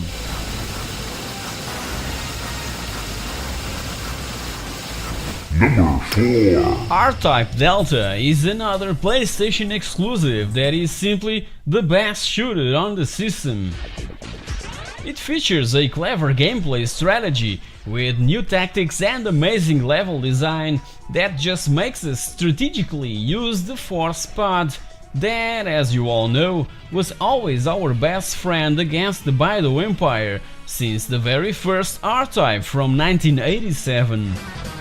R-Type Delta was also the first game in the series rendered in full 3D graphics.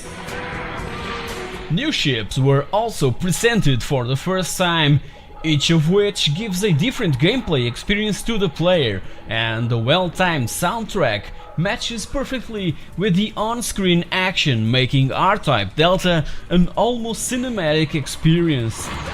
Highly recommended.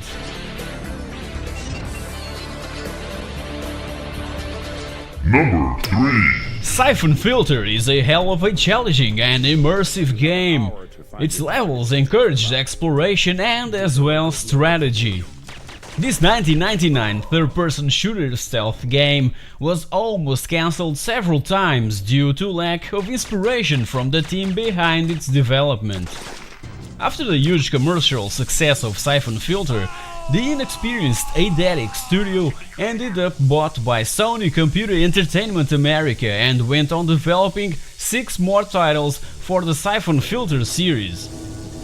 I enjoy quite a lot stealth type of games, and in this one we have to silently take down the enemies. Quite generic, you may say, but this mix of stealth action hybrid gameplay performed by this super spy, tougher than James Bond himself, is really highlighted by the game's artificial intelligence that is one of the most impressive I've ever seen till today.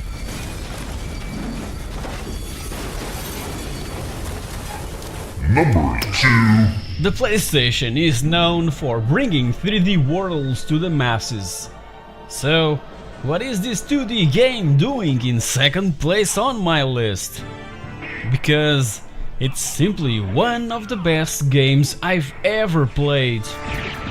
RPG elements, the expansive map, unlockable skills and backtracking originated the term Metroidvania, even if, by as far as 1986, there was the very first title with a similar gameplay on the Sinclair ZX Spectrum.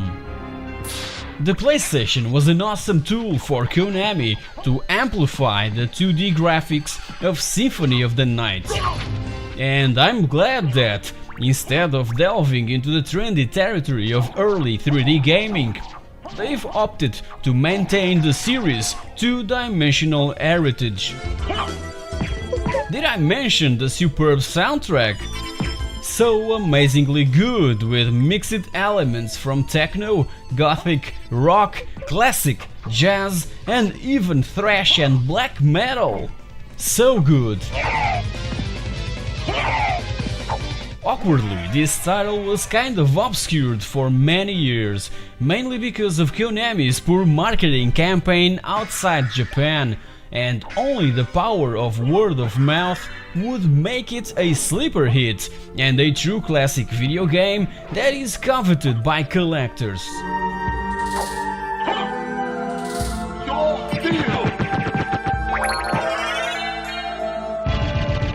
Number 1. Metal Gear Solid is a groundbreaking video game in terms of presentation and storytelling. It is one of the first games that truly felt like an interactive movie. Even those huge long cutscenes are a joy to watch. The game tries and wins on telling a captivating and exciting story and also creating iconic characters with a slight taste of silliness that simply gives it charisma that is lacking in all other non-Metal Gear stealth video games. Sneaking around beneath a cardboard box is something that I never saw before playing Metal Gear Solid, and it was so freaking amusing and compelling. It's one of those moments that I'll forever keep on my private memory box, not forgetting one of the most amazing boss battles ever on the history of video games: Psycho Mantis vs Solid Snake.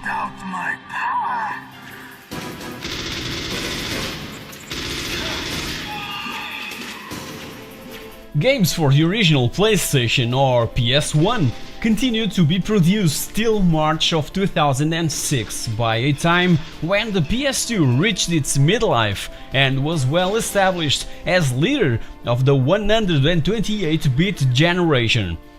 But I'll get to that in one of my next videos, cause the 15th birthday of the PlayStation 2 is just around the corner. In the middle of all the conflict between Sony and Nintendo was Sega, that suffered from that kind of private war, mainly for its badly timed new console releases. Even in Sega countries like Portugal, the PlayStation ruled right from the very start, completely crushing the Saturn by Christmas of 1995.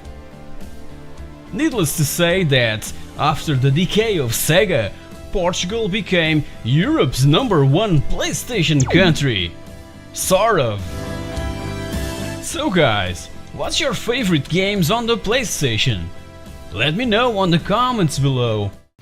Hey guys, welcome back!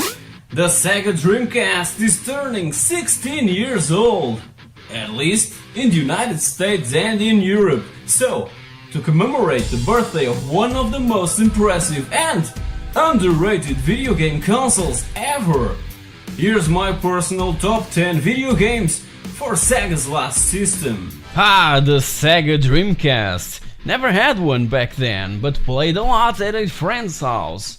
And we had no idea of the video output quality that it was capable of. Besides that, it has the most incredible arcade-perfect ports that I've ever seen on a home system. Without further ado, let's take a look at my favorite 10 video games on the Sega Dreamcast.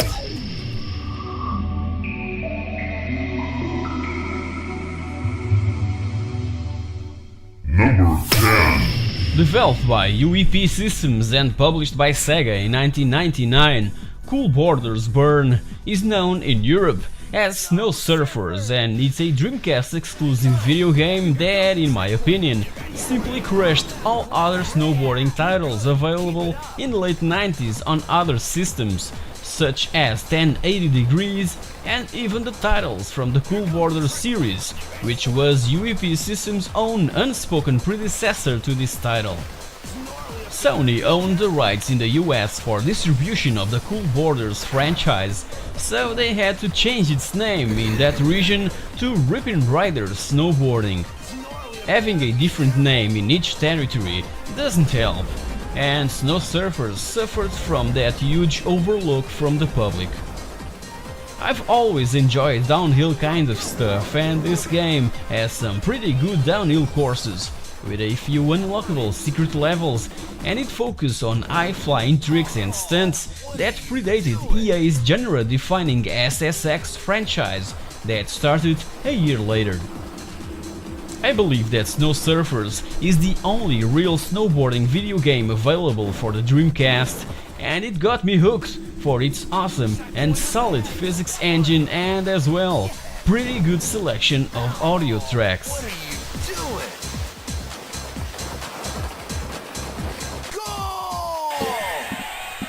Number 9. Revolt was already available for PC, but on mine I wasn't able to play it with decent frame rates. So, at every possible moment, I would borrow my friend's Dreamcast to experience Revolt at its best. Developed by Pro and published in 1999 by the extinct Acclaim simultaneously for the PC, Nintendo 64 and PlayStation, it was later also available for the Dreamcast. I'm sure that every single one of you have played Revolt, so you know that it is a freaking addictive car racing title with a huge lineup of extremely well reproduced remote controlled vehicles with incredibly sharp and shiny reflection effects. The tracks available are also extremely well made, and the level of detail and realism is something to behold. There's also included a very simple to use track editor, and even today there's new tracks and cars being released for the PC version. Definitely worth checking out.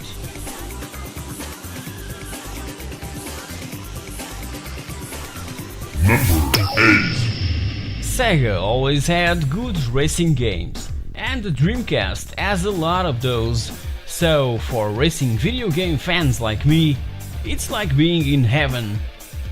Le Mans 24 Hours is a good example of an amazing and detailed racing game with its impressive weather effects, realistically rendered supercars designed with the assistance of real Le Mans teams, and a ton of options that let you play the way you want to. Developed and published by Infogrames in November of 2000, Le Mans 24 Hours, or Test Drive Le Mans as it is known in the US, gives us the option to race the actual Le Mans 24 Hours over 24 actual hours.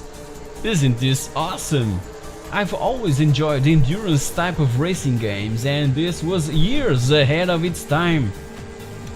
It was also available for the PlayStation, Windows PCs, Game Boy Color and the PlayStation 2.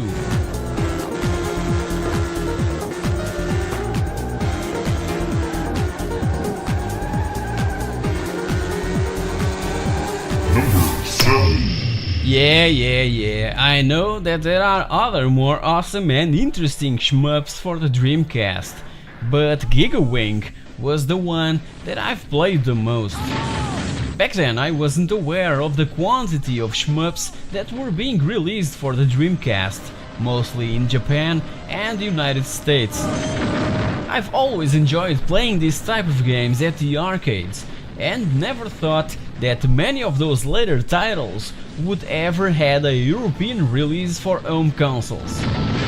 Gigawing is an arcade original game by Takumi that was eventually ported for the Dreamcast and published in Europe in October of 2000 by Virgin Interactive. You know what happens in this frenetic genre. We choose a craft and shoot everything on sight through 7 stages.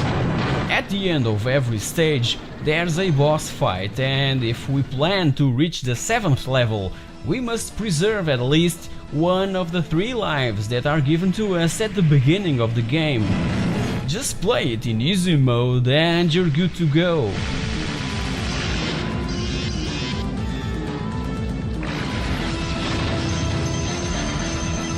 Number 6. Here's where the Project Gotham Racing series started. Metropolis Street Racer is still one of the best racing titles ever released for a home console. Sega was after someone that could face Sony's Gran Turismo, so they handpicked Bizarre Creations, which came up with this enormous game that, unfortunately due to a series of delays, came in a time when the Dreamcast was already fading out. It features dozens of realistically simulated vehicles and a huge number of 262 tracks. Its detailed and accurate recreations of London, San Francisco and Tokyo, and the innovative feature of recreating day and night cycles using the internal clock of the Dreamcast was just something quite new back then. We have also the possibility to add in our own failed comments when we crash, and the fictional radio station similar to the Grand Theft Auto series was another nice touch to such a huge game.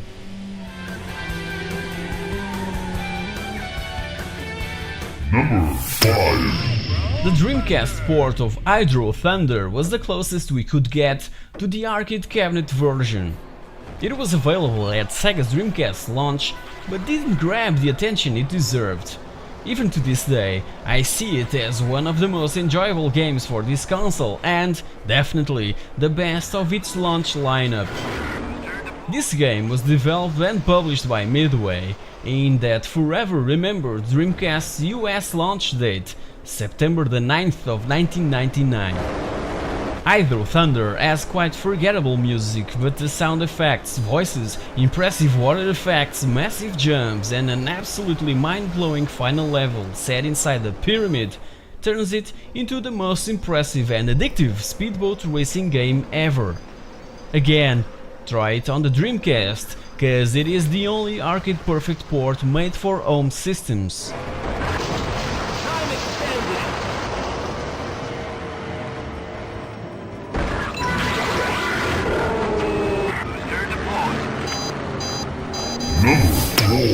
The original Sega Rally was a reference on a Saturn during the previous generation of consoles, so a lot of hype was around the release of Sega Rally 2, which was a huge success in arcades right before receiving its own conversion for the European launch of the Dreamcast in October 14th of 1999. This release date made sense, cause in Europe this kind of motorsport is followed by millions of passionate fans. Sega Rally 2 succeeds brilliantly in bringing the arcade experience home, but with more tracks and cars, and the 10-year championship series of the single player has more length, depth and car setup options than the original, making for a substantial challenge. It is a classic on the arcade racing genre and a must-have in every Sega Dreamcast collection. I only wished that the cars felt a little bit heavier.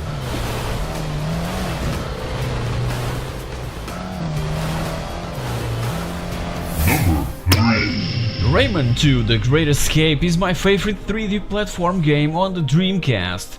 In fact, I believe that it's one of my favorite games ever across all platforms, being such a memorable platform experience that holds up impressively well today. Firstly available for the Nintendo 64 and PC, the Dreamcast version was highly enhanced, with several 2D sprites being replaced by 3D models and also exclusive minigames that are playable by finding hidden crystals. Set in a colorful and vibrant world, every aspect on the Dreamcast version of Rayman 2 is simply brilliant, with flawless and masterful game design, controls, audio, and even its own soundtrack. It was also available for other systems, but look nowhere else. The Dreamcast version is the one to have.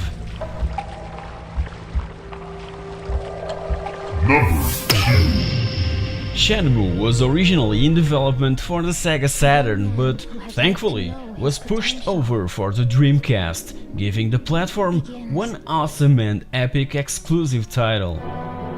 Set in an immersive open-world 80s Japanese environment, Shenmue tells the story of Ryu Azuki, a young man who sees his father killed by a mysterious warrior.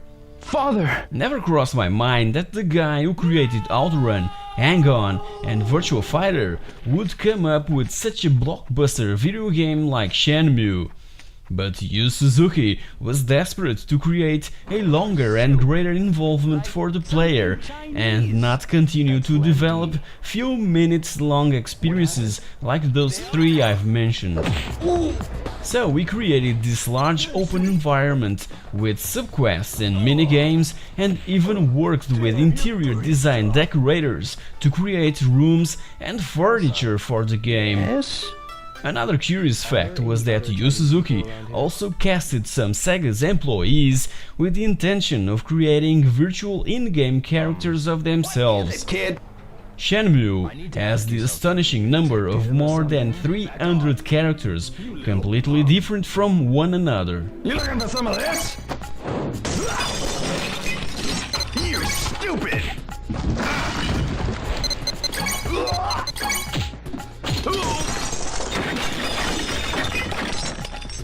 That's enough. You put on quite a show, boy. Number 1. Now, here's the one that I've enjoyed the most. Crazy Taxi gives you a simple goal. Use the limited time available to transport as many passengers as possible across the city. It's that simple, and with such an amazing soundtrack, with The Offspring and Bad Religion playing in the background, well, it's just freaking insane. Another arcade perfect port that, the more I play, the more I want to play it. And I can say that Crazy Taxi is probably even better than the arcade original. It's easier to control and to pull off ridiculous combos. It even comes with a totally and quite hard all new city to explore, exclusive to the home versions of the game. You ready? Graphically stunning and with a breakneck speed, Crazy Taxi is a must-have, but be careful. The level of addictiveness will drastically increase the more you play it. Go that way, right? Sorry if there's no RPG or fighting games on this list, but by then, when the PlayStation and the Dreamcast were out, my patience for this kind of games was extremely scarce. So guys, hope you've enjoyed my personal top 10 video games for the Dreamcast. I'm still discovering new titles, and its shmup library is simply mind-blowing. It's a genre that I really enjoy playing on the system, despite prices being really unappealing. Hey guys, welcome back! 33 years ago there was this little thing that revolutionized the home computer business. People were accustomed with black and white graphics, and the ZX Spectrum came to the rescue with its rainbow motif. Let's take a quick look to its origins and point out my 26 favorite games on the system, from this early model to the later ones. On the 23rd of April of 1982, Sinclair Research launched into the market a machine that came to be my very first experience with a computer. It was highly affordable compared to the other monsters that were around by that time, and that was a huge advantage for families that wanted to get into the IT world without having to sell their houses or anything like that. Back then it was like selling a car to buy gasoline. So it became one of the first mainstream audience home computers in Europe, mainly in the UK and Portugal. In fact, Timex Portugal made some official clones of the ZX Spectrum to be sold in the United States, a result of a Sinclair and Timex joint venture. Unfortunately, programs and video games stored in audio cassettes just wasn't what that particular market was looking for. This 8-bit computer was so easy to program that hundreds of young kids on their own bedrooms dedicated their free time not only playing games but also making them. That's how many classics like Manic Miner came to be. So, all the success of the ZX Spectrum came from the games that these young kids, ranging between 14 and 18 years old, made at home, trying to replicate the ones they saw at the arcades. And to get some acknowledgement from this flourishing community, tapes with their games rapid and massively started being duplicated and passed through in schoolyards and even sent by mail across all Europe. There were even radio shows that, at a specific time of day, mostly at night, would broadcast computer programs and simple and basic games that the listeners could simply record with a pretty standard tape recorder. It was the case with the Datorama show on Bristol's Radio West that started to transmit computer data by around July of 1983 after its clearance from the Broadcasting Authority. Many others followed all over Europe. Believe it or not, piracy was the main responsible for the massive and enormous success of the ZX Spectrum, and these early years were crucial for its establishment as leader of the home computer market in the old continent. I have many fond memories of those amazing and memorable times when, in Portugal, the only source for news and novelties were the scarce British and Spanish magazines that started to arrive after the Spectrum boom across all Europe, and as well a 5-minute per week TV show about video games hosted by Paul Dimas, a kind of YouTuber from those glory days that, with his passion and enthusiasm, contaminated all of us. I blame him for making me love so much video games and all things related to it. Clive Sinclair, the brain behind these machines, received a few years back a knighthood from the Queen herself for his services to British industry. The ZX Spectrum led to a huge explosion of newborn companies that produced software and hardware for it, and it is seen as the machine that launched the IT industry not only in the UK but all over Europe. With this in mind and focusing on the entertaining aspect of the ZX Spectrum, let's take a look at my personal 26 favorite titles that have provided so many hours of fun, mostly just waiting for the games to load.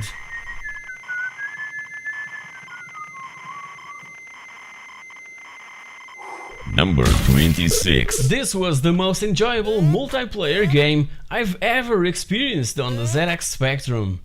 and it came bundled on a cover tape with issue 57 of your Sinclair magazine from September of 1990. This was how I managed to play it. Until then, I wasn't aware of the existence of such an awesome game. Originally released in 1985, Chaos is a magical combat strategy turn-based game up to 8 wizards with an awesome number of about 50 animated spells. Even if you're not familiar with Dungeons & Dragons style of gameplay, you'll love this game. And those buzzes and beeps sound really good and fits the action quite well. Number 25. Now, here's a title from 1983 made for the ZX Spectrum 16K and still is one of the most addictive games from the huge Spectrum library. Jetpack was the first game by Ultimate Play the Game that was later known as Rare and is part of the recently released Rare Replay compilation for the Xbox One. Our mission is simple. We must assemble our spaceship, fill it up with fuel, and take off to the next planet. Obviously, the difficulty to complete these apparent simple tasks will increase from one planet to another, but the level of addictiveness will also be furious. It was even considered Game of the Year 1983 by Computer and Video Games magazine. Number 24. You're obviously familiar with the first Die Hard movie, right? And you probably have heard the name Chuck Norris. Well, mix these two and you'll have Switchblade 3. So this time around we need to rescue some hostages from this building, and by collecting lift passes we'll be granted access to higher floors. There's also mini puzzles every so often that allows us to access security rooms. Curiously, the instructions for a Commodore 64 version was included on the inlay of the ZX Spectrum game, but that version was never released. Number 23. I was a huge fan of Tintin's adventures back then, and Tintin Destination Moon was my favorite. When in 1989 I realized that Infogrames published a video game based on my favorite Tintin adventure, I just bought it the minute it became available, not knowing if it was any good. Fortunately, as a fan, I wasn't disappointed. The main objective is to land on the moon, but that task isn't as simple as it may sound. If you're familiar with the comic books and animated series on which the game is based, you know that there's enemies within the rocket that will try to prevent that objective. I agree that the game is simple and fairly short to successfully complete, but it's a huge nostalgia rush for all fans of this comic character.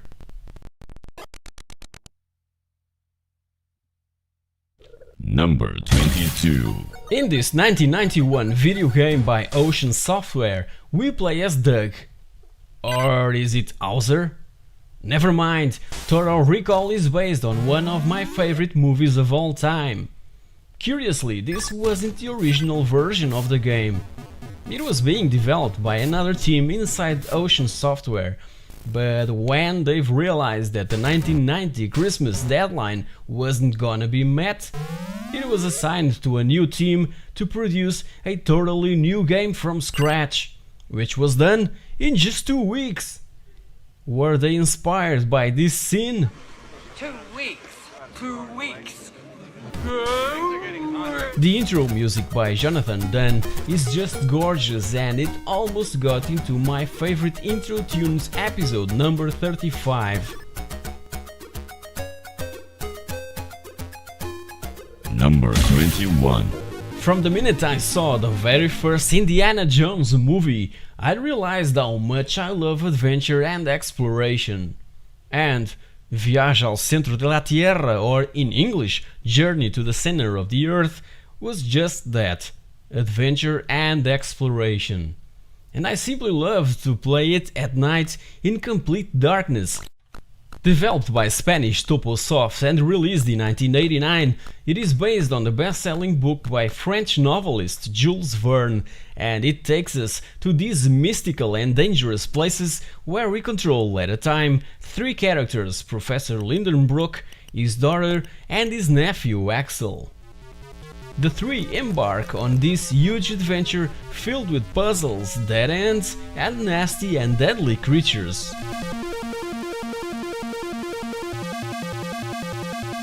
Number 20. Blowing stuff up was an extremely popular thing in mid to late 80s with so many one-man army action movies.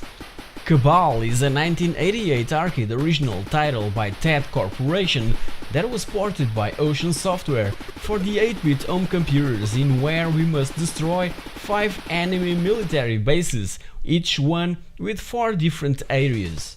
And believe me, it is so awesome to watch those buildings being slowly brought to the ground. Cabal won the award for Best Advert of the Year by readers of Crash magazine, and it really looks awesome. I agree.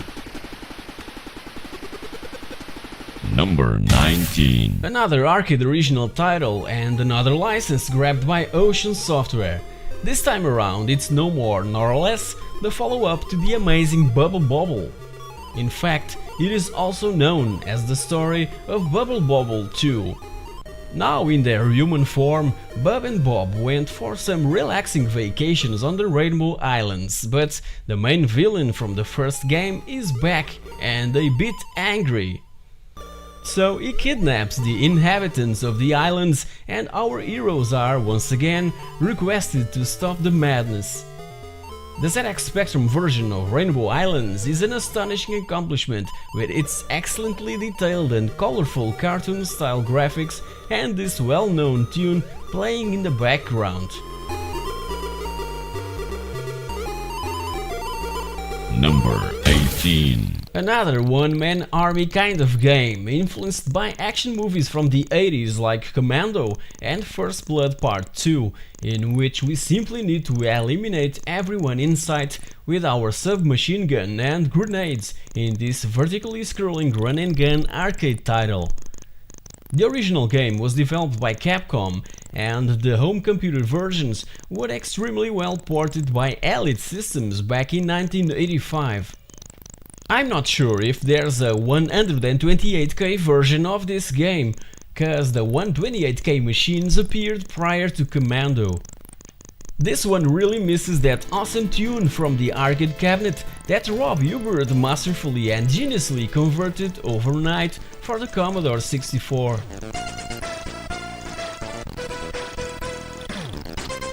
Number 17. One of the most entertaining Spanish games I've ever played, and apparently was inspired by this 1980 arcade game entitled Rally X, which I never had a chance to try, cause at that time I was just 5 years old and didn't know what an arcade cabinet was all about, and these type of things were quite uncommon back then. So in 1988, Toposoft developed this arcade driving and puzzle game in where we control a buggy trying to collect 6 pieces in the form of question marks, unveiling an image of this vehicle on the bottom left of the screen.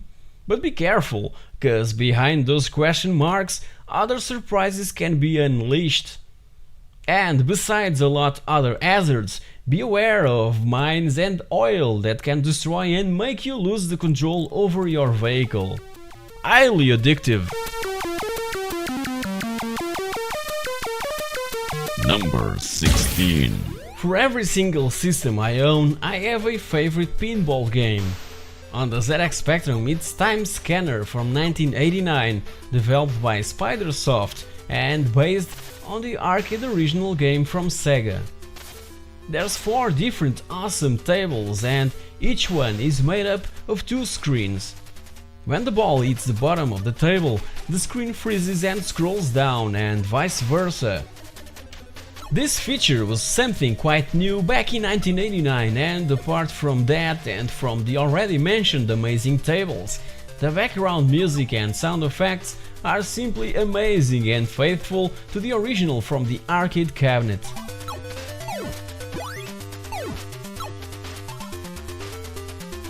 Number 15. Another great movie adaptation from the guys at Ocean Software, and it's a 128K version only. This meant great graphics, sound and awesome music, right? Not really. I mean, the intro music is one of my favorites, but I can't understand why they didn't create some tunes for each of the only 2 missions available. Only 2 tunes, guys! The most probable reason that I can think of is that they've concluded the game even before the premiere of the movie and they just wanted the game to be in stores at the same time. Even so, the game is highly playable and addictive, and this type of sneaky and kind of early stealth type of games really attracted me. If you've watched the movie, you'll be familiarized with the missions that are loaded separately, and you can play whichever you want without finishing the other. So the first one is a mix of strategy, combat and platform game, and the second is a narc type of thing, if you remember that highly controversial one from the arcades. Number 14. Zona Zero, or in English Zero Zone, is a highly addictive Tron and Snake type of game that got me hooked for too much time.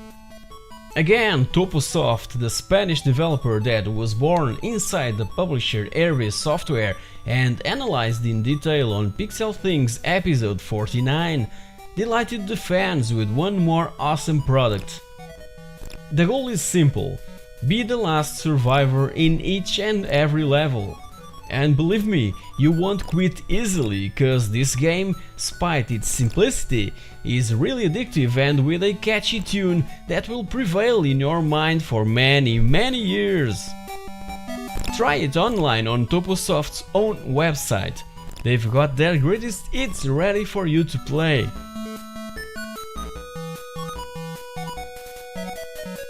Number 13. How awesome is this distortion guitar tune? Yeah, it's awesome, but kind of repetitive. Just forget about it and let's focus on the game itself.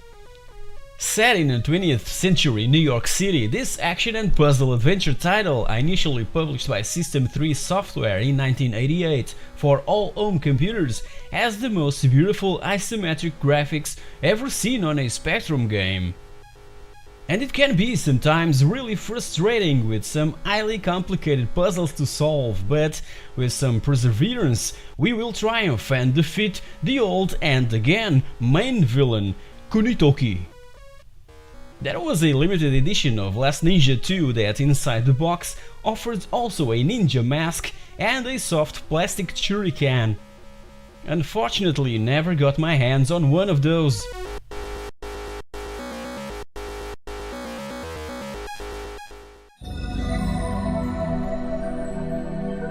Ocean Software presents RoboCop, part man, part machine, all computer game. You've seen the Smash movie, played the all-action coin-op, now experience the thrills on your home computer.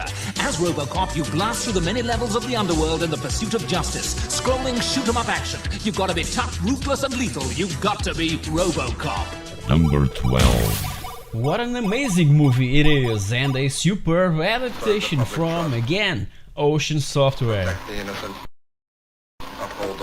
They made a ton of money with this game, and the fee that they had to pay for the license was insignificant.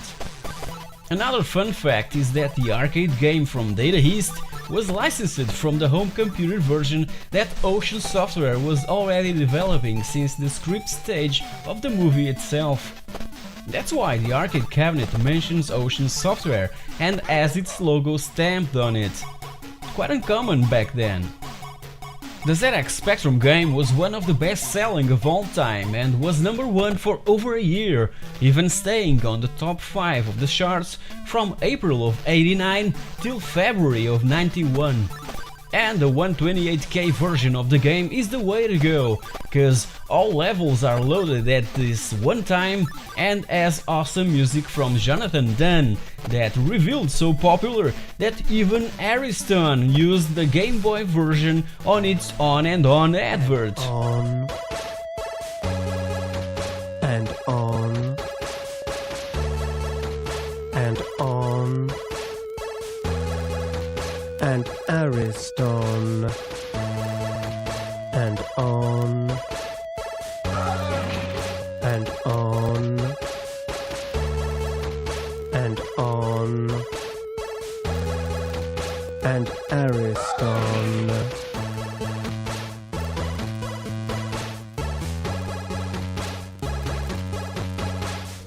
Number 11. Another superb adventure game that we cannot expect what will happen after our next step. We'll probably die. The game is filled with devious puzzles and nasty booby traps, and that's what makes this game so special. Already reviewed on my channel, I advise you to check it out for the complete story around the development of this amazing 89 platform adventure game from a company that would later create also the Tomb Raider franchise.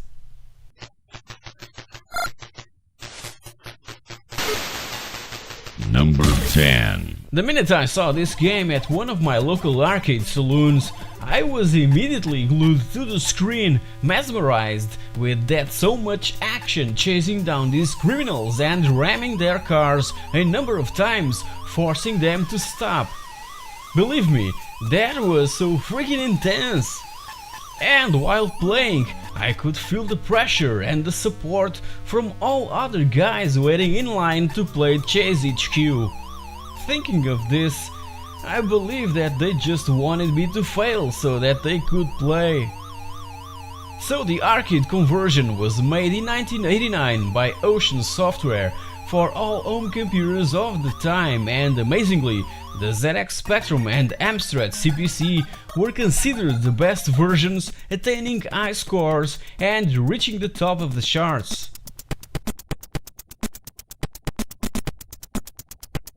Number 9. The ability to shoot on every direction possible was one of the greatest features of Midnight Resistance. At the arcades, this game was seen as another shoot 'em up among a lot others that were around. However, along with its amazing soundtrack that is my favorite on the Mega Drive Genesis, this Data-East original arcade title from 1989 was masterfully ported to the ZX Spectrum, attaining high scores and being praised for its high-detailed sprites and backgrounds. Despite its weak plot, the 9 levels of the game are packed with non-stop action, where you just want to rest till you've managed to kill all the bad guys. And as the game progresses, more and more enemies will run at you, trying to stop your goal of rescuing your kidnapped family.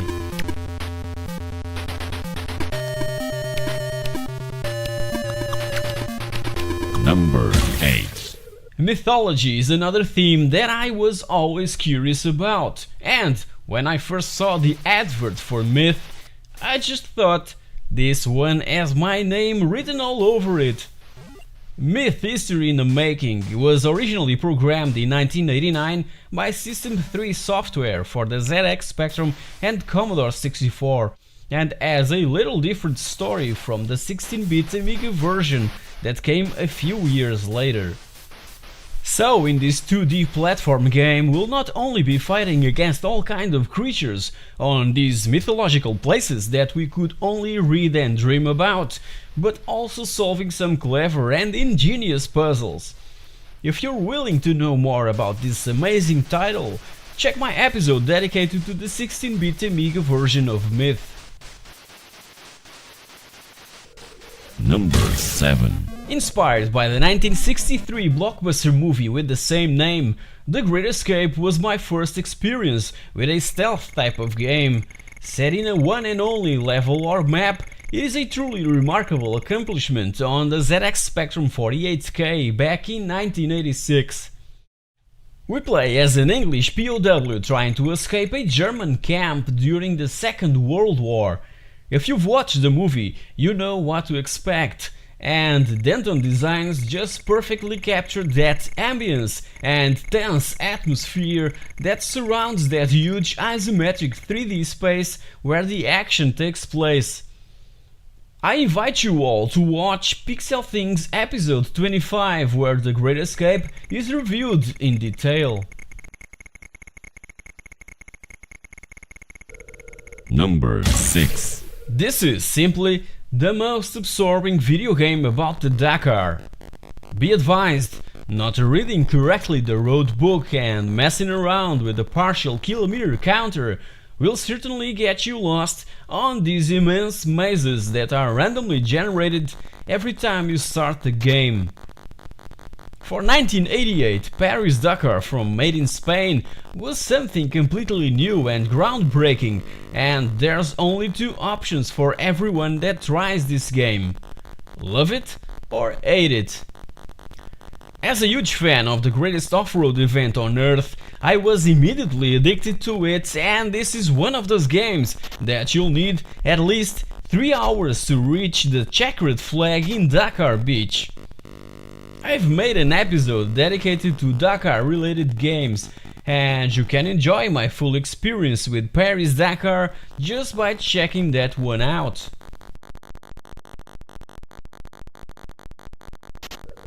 Number 5. Continuing on the racing genre, Enduro Racer was a very successful port published by Activision in 1987 from Sega's arcade original cabinet from a year before. The cabinet had these handlebars that, when pulled towards the player, the bike performed a wheelie.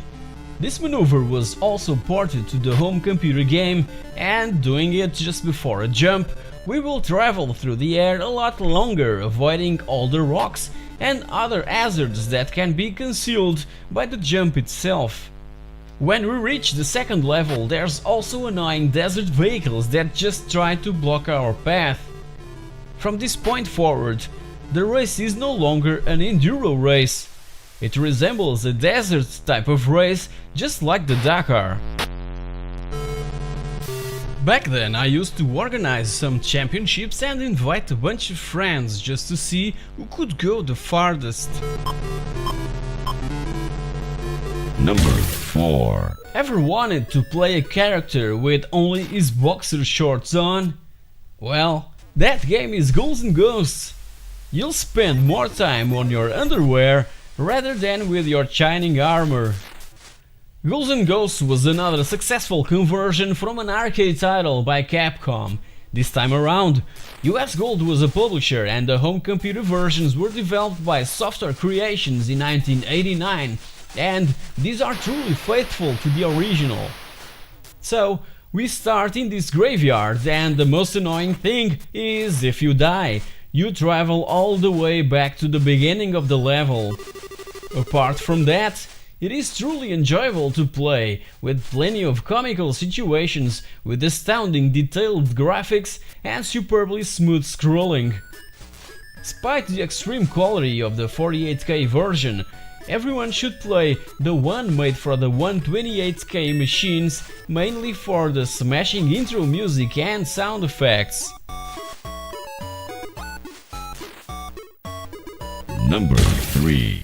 Irem Corporation produced in 1987 this side-scrolling shoot-'em-up arcade game, whilst the Aliens movie from 1986 and directed by James Cameron was still fresh in everyone's minds. Let's compare the artwork of the arcade cabinet to the alien creature created by Hans Rudolf Giga. Aren't they similar? The game was an instant success on the arcades, and a year later on all home computers. It is also known as being one of the most difficult games ever made. It needs a high level of strategy to be victorious against the Baido Empire. The weapon system implemented into R-Type was something completely new when the game was released, and that detachable pod is your best friend against the enemy and where all the strategy against them resides. An amazing port by Electric Dream Software of a game with the most iconic alien bosses ever created for a video game.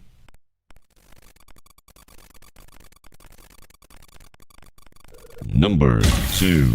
Once upon a time, there was this guy, Mervyn Escort, who decided to play around with his 16K ZX Spectrum, designing a simple computer game where we chased motorcycles night and day through these forests, avoiding trees. Simple, right?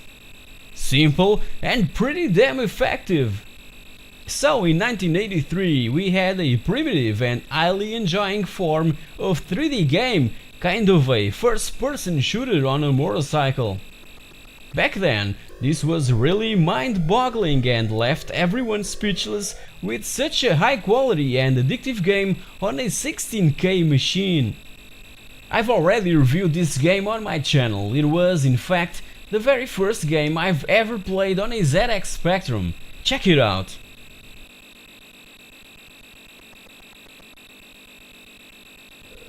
Number 1. You've already noticed that besides video games, I'm also a huge movie fan, mostly from the 80s and 90s, and the first Batman film from Tim Burton is my favorite based on this DC Comics character. The game follows closely the events from the movie, and again, Ocean Software did an amazing job bringing the Caped Crusader to all home computers in late 80s. There's platforming action with diagonal batarang throwing, driving, puzzling and even flying. A complete package of awesome graphics, sound and, on the 128K version, superb music throughout the whole game. A nice touch was that when we finished the game, the score counter won't reset to 0. So I kept on playing it over and over till I reached the maximum score points possible. The game is that amazing, I just can't get enough of it. It's definitely my number 1. Batman the movie on the ZX Spectrum was one of my first reviews for the pixelthing's YouTube channel, and of course, you're free to check that one out.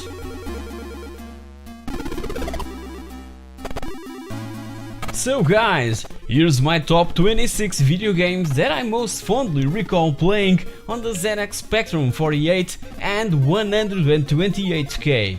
Believe me, it was really hard to come up with such a list. Those were amazing years, the thrills of chasing the greatest hits of the arcades, the scarce information of latest releases. It was the dawn of a brand new world, and I was right there, enjoying every bit of it. Leave your comments below with your own lists of favorite games on this amazing system that revolutionized the way we look and interact with computers.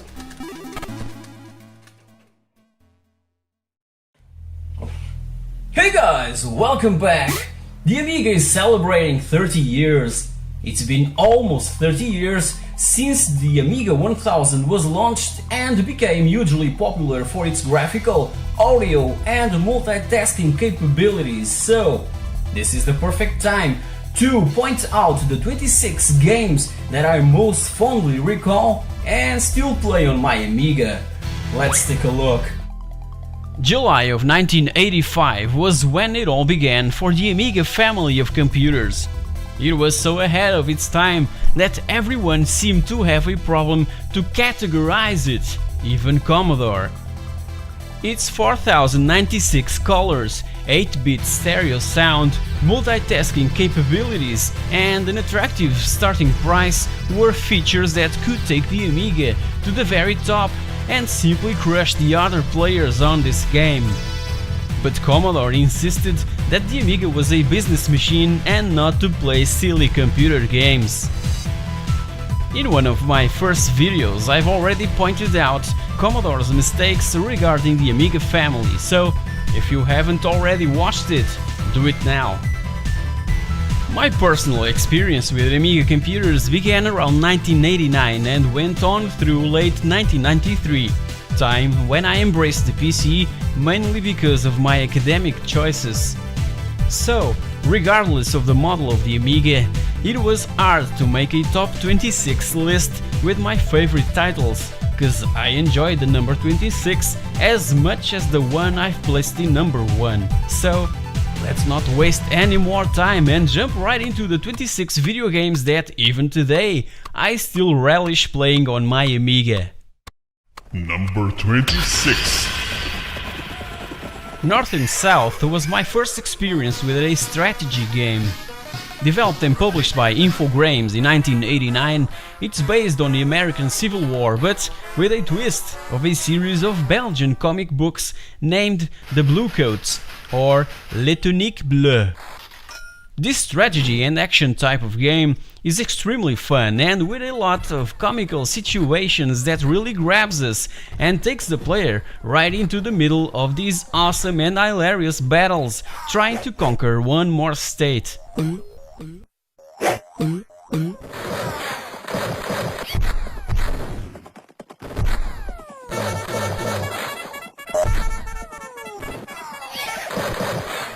Number 25. Extreme caution when playing Pipe Mania. It's so addictive that you'll certainly find yourself playing it for many hours. It was originally developed by the assembly line for the Amiga and later ported by Lucasfilm Games to all other home systems, who changed its name to Pipe Dream without any plausible reason. So, in this game we just have to connect those pipe pieces that pop up randomly on the left side of the screen and assure that the nasty yellow goo passes through a number of pipe pieces for us to advance to the next level. It's that simple. The music kind of reminds me of the 1978 arcade original Space Invaders, cause it speeds up as the liquid flows towards the end of the pipeline, putting a bit of pressure onto the player. Brilliant stuff.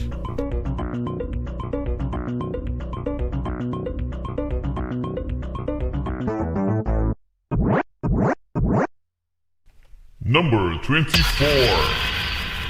Geoff Crammond is a legend in sim racing video games development, and Stunt Car Racer was the first game to offer me a realistic driving experience with its impressive physics engine. In this game, we're invited to perform some crazy stunts on a bunch of roller coaster-like elevated courses and be rewarded for doing so. It was originally released by MicroStyle in 1989, and in its cover we can read the sentence "Games for Adults." What, back then, made this 14-year-old kid feel like he was a grown-up just for being able to finish every single course present on the game.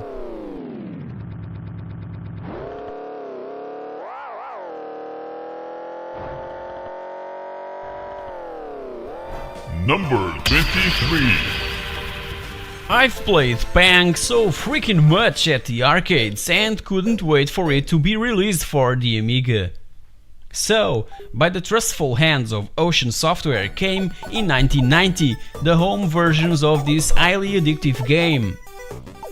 Also known as Buster Brothers or Pumping World, this two-player action game takes us through 50 levels at 17 idyllic locations with some amazing graphics, sound and music that just invites the player to keep on going, busting more and more balloons and save those threatened cities and their important landmarks.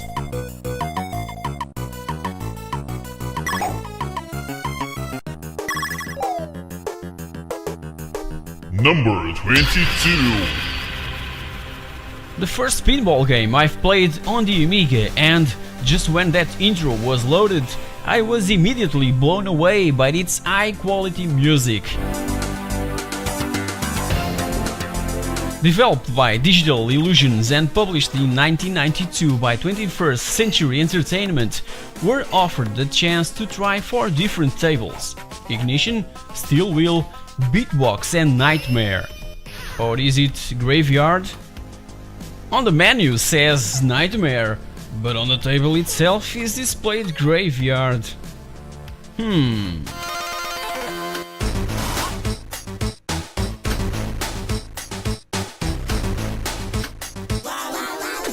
Number 21.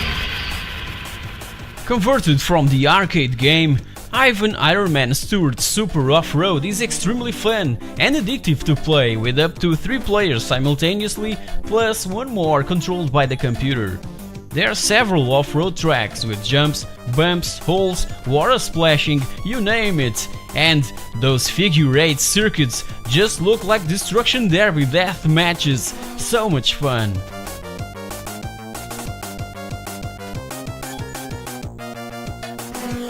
Number 20. Simply one of my favorite soccer games ever. Sensible Soccer brings some awesome memories of long sessions with friends during school summer vacations. Developed by Sensible Software and released in 1992, it still has legions of fans all around the world.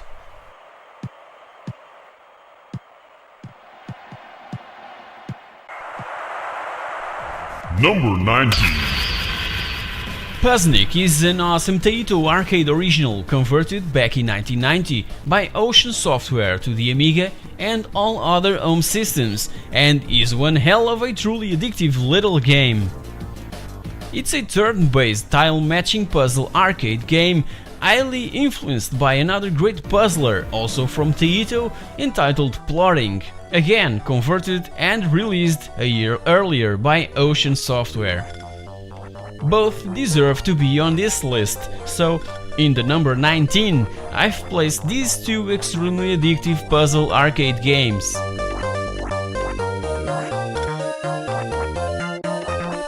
Number 18. This Callisto platform and puzzle game was so damned enjoyable and addictive that when I moved to IBM PCs I just had to get also the DOS version. Published by Mindscape for the Amiga in 1993, we control 4 colored furry creatures, each with their own special abilities across 8 main locations, like the desert, forest, mountain, etc., each with 10 levels and also bonus levels. The main goal is to kill the Wicked One. Simple, huh? Never finished it, the game is simply enormous, and I like that.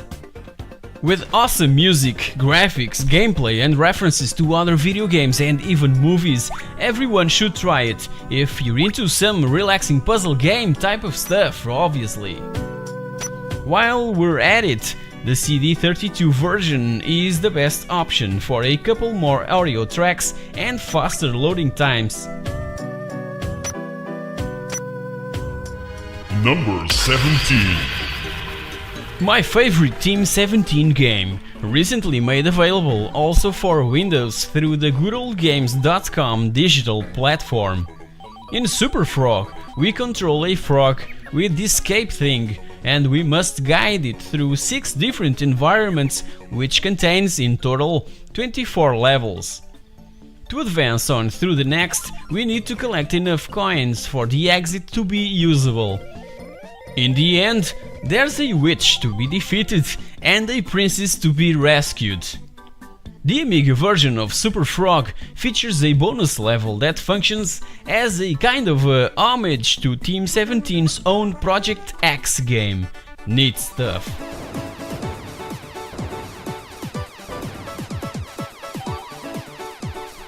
Number 16. I'm almost certain that the members of Red Lynx, the company behind the Trials franchise, played Super Scramble Simulator a lot when they were just youngsters. It's an extreme and, most of the times, slow-paced bike trial kind of game in where we must navigate through these treacherous terrains filled with all kinds of obstacles. And we get this awesome feeling of accomplishment for every successfully concluded level. Developed by Magnetic Fields and published by Gremlin Graphics in 1989, it became my second favorite motorcycle game just after Enduro Racer, firstly on the arcades in 1986 and later on the ZX Spectrum in 1988.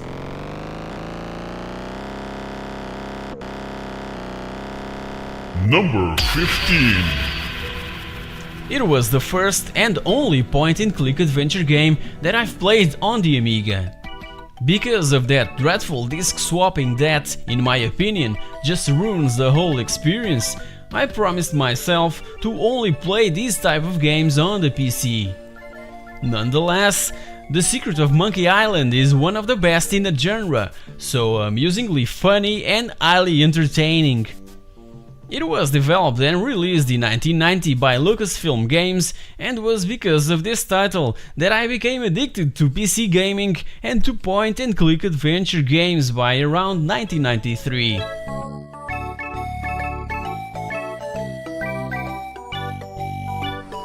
Number 14. Exclusive to the Amiga, Lionheart is a platform and hack-and-slash type of game developed and released in 1993 by Thalion Software. The game features amazing music and graphics, with a superb parallax scrolling effect, and has a pretty nice touch regarding the difficulty level chosen by the player in the beginning of the game, meaning that if you choose the harder setting, not only you have to defeat tougher opponents, but also a different environment is generated, granting an also different gaming experience. Awesome thinking!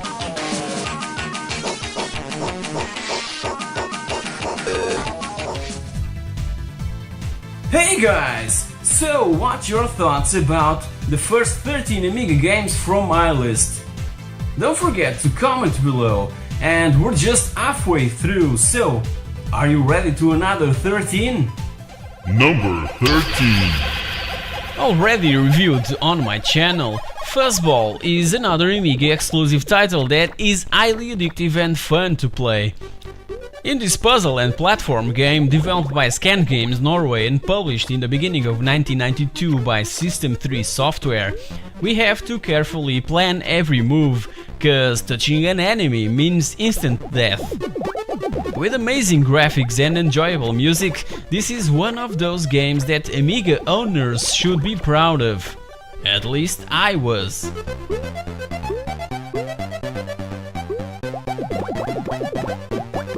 Number 12. An obvious R-Type clone, but it's one of the best shoot-em-ups ever released for the Amiga. It was developed by Manfred Trans, also responsible for the Turrican series and an obscure Japanese Super Famicom release entitled Rendering Ranger R2, recently made available for Western players by the name of Targa, and recently reviewed also on my channel. Katakis was originally released in 1987 for the Commodore 64 and, a year later, converted to the Amiga.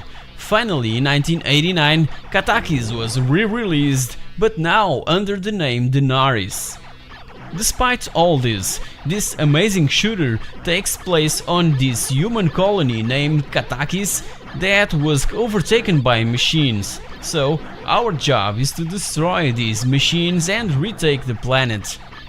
Where it differs from R-Type is on the two-player mode, where the second player controls that circular orb, creating a strategic type of approach to this awesome game.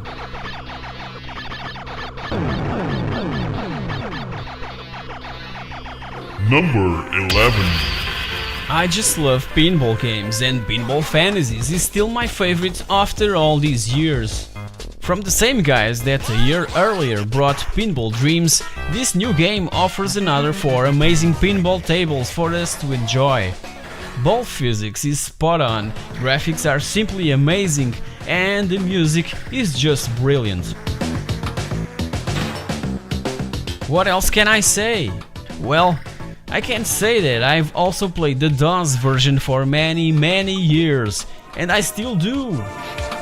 An amazing game and a must-have to all pinball fans. Number 10. Another game that I've already reviewed on my channel, from the creative mind of Simon Phipps, the designer behind the also amazing Rick Dangerous franchise. Published by Core Design in 1992, Wolfchild is a fast and amazing multi-directional platformer with some outstanding graphics and smooth scrolling. The musical score from musician Martin Iveson is also of extreme quality and fits perfectly into this frenetic shoot-em-up platform action game.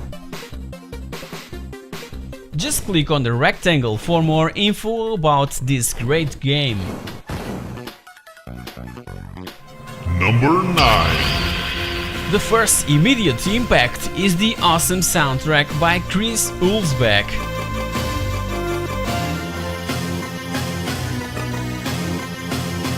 Developed by Keiko and published in 1992 by Playbyte, Apedia is another masterpiece exclusive to the Amiga and one of the best shoot-em-ups ever, with amazingly colored, high-quality graphics. We control Ikuru, who transforms himself into a bee to go and rescue his wife that has been poisoned by this evil black magic lord. Besides the Japanese manga-style obvious visuals present in the game, it was totally developed in Europe and by a European team, with Chris Hulsbeck himself along with a couple of friends. Also interesting was that many people saw the game as a sequel, cause the 2 was on its cover, but apparently that was just for laughs.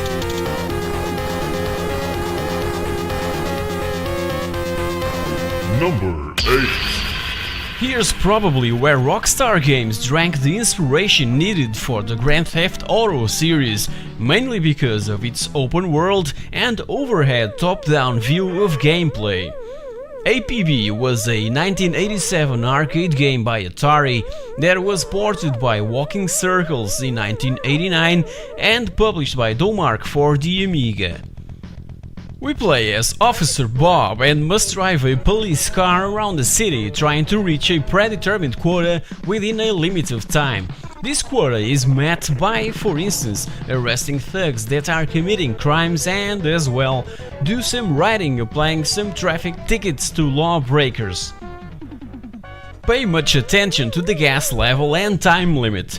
For the first, just pull up on a gas station and, as for the second, just collect some donuts and you're good to go. The arcade cabinet was complete with a siren button and lights on top that would flash when Officer Bob was on pursuit of a criminal. Completing a level successfully, you're congratulated by the chief. Otherwise, you're fired.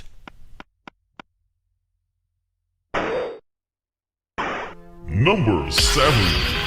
I also have the Kicks re-release of the point-and-click graphic adventure, but, again, I prefer to play this type of games on the PC.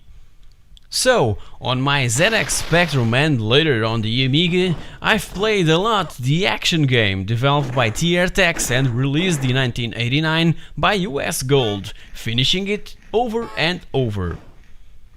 Based on my favorite Indiana Jones movie, the action game of The Last Crusade is a basic platformer that received really poor reviews. And I agree, cause there are a lot of other way better platform games miles away from this one. But as a huge fan of The Man in the Hat, I somehow got right away overwhelmed by it. Its difficulty, the puzzles, the exploration and the simple crack of Indy's whip with the Raiders March in the background. Suddenly, I'm transported to that adventurous setting. What a feeling. Sadly, no modern game can do just that. Number 6. The idea of doing absolutely anything and go anywhere was just mind-boggling back in those days, and David Braben's Frontier Elite 2 was just that, a space trader and combat simulator that really showed what the Amiga was capable of. Published in 1993 by GameTech, Elite 2 features awesome and extremely well modeled galaxies that completely obey the laws of physics. So in this game, we explore space, trading legal or illegal stuff, taking people from one planet to another, do some military missions, etc, etc. And it's a game where there is no ending sequence or a final boss to take down. As amazing as it may sound, the game came in only one disc. The entire galaxy and beyond in just one floppy disk. This was possible because it was written in assembly language and the game's universe was procedurally generated by the game's own engine. An outstanding piece of programming history. Number 5.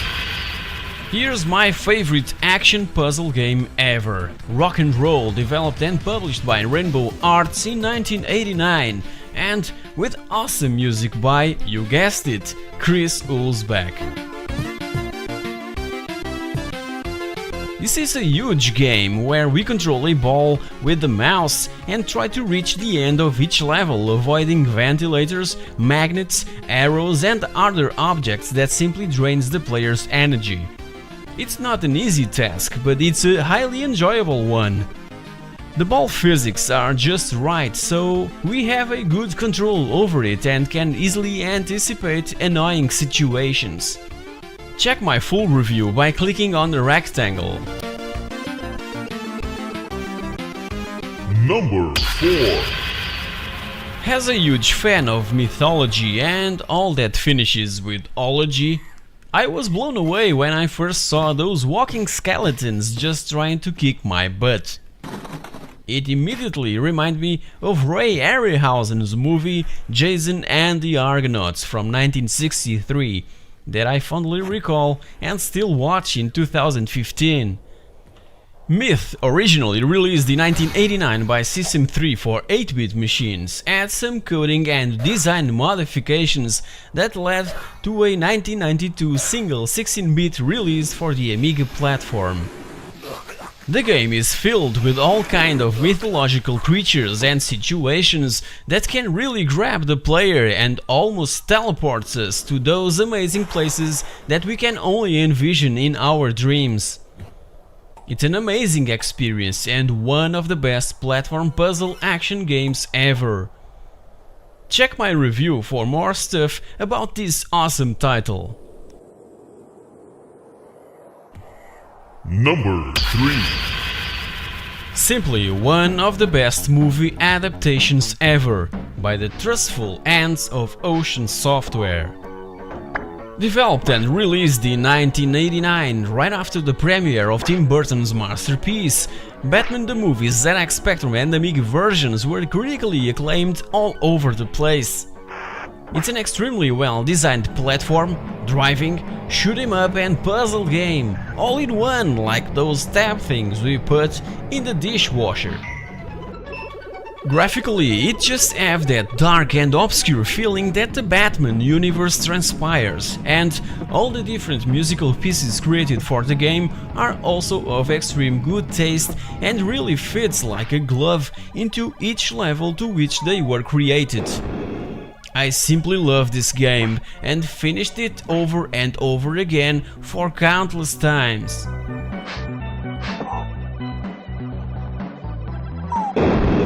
Number 2. With the most amazing soundtrack ever created for an Amiga game by Chris Hulsbeck and superbly designed by Manfred Trans, Turrican 2 The Final Fight is, for me at least, the best Amiga platform run-and-gun video game. Developed by Factor 5 and released by Rainbow Arts in 1992, were invited to travel to the galaxy Cobra 2 in the year 3035, fighting for peace as were the last survivor of a recent conflict. There's plenty of references to the original 1986 NES Metroid game and the 1987 arcade title Psychonix Oscar that, altogether and very well mixed up, offers this intense, beautiful and complexly detailed title that will certainly be mentioned in all future video game history books. Or not.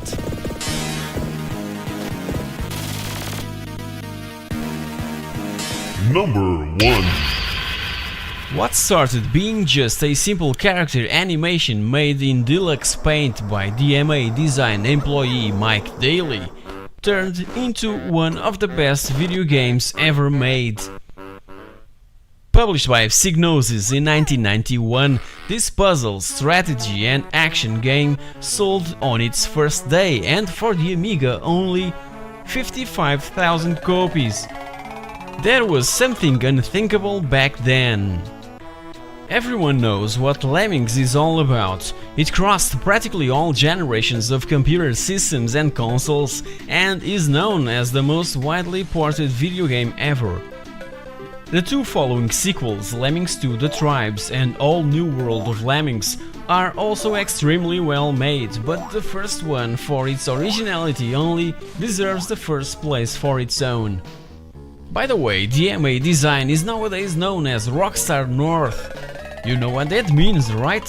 It means that the minds behind the Lemmings franchise are also responsible for the continuous best-selling titles of the Grand Theft Auto franchise and the award winner Red Dead Redemption game from 2010.